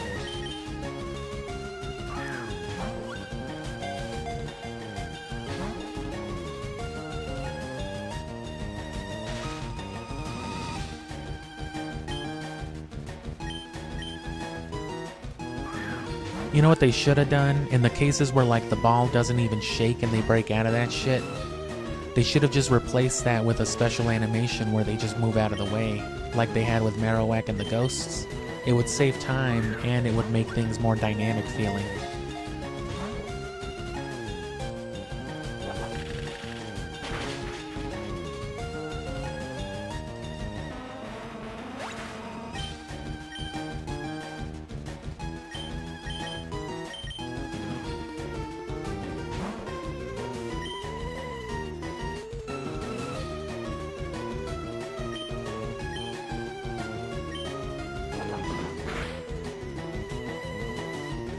Oh. Paralaflinch.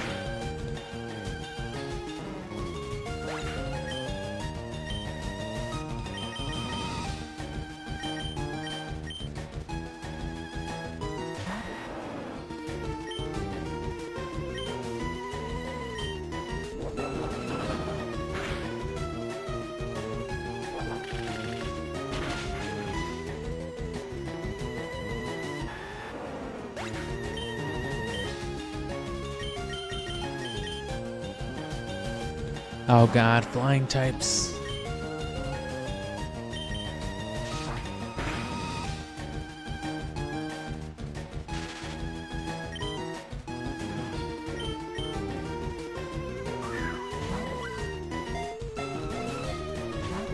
Anyway, yeah, thanks for being here. Thanks for being a return viewer. Thanks for subscribing. Or, you know, if you haven't, you can. And more importantly than subscribing, you can click on the channel and just, you know, peruse.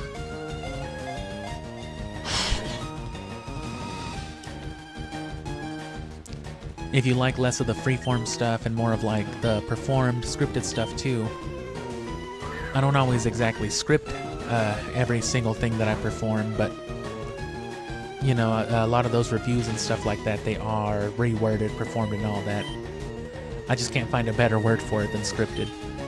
I have scripted a few videos. If you watch like my first like yellow bordered videos, my first topics as I've labeled them, I very clearly am reading off like a script, and it just does not sound, doesn't sound too natural, which is why I don't do that anymore. But you know, some people prefer that format than the more unpredictable, just live chattery format. But that's about it. You know, nothing more I can say that I haven't already. Check out the description for that Chao video, get an idea of what this is going to be like, this whole compiled project that I was talking about earlier.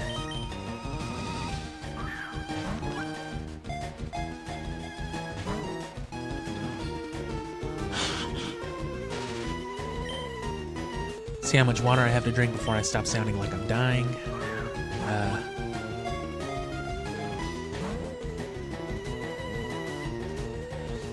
But it's just, it's more Pokemon for the summer. And then after that, we'll move on. Like I said, Scooby will ease us out, but it'll be more dedicated stuff after that.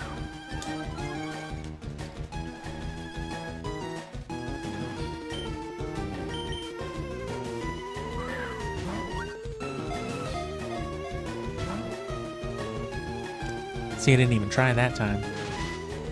The paralysis is working though, at least keeping it from killing me. I'm afraid of eating a thunder or a thunderbolt.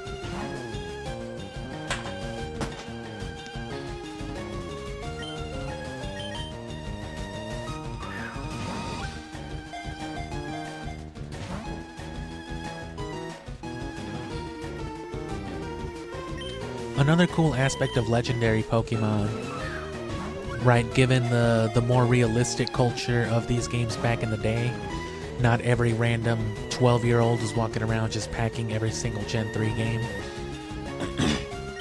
I myself was only working with Gale of Darkness, Emerald, and Fire Red. I had Ruby, but I never played it because why would I play Ruby when I had Fire Red? Or, Emerald, I mean.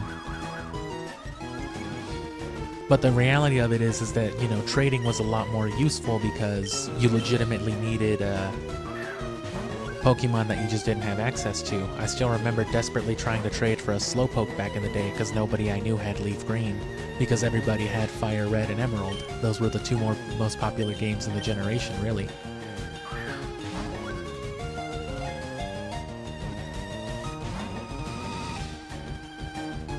But to that end, even if you trade stuff, you wouldn't really be too likely to trade your legendaries, which is why legendaries were much better trade fodder too. A Zapdos meant a lot more to somebody who only had, like, Ruby and Sapphire. Oh fuck, is that a Kanto legendary? Is that a Mewtwo?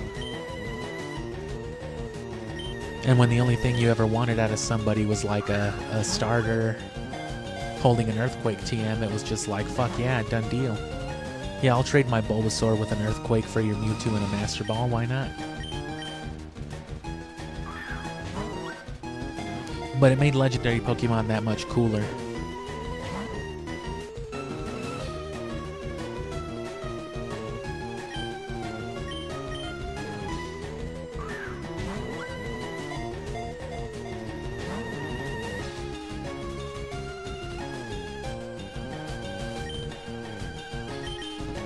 And I guess, I mean, technically, things like Zapdos would be version exclusive, right? Because they only exist in certain versions of, in certain iterations of Gen 3. But they're more like region exclusive. But even then, they're obtainable again in Gale of Darkness. There's 3 sets overall. Just like the Regis, there's 3 total sets.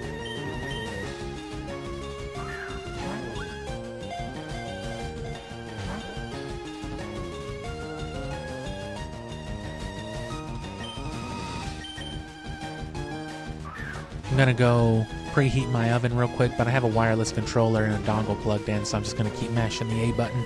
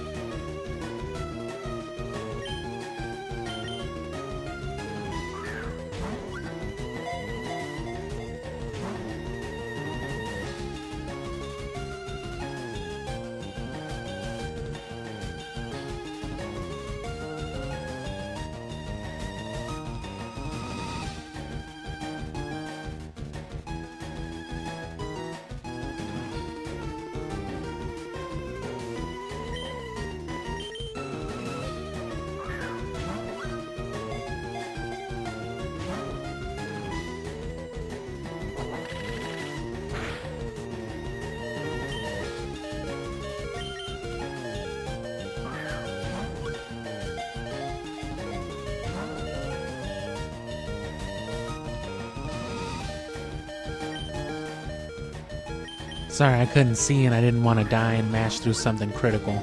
So, I had to keep waddling back and forth to peek at the screen.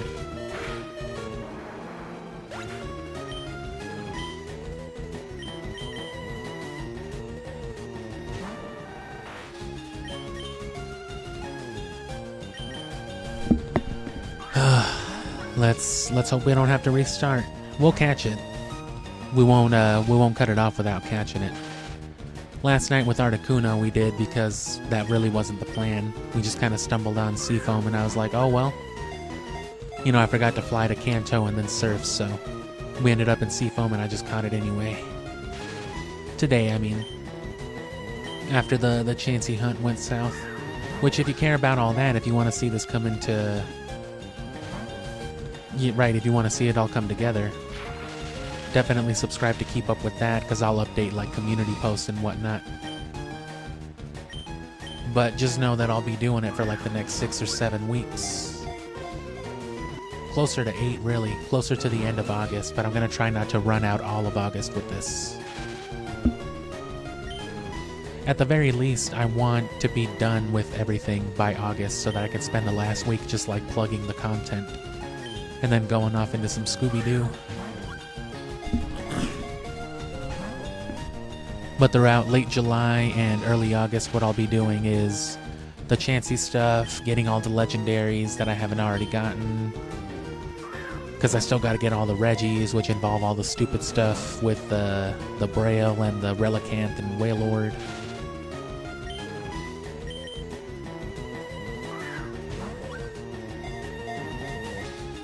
And there's still 2 Rayquaza. There's still the Emerald and the Sapphire one.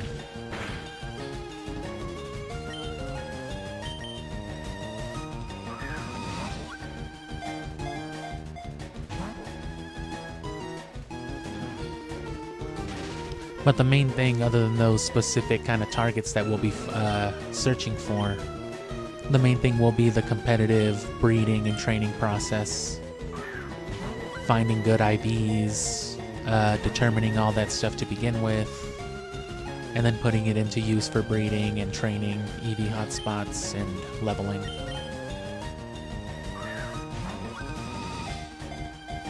And the legendaries are all good for that too, because they can breeze through story sections. They can get you through things a lot faster and a lot easier, especially if you're looking to train up other things to do the job.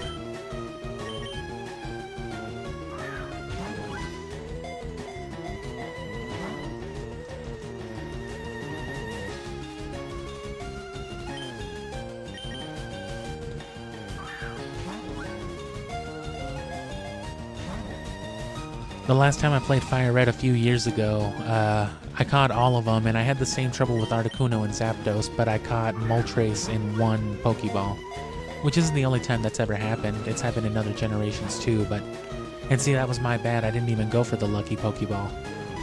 How's it gonna happen if I don't go for it? It wasn't even working with Chansey though.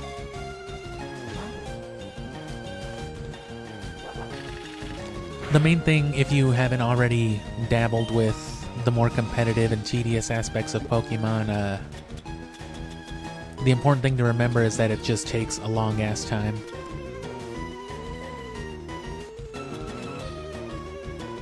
You're like at the full mercy of RNG, so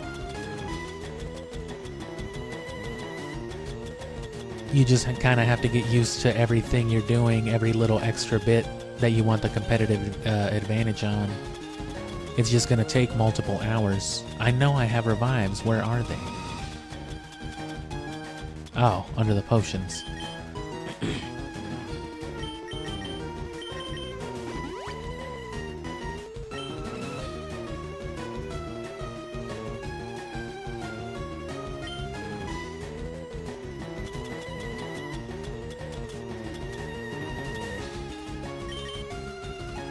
Drink me some lemonade like in real life. That's probably what's got my voice a little raspier too, is all that fake pink lemonade sugar, because it's just that Kool-Aid mix, you know, the kind that you just buy and stir in there in the packets. I love that stuff though. It's nothing but sugar and grit. Just like grandma used to used to get from the municipal government. I'm just kidding. Pretty sure she got it from the grocery store. Oh, I can full restore.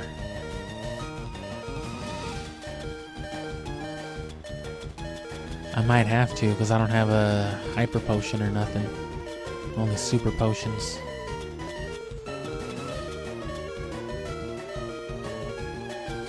Yeah, fuck it.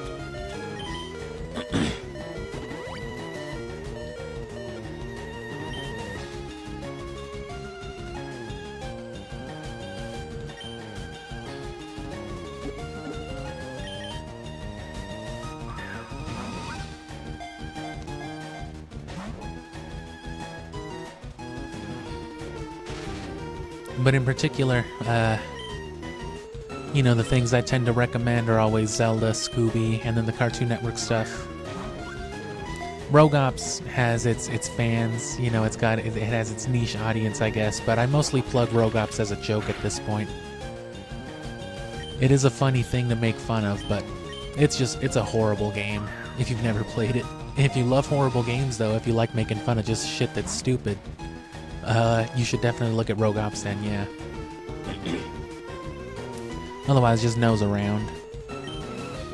The homepage, I'd say just stick to the homepage. You can check out the video tab and all that stuff too, but that all comes out as it's supposed to, so sometimes it's a little mishmashy. I might just post something randomly unrelated to what I'm doing currently sometimes. I haven't been for Pokemon, specifically because I'm focusing on it, but that's why I've got it sorted out on the homepage though. It's already like playlist grouping stuff together. It's just easier that way.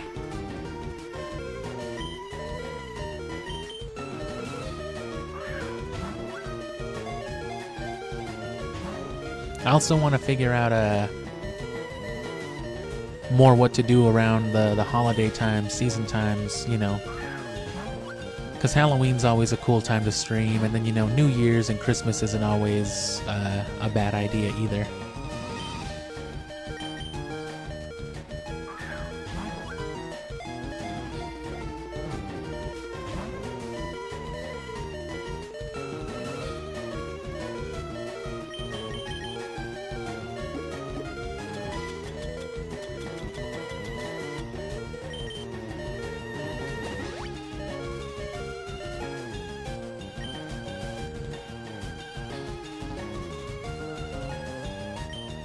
Okay, that was distressing me. That alarm beeping.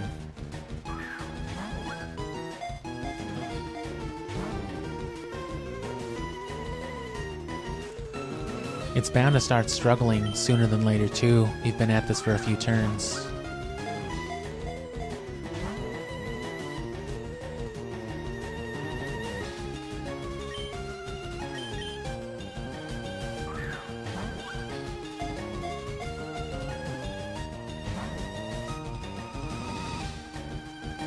And as I mentioned too, with the shorts that I do daily, which if you came from a short, if that's how you found us or something like that, I guess that's cool too.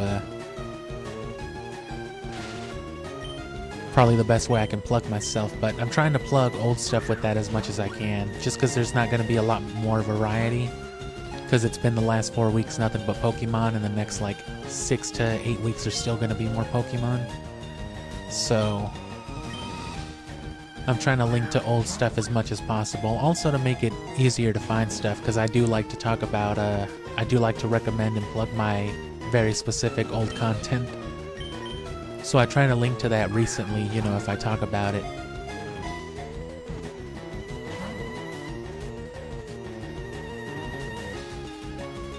That being said, I don't think YouTube systems like that very much. I don't think they like me trying to share too much old shit. Doesn't seem that way at least, but I don't care. If I cared, would I be trying to catch a Zapdos in a fucking Pokeball? Oh, please, no. Gods, no. I've played a lot of Skyrim on the channel, but none of it's ever been, like, for any official capacity, right? It's not a part of the gameplay series, it never has been. Because I've never actually sat down and properly played it all the way through.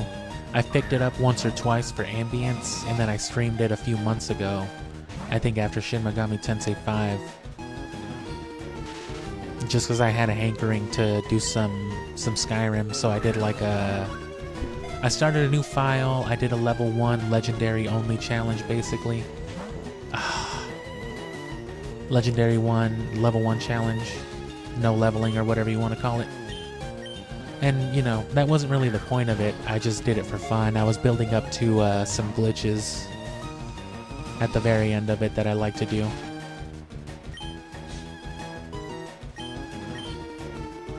Eventually, I definitely want to play Skyrim for the channel, but...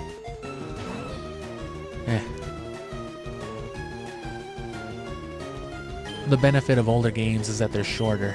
Not when you play them like this, not when you play every Pokemon game in Generation 3. Back to back to back to back to back to back to back.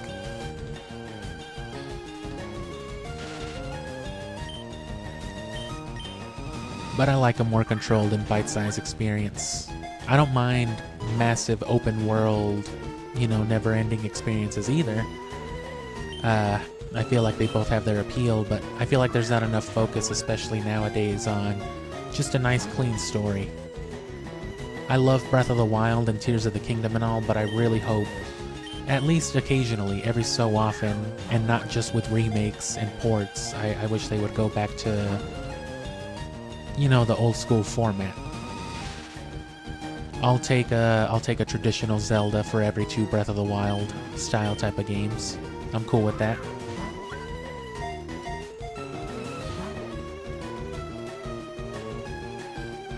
I'm cool with things changing. I'd hate to see Zelda stop doing the thing that it's fucking incredible at. Because let's face it, the Breath of the Wild dungeons and temples just did not stack up. Tears of the Kingdom did a little bit better, you know, having Breath of the Wild and the years in between to build off of, but you just can't get that good, nice, classic Zelda experience from that kind of open world format. It just doesn't meld. And that's fine. It's a different emphasis on different aspects of what Zelda's always done. But my favorite part's always been the temples. Not only the ambience and the aesthetic, but, you know, the dungeon solving, the problem solving. I love walking around a new Zelda dungeon for like 3 hours because I have no idea what the fuck is going on. And then you realize you're supposed to stand on on top of the toilet upside down and fucking shoot a gun out your window, and it's like, oh, you know, you feel like a genius for figuring it out. With Breath of the Wild and Tears of the Kingdom, it's just like, turn the knob until it says, okay, alright, I did it, cool, you beat this dungeon, now go kill Ganondorf. But of course the trade-off is you get those wacky-ass physics puzzles. The trade-off is you could take a random stump out in the field and stand on it and then launch yourself with a boulder, literally, you know, flying hundreds of feet through the air and then just dying. Like, that's incredible. You can't go wrong with any game that lets you do some shit like that. And that was the best part about Breath of the Wild and Tears of the Kingdom, was that sense of discovery. The first time some janky physics happen and it's like, hold on, are you telling me if I fucking catapult myself like this, I'm just gonna fly and crash into a mountain? And then that's exactly what happens, and it's just like, okay, I love this game.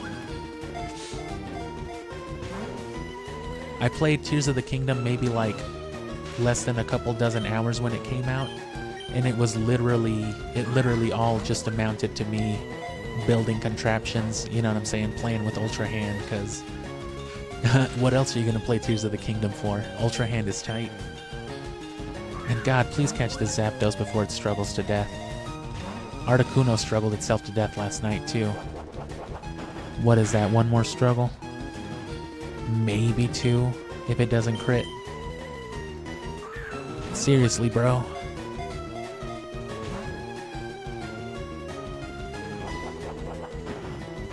Alright, emergency Ultra Ball for the story mode.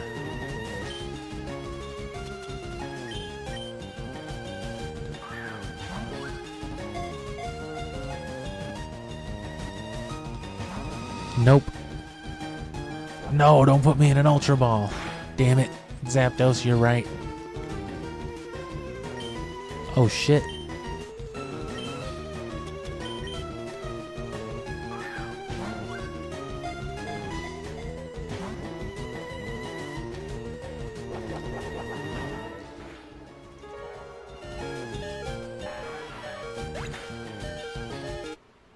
I think the soft reset thing just doesn't work because I changed my LR input on the menu.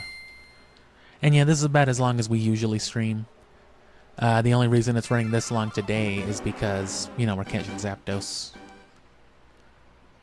But we were basically done, you know, after Articuno. I just did this on a whim now too, which is fine. Low effort, which was mainly the concern. Because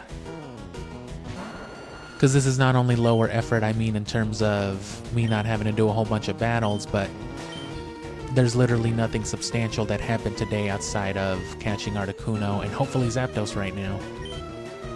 Which means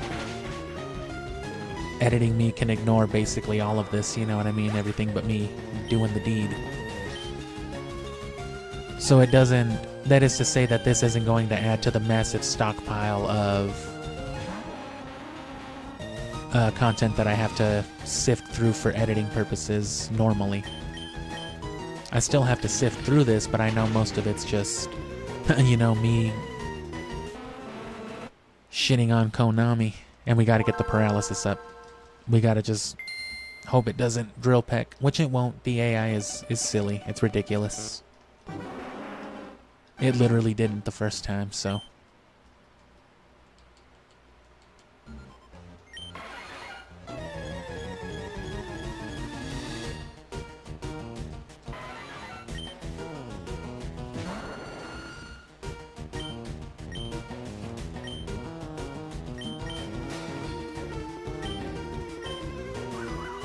Okay, so now as long as this doesn't miss.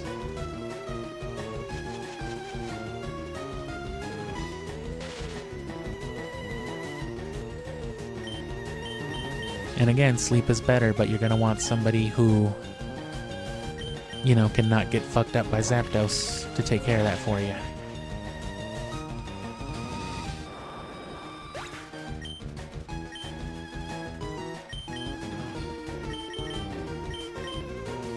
Had to fight like every natural reflex to not press B and end the battle right there.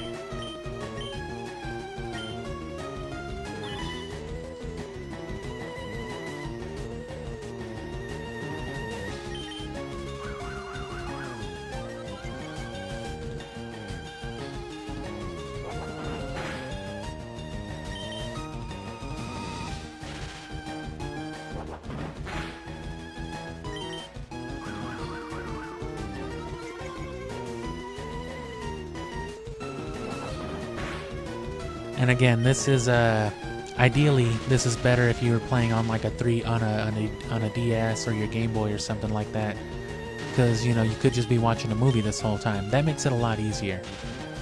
The fact that I'm gonna have to stream this stuff makes it a lot more painful and time-consuming, or just tedious feeling than it would otherwise. Because as a kid, when I did all this, you know what I mean, I did it with my Game Boy in my hands and, you know, life around me.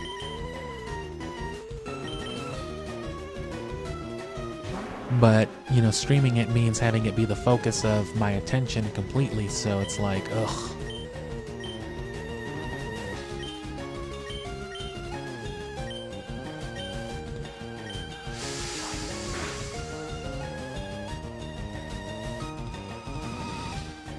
I'm good with that.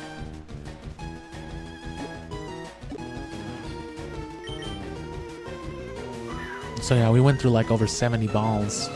Or just about whatever we got to. I know it was like 80 something or 70 something we got to.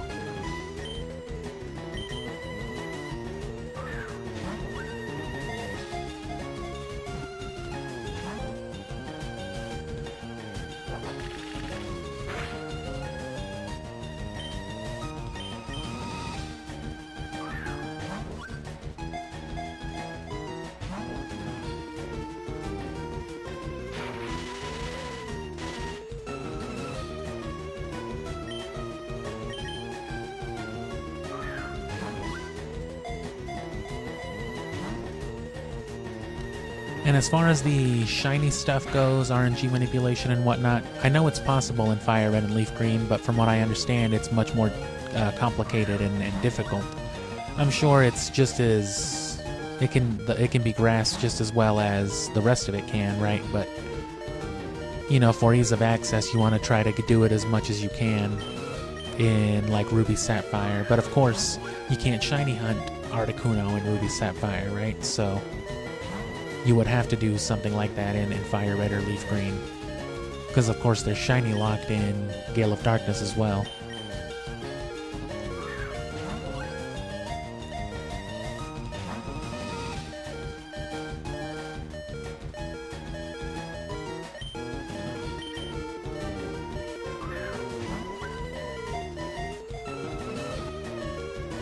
And again, yeah, subscribe so I can get this money that YouTube is making off of my videos that they're tacking ads on. And also I want to put some of that money towards this project as well. This is like the main project, but as I've mentioned, I'm also hopefully one day looking to own both bonus discs.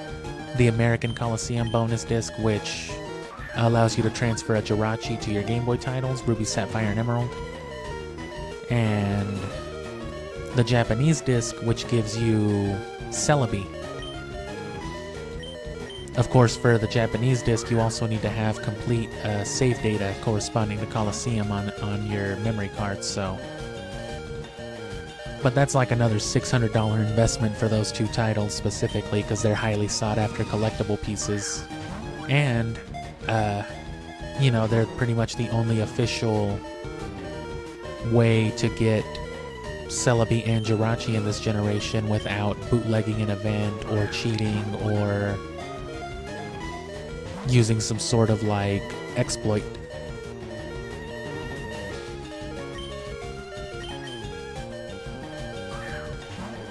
Which to that end, Mew and Deoxys are still completely unavailable without some sort of exploit or without cheating. There are certain exploits and glitches that allow you to do things like modify bad eggs, so you can literally hatch a Deoxys or something like that in whatever speed form or attack form you want. And it would all be native to the game, right? It would be glitches in-game. You wouldn't need to like actually implement a hard cheat to do it, but you can also trigger the events themselves through a lot of the same methods and information used for like RNG exploits.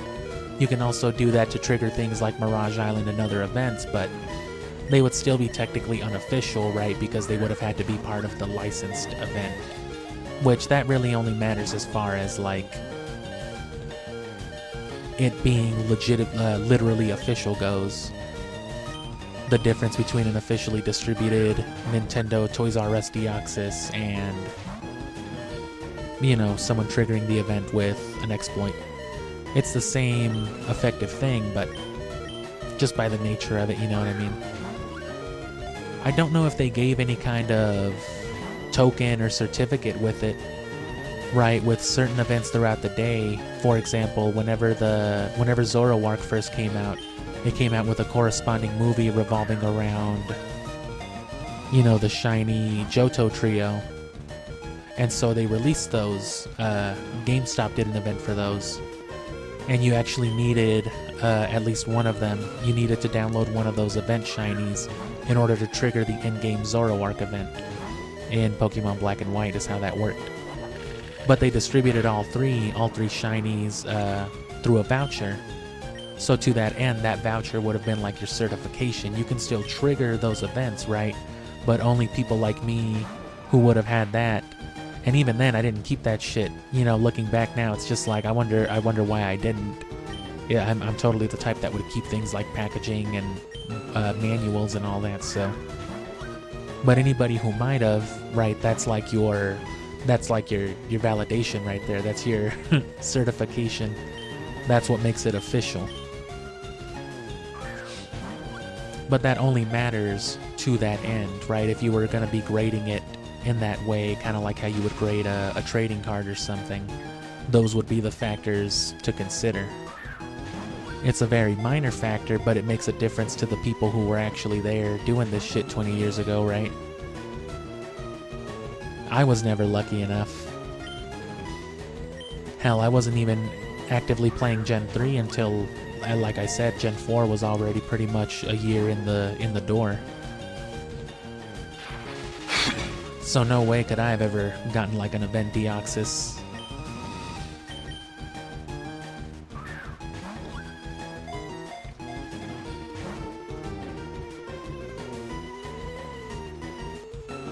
Oh, come on, Zapdos, I'm starting to get hungry.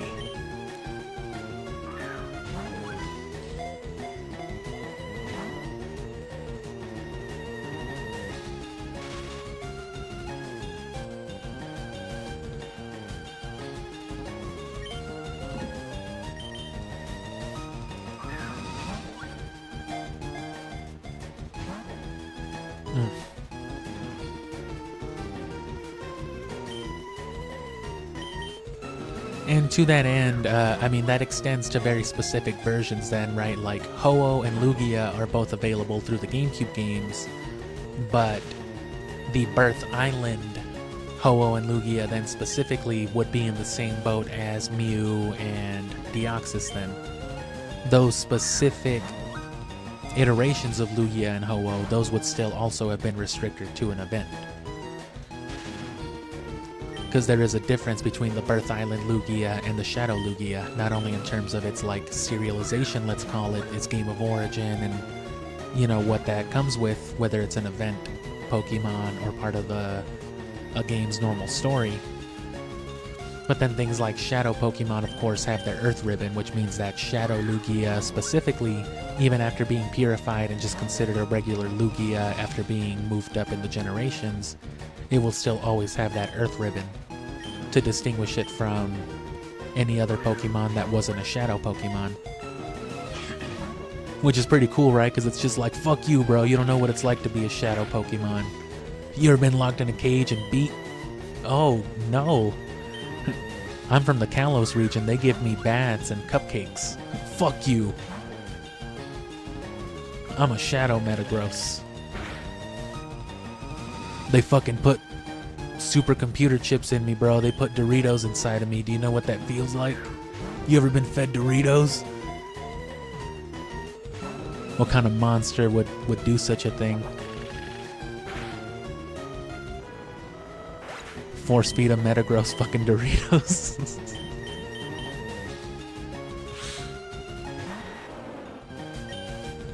Oh. Come on. I've already got your family. I got your brother. I have Uno. Come on, Dos. Uno dos. It's like they always said in Spanish class. Come on, brother.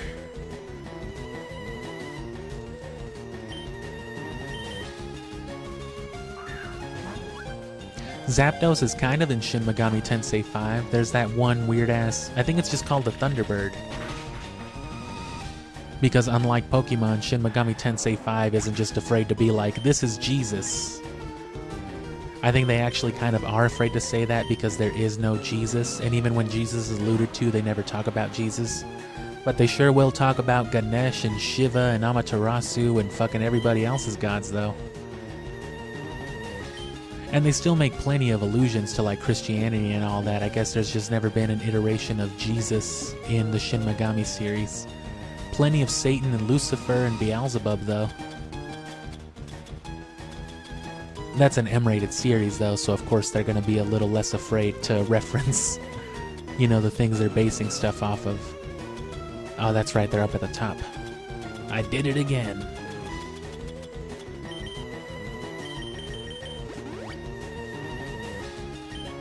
Executive Egutor.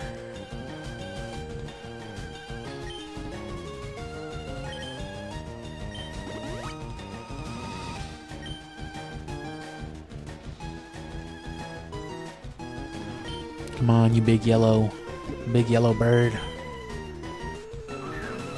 You big thunderous crackling fuck.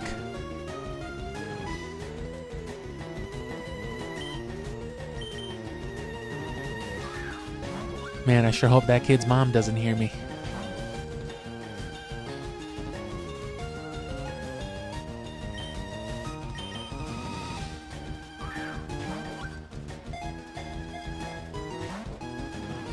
Come on, bro, you're not even trying to get caught. Well, no. And yeah, and in Shin Megami, rather than, just forcefully throwing balls and hoping that it sticks, you're sitting there trying to negotiate with them. They're sitting there asking you for, like, money and, like, Gatorade and shit. Like, hey, I noticed you had a cooler with some beer back there, brother. You want to give me a few for the road? Maybe I'll join you? And then you're like, you contemplate it. You're like, yeah, sure. And then they're just like, cool, fuck you. And then they'll take off anyway. Like, dude, my beer. What the fuck?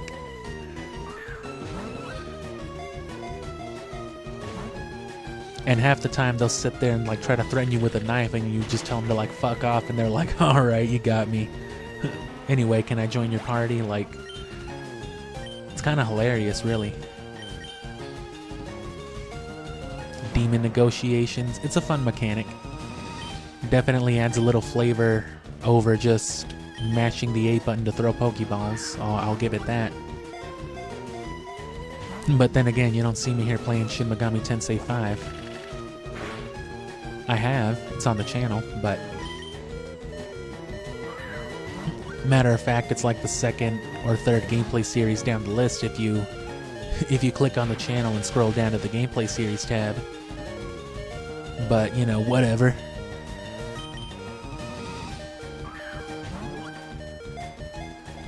And we restarted, so we should have our full restores and everything again. Or our singular full restore.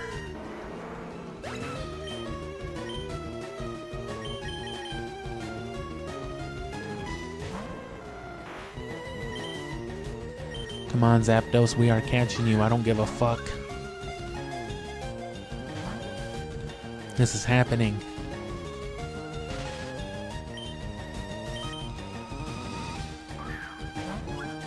Not leaving this one half caught like Articuno. We're getting to about the point that we did with Articuno, though. We gotta be, you know what I'm saying, getting close sooner than later. More than halfway there, at least. I'm confident.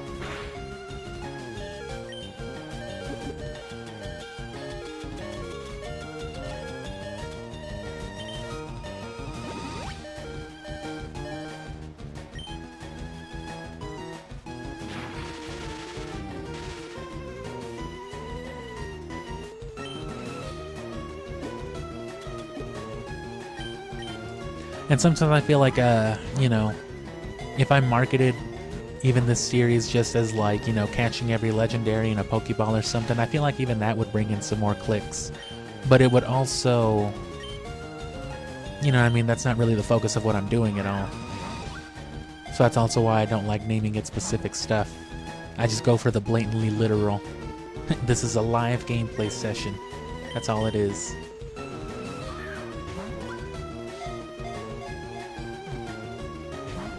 And like I said, most of my, I probably haven't said today, most of my content up until last November, December, when I streamed Siphon Filter 2 and started practicing for the speedrun in January, everything I did was recorded, so I've still only been streaming for like 6 or 7 months.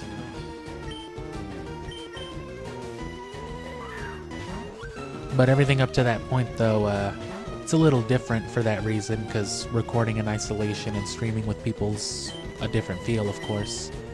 But it's also, parts of it are also kind of better, mainly because recording means I can do 60 FPS, full HD. My computer can't handle streaming, I guess, at that fidelity.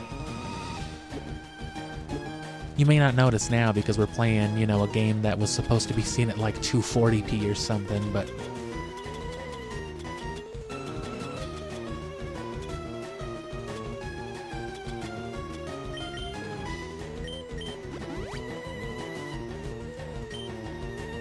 there is a difference between what I'm saying and what's streaming, just slightly, with the frame rate. But it's only noticeable if you're, looking at it back and forth like I'm doing right now.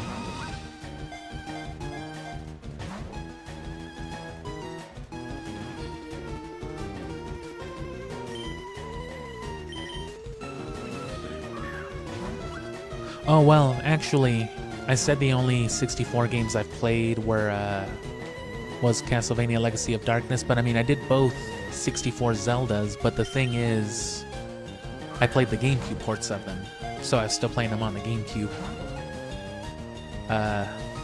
You know, the anniversary set that came with both of them. Them and the first two Zeldas, that is. But I mean, they're still N64 games, so I guess you could call those N64 titles, my bad.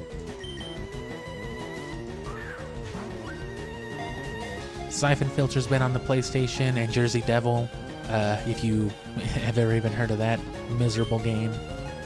One of those Halloween season cash grabs from back in the PS1 era. And then Shin Megami Tensei was on the Switch, Shin Megami 5, you know, which I started the channel with, and then I played, you know, the definitive version, Vengeance, just a couple months ago. And that was on my Xbox, but everything else, I think, besides that has been on the GameCube or Game Boy Advance.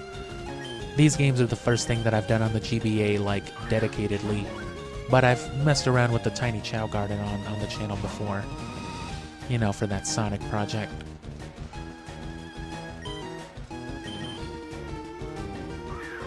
So this is 66 balls right here. So we're at well over 100 between both of these now, and yeah, there's the struggle.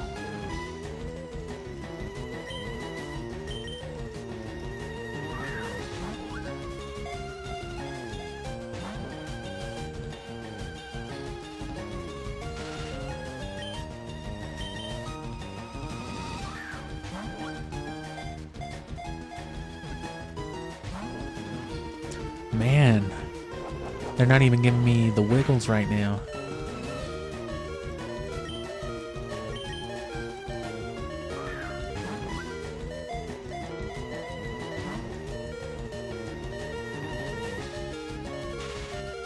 Come on, bro.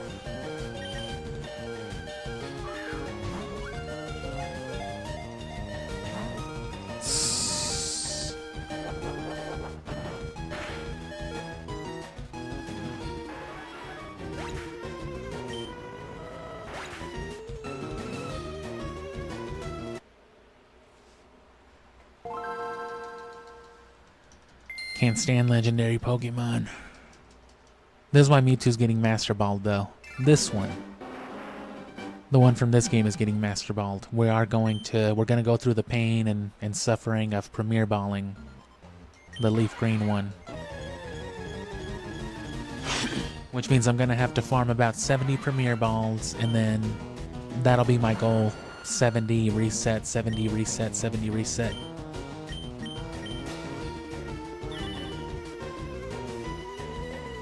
Oh yeah, but I never really finished saying earlier too, with the whole competitive legendary thing.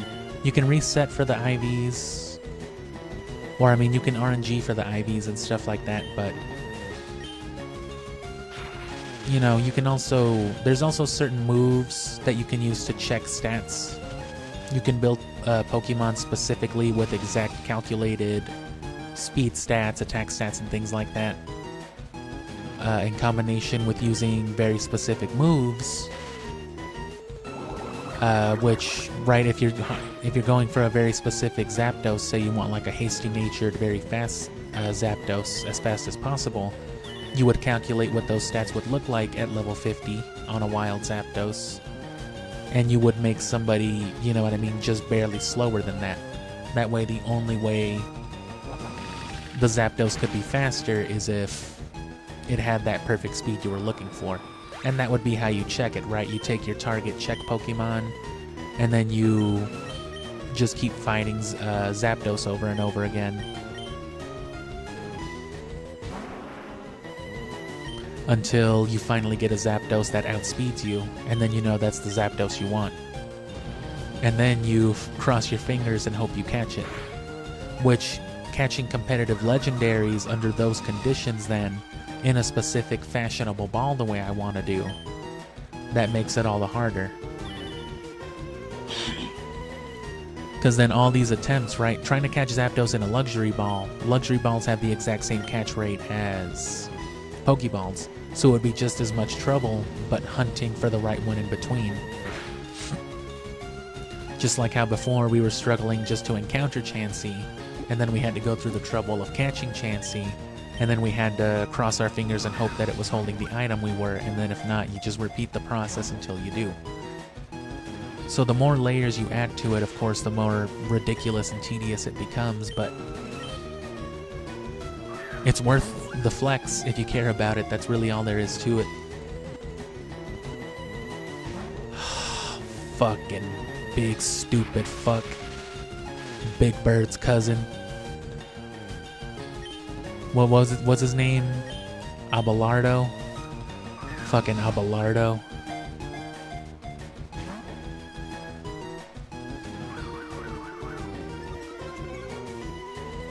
Fucking dumb, stupid, yellow piece of shit. Shaking a ball 3 times at me.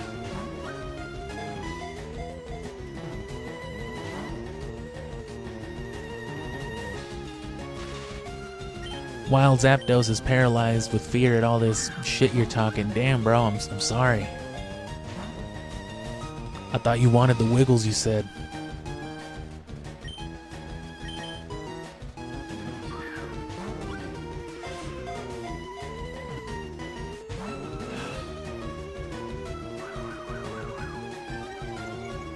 Can't stand this Pokeball shaking 3 times nonsense.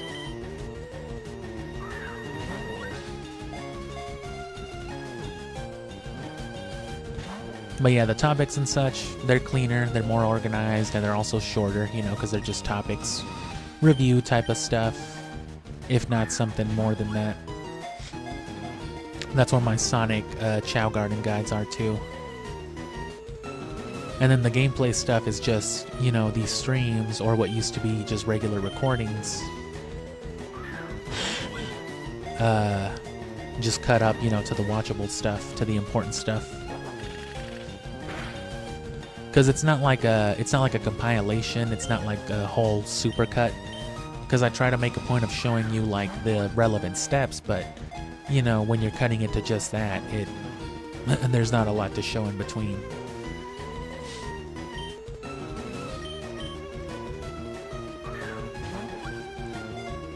The idea originally, before I understood how YouTube did things, especially with ads, was that would be the stuff that would never have ads, so you could just throw it on playlists and just ignore it in the background if you wanted to.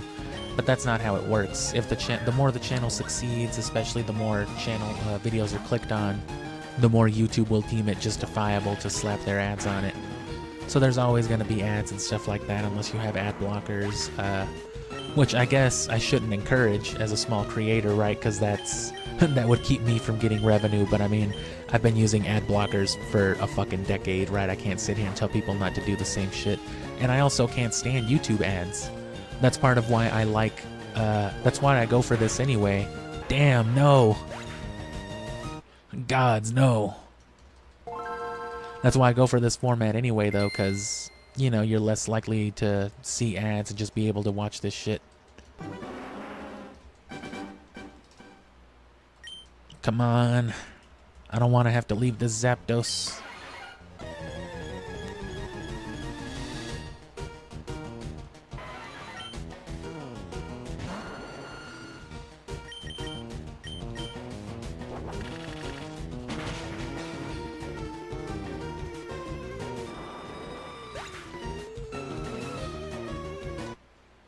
Or you know what?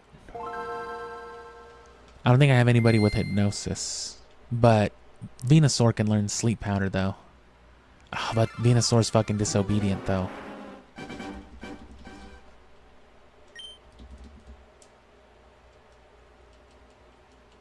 Because I want to try sleep, but it can't be from somebody that's going to die so fast. I'll run Exeggutor first. And then if need be, I'll revive Vileplume. Or if it comes down to it, if it ends up being too impractical to go for the sleep, I'll just go back to paralysis.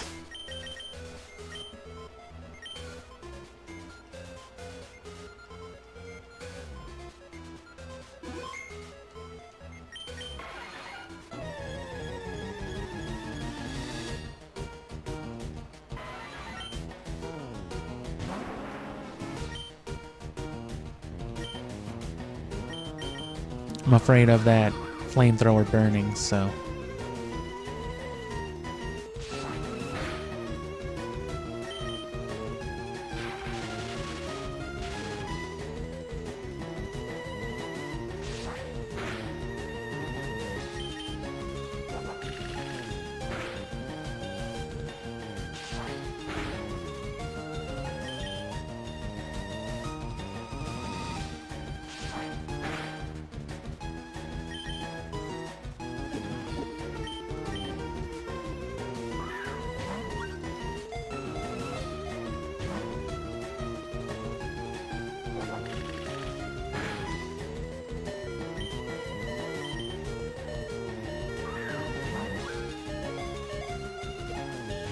So it's definitely easier to either post-game these guys or to just be building up something like a Gengar with consideration to catching your legendaries. Hypnosis is very good.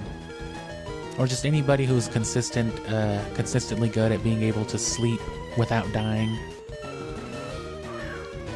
Yawn is usually pretty effective for stuff like that. I wish I hadn't have forgotten it on Snorlax, but whatever. Worst comes to worst, I can go get the other Snorlax anyway. There's still 2 more on Leaf Green that I'll be able to catch in different balls too.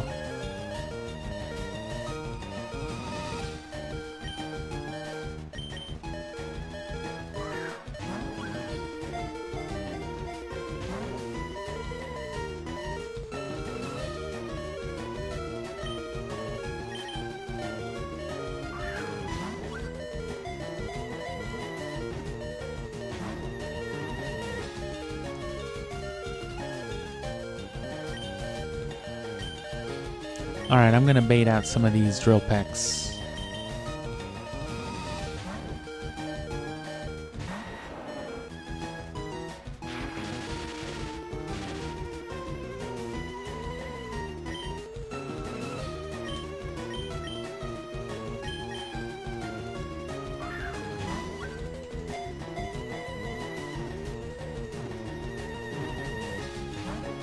God damn you.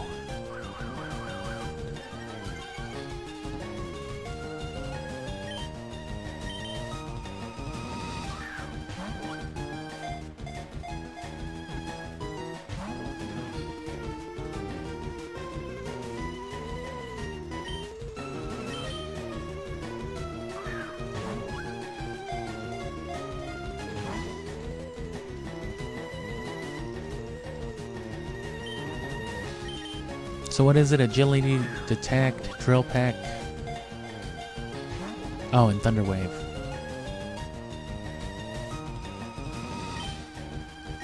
I mean, if it's not going to use drill peck on fucking Venusaur, but the thing is, the second I switch into Vileplume and try to go for that sleep powder, it's gonna drill peck me all the way to death. It's literally just sitting on those drill pecks too, so I guess I can just roll them out one by one before it struggles to death.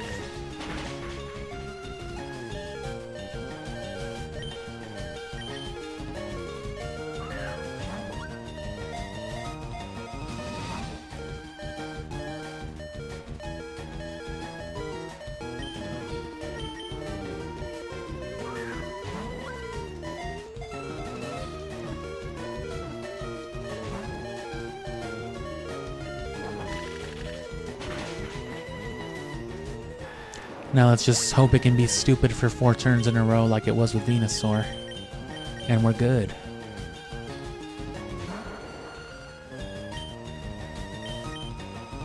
Nope. Didn't do anything stupid that time. Let's see if it does a bunch of stupid shit over and over again with Exeggutor though.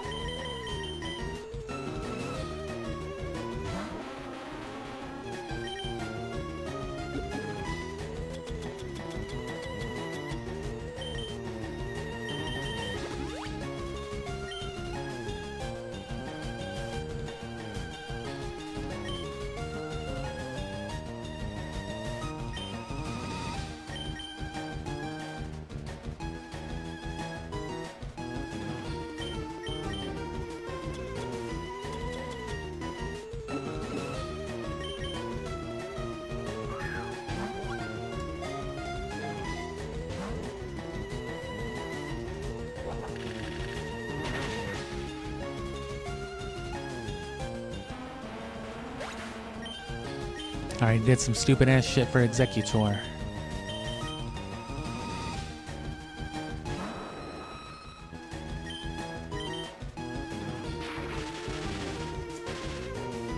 Not quite as stupid, but...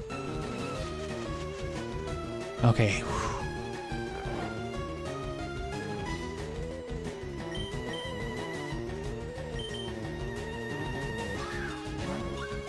Of course, if you're going like fashion hunting for some legendaries, right? If you're going for that luxury ball Rayquaza or something, then you definitely want to go with a party of level 100s with all the status and shit that you need.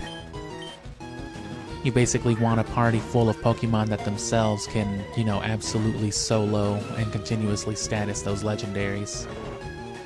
Because a level 100 Gengar wouldn't be having any of these problems. But we also wouldn't have access to something like a consistent level 100 Gengar until much later than this. But again, this means going back for things like the Reggies, the other sets of the birds, and whatever else we're saving for those reasons. It's going to be that much better. I forgot to sleep again. Don't you hate when you forget to sleep? Oh damn, bro, you're still awake? Oh, shit, am I? Damn it.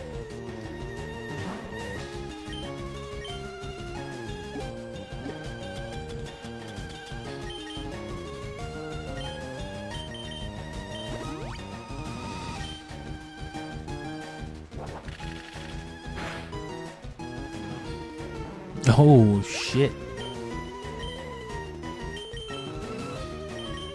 He wasn't even made of grass.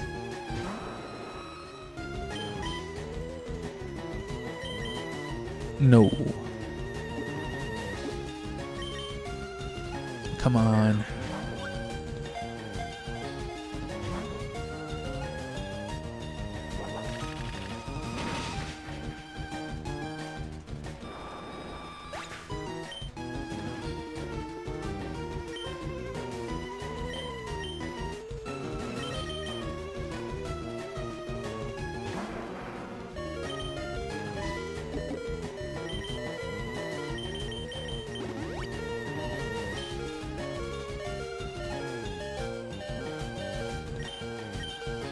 I didn't mean to do that.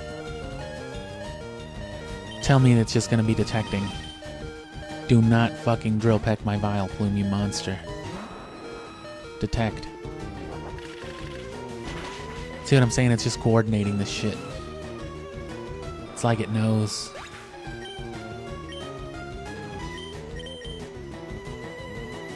I guess you'd remember the guy who gassed you into unconsciousness that one time, right? Like, oh fuck, it's you. No, get away. But see, the thing is, if I don't switch out, he's just gonna sit there and waste turn and waste every turn getting closer to a struggle. And then every time that I switch out into Vileplume, it's gonna be Drill Peck. Oh, thank God. Now we just have to do it again, right? And not miss the sleep powder.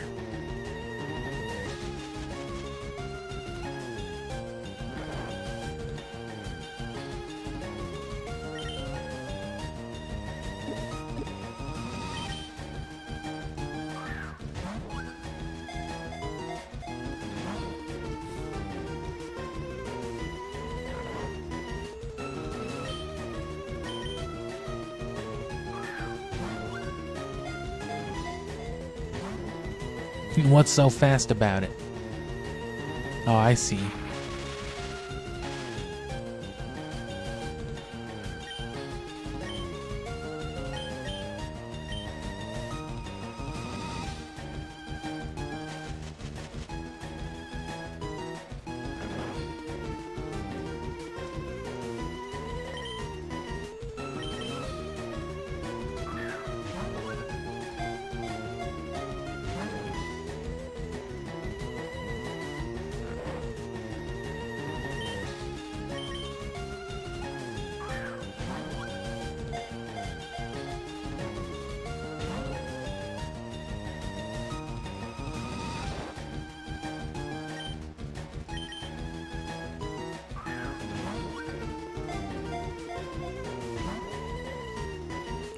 Horrible. At least it's still asleep, but can't have more than... I mean, that's gotta be it, I think, though.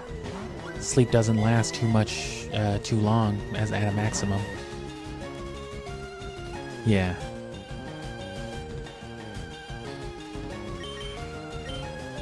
Just keep hitting the sleep powder, Vile Plume, come on.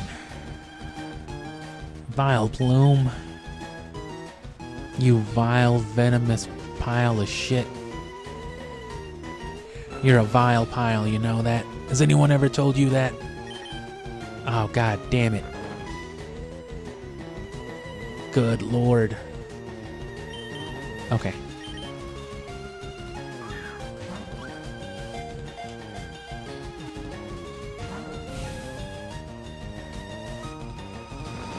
This hurts my soul.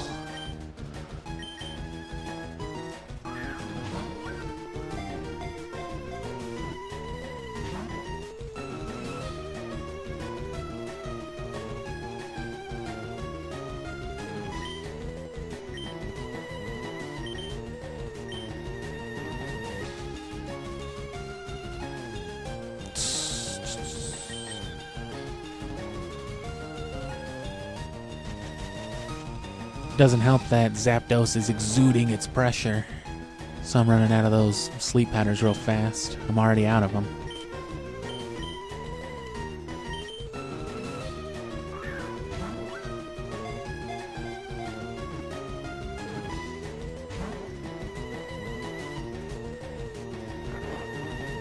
Sleeping with his eyes open.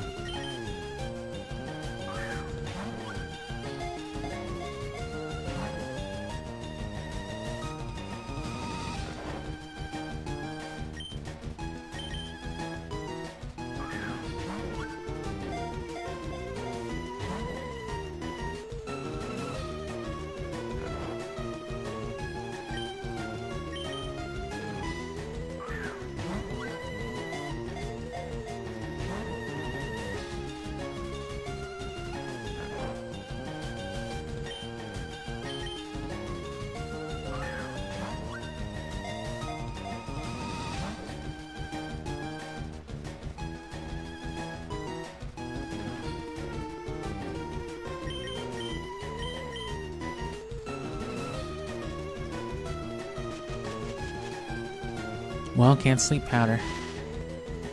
Just go for consistency over everything now. Which, I mean, it was good enough for Articuno, and Groudon, and Kyogre. And then again, none of them were electric types. Damn, bro, Entei was easier to catch than this. And that was a whole ass abused shadow Pokemon.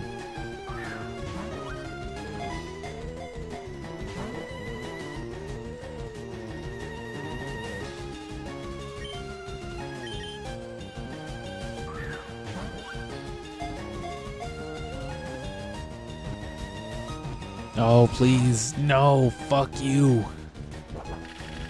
And you had a Drill Peck this whole time. He was just sitting on it. He was just being a bitch this whole time. Oh my god. I can't stand these Pokemon. I knew that wasn't enough Drill Pecks. And see, Articuno's not really a good choice either, because then it's pressure back.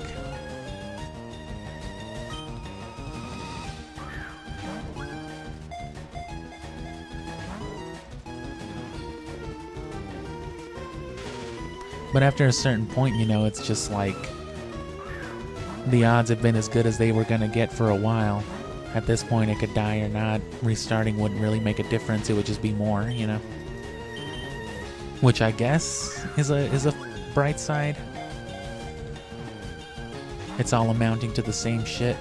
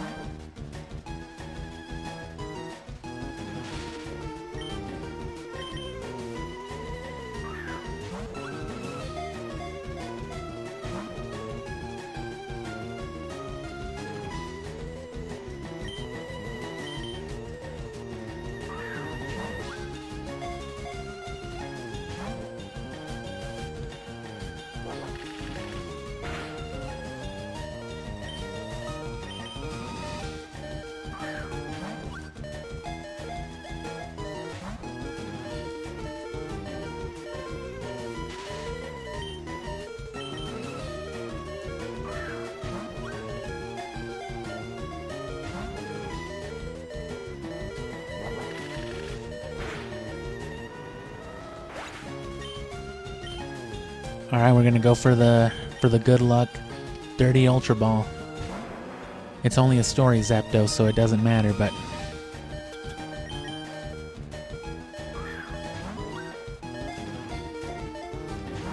nope, didn't even want it.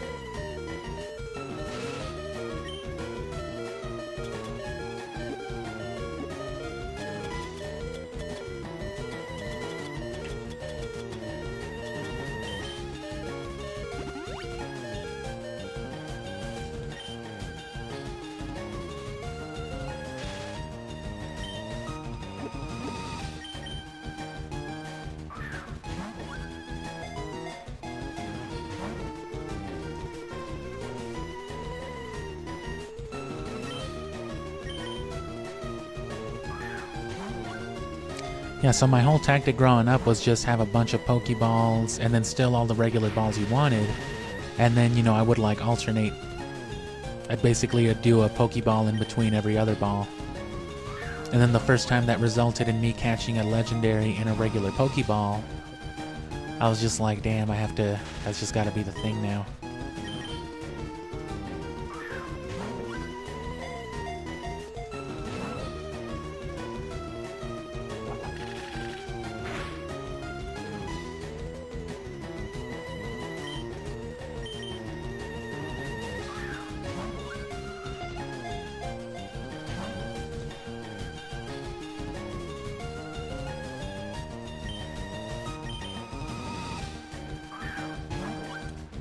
It's a horrible process, though. But like I said, we've already bared through this with Groudon, Kyogre, Entei, Raikou, and Articuno. And then we're going to do the same thing with Suicune, but we're post-gaming that guy because we got to get it in a dive ball for, you know, for appearances. Same thing with our Metagross. That's where we're going to get our Luxury Ball Metagross from. Because otherwise, the ones you get from Steven are all in a Pokeball.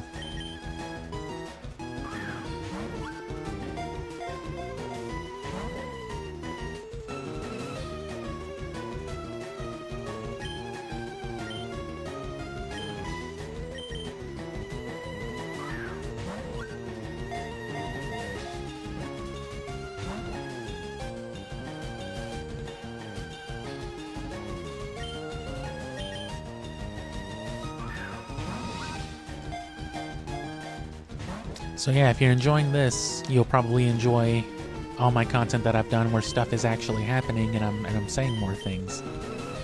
So feel free to check that out after this or in the days in between streams, because after today, I'll stream again tomorrow, but it'll be, I wasn't planning on it originally, but it will be only a couple hours if anything. Right now I'm already going longer than I thought I was going to for today too. Closer to the usual time, but we're just going to give this Zapdos this last chance, and if we have to put it off for tomorrow, I guess we will. It's not the biggest deal.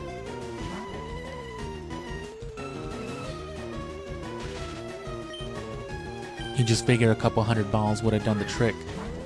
We're at about 200 now, so if we don't get it in the next dozen balls or so, that means I was wrong about our halfway point earlier.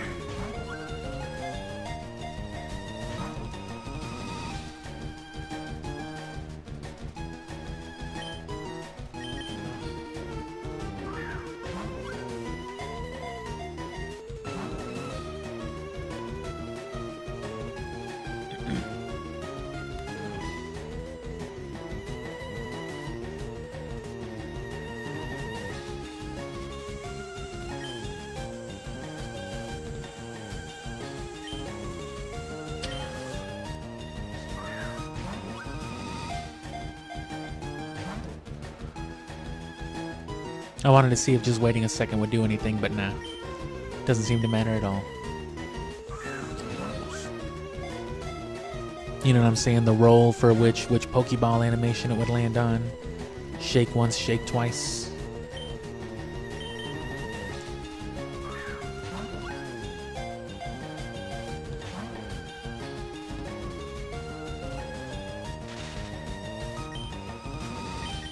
It makes you wonder how it's determined.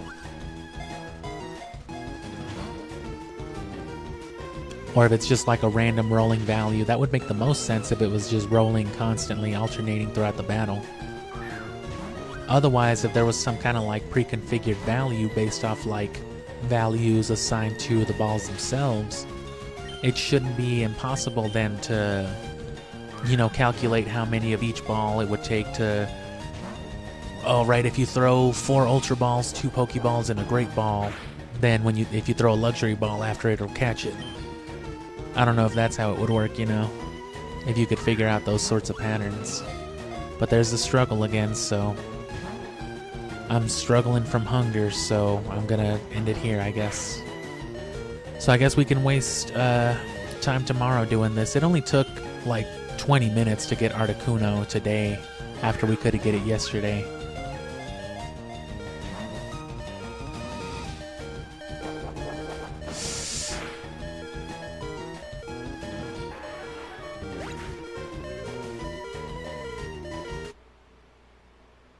So yeah, we'll get it tomorrow then, because it can't take much longer. I mean, we've done, you know, if it takes another hour or whatever, that'll be fine.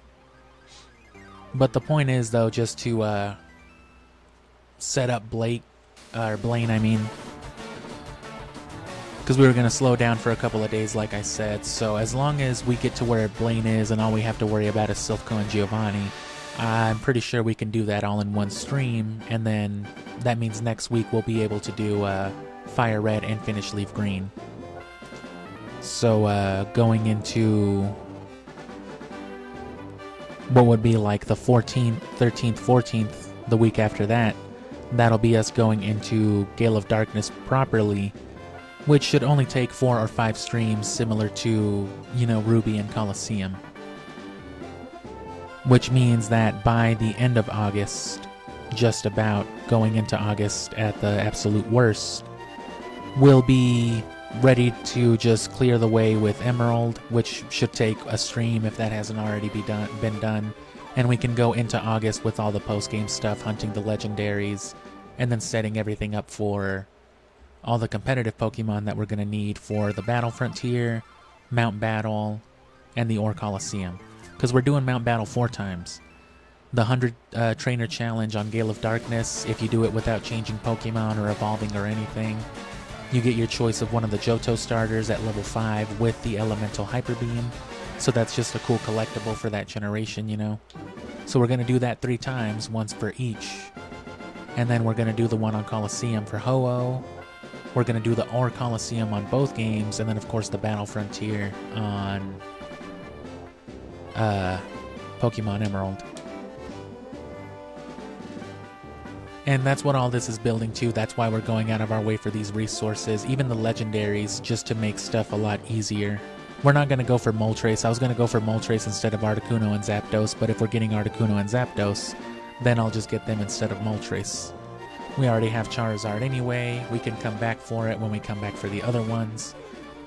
Because we're catching all the legendaries too, you know, because there's 27 total. 3 of each Reggie, 3 of each Birds, at least 1 of each of the dogs. Triple Rayquaza, double Groudon, double Kyogre, Latios. We never even got the roaming ones on Ruby Sapphire, so, you know, just stay tuned. We'll stream at about the same time, afternoon, 3 times a week, 2 times a week most likely, as things go on. And towards once we get into August and we're doing the post game, we'll do short daily streams. I'll stream for like an hour every day, and that'll be me just breeding and doing stuff like this, catching legendaries, so on and so forth. You know, a little bit at a time, that's how you do it. But otherwise, you know, Scooby afterward, Zelda in the future, more to come. And just check on the channel, subscribe if you're not, and come back tomorrow. You'll see the shorts and you'll see me live, so whatever it is, thanks for sticking around, and, you know, yeah, check it out.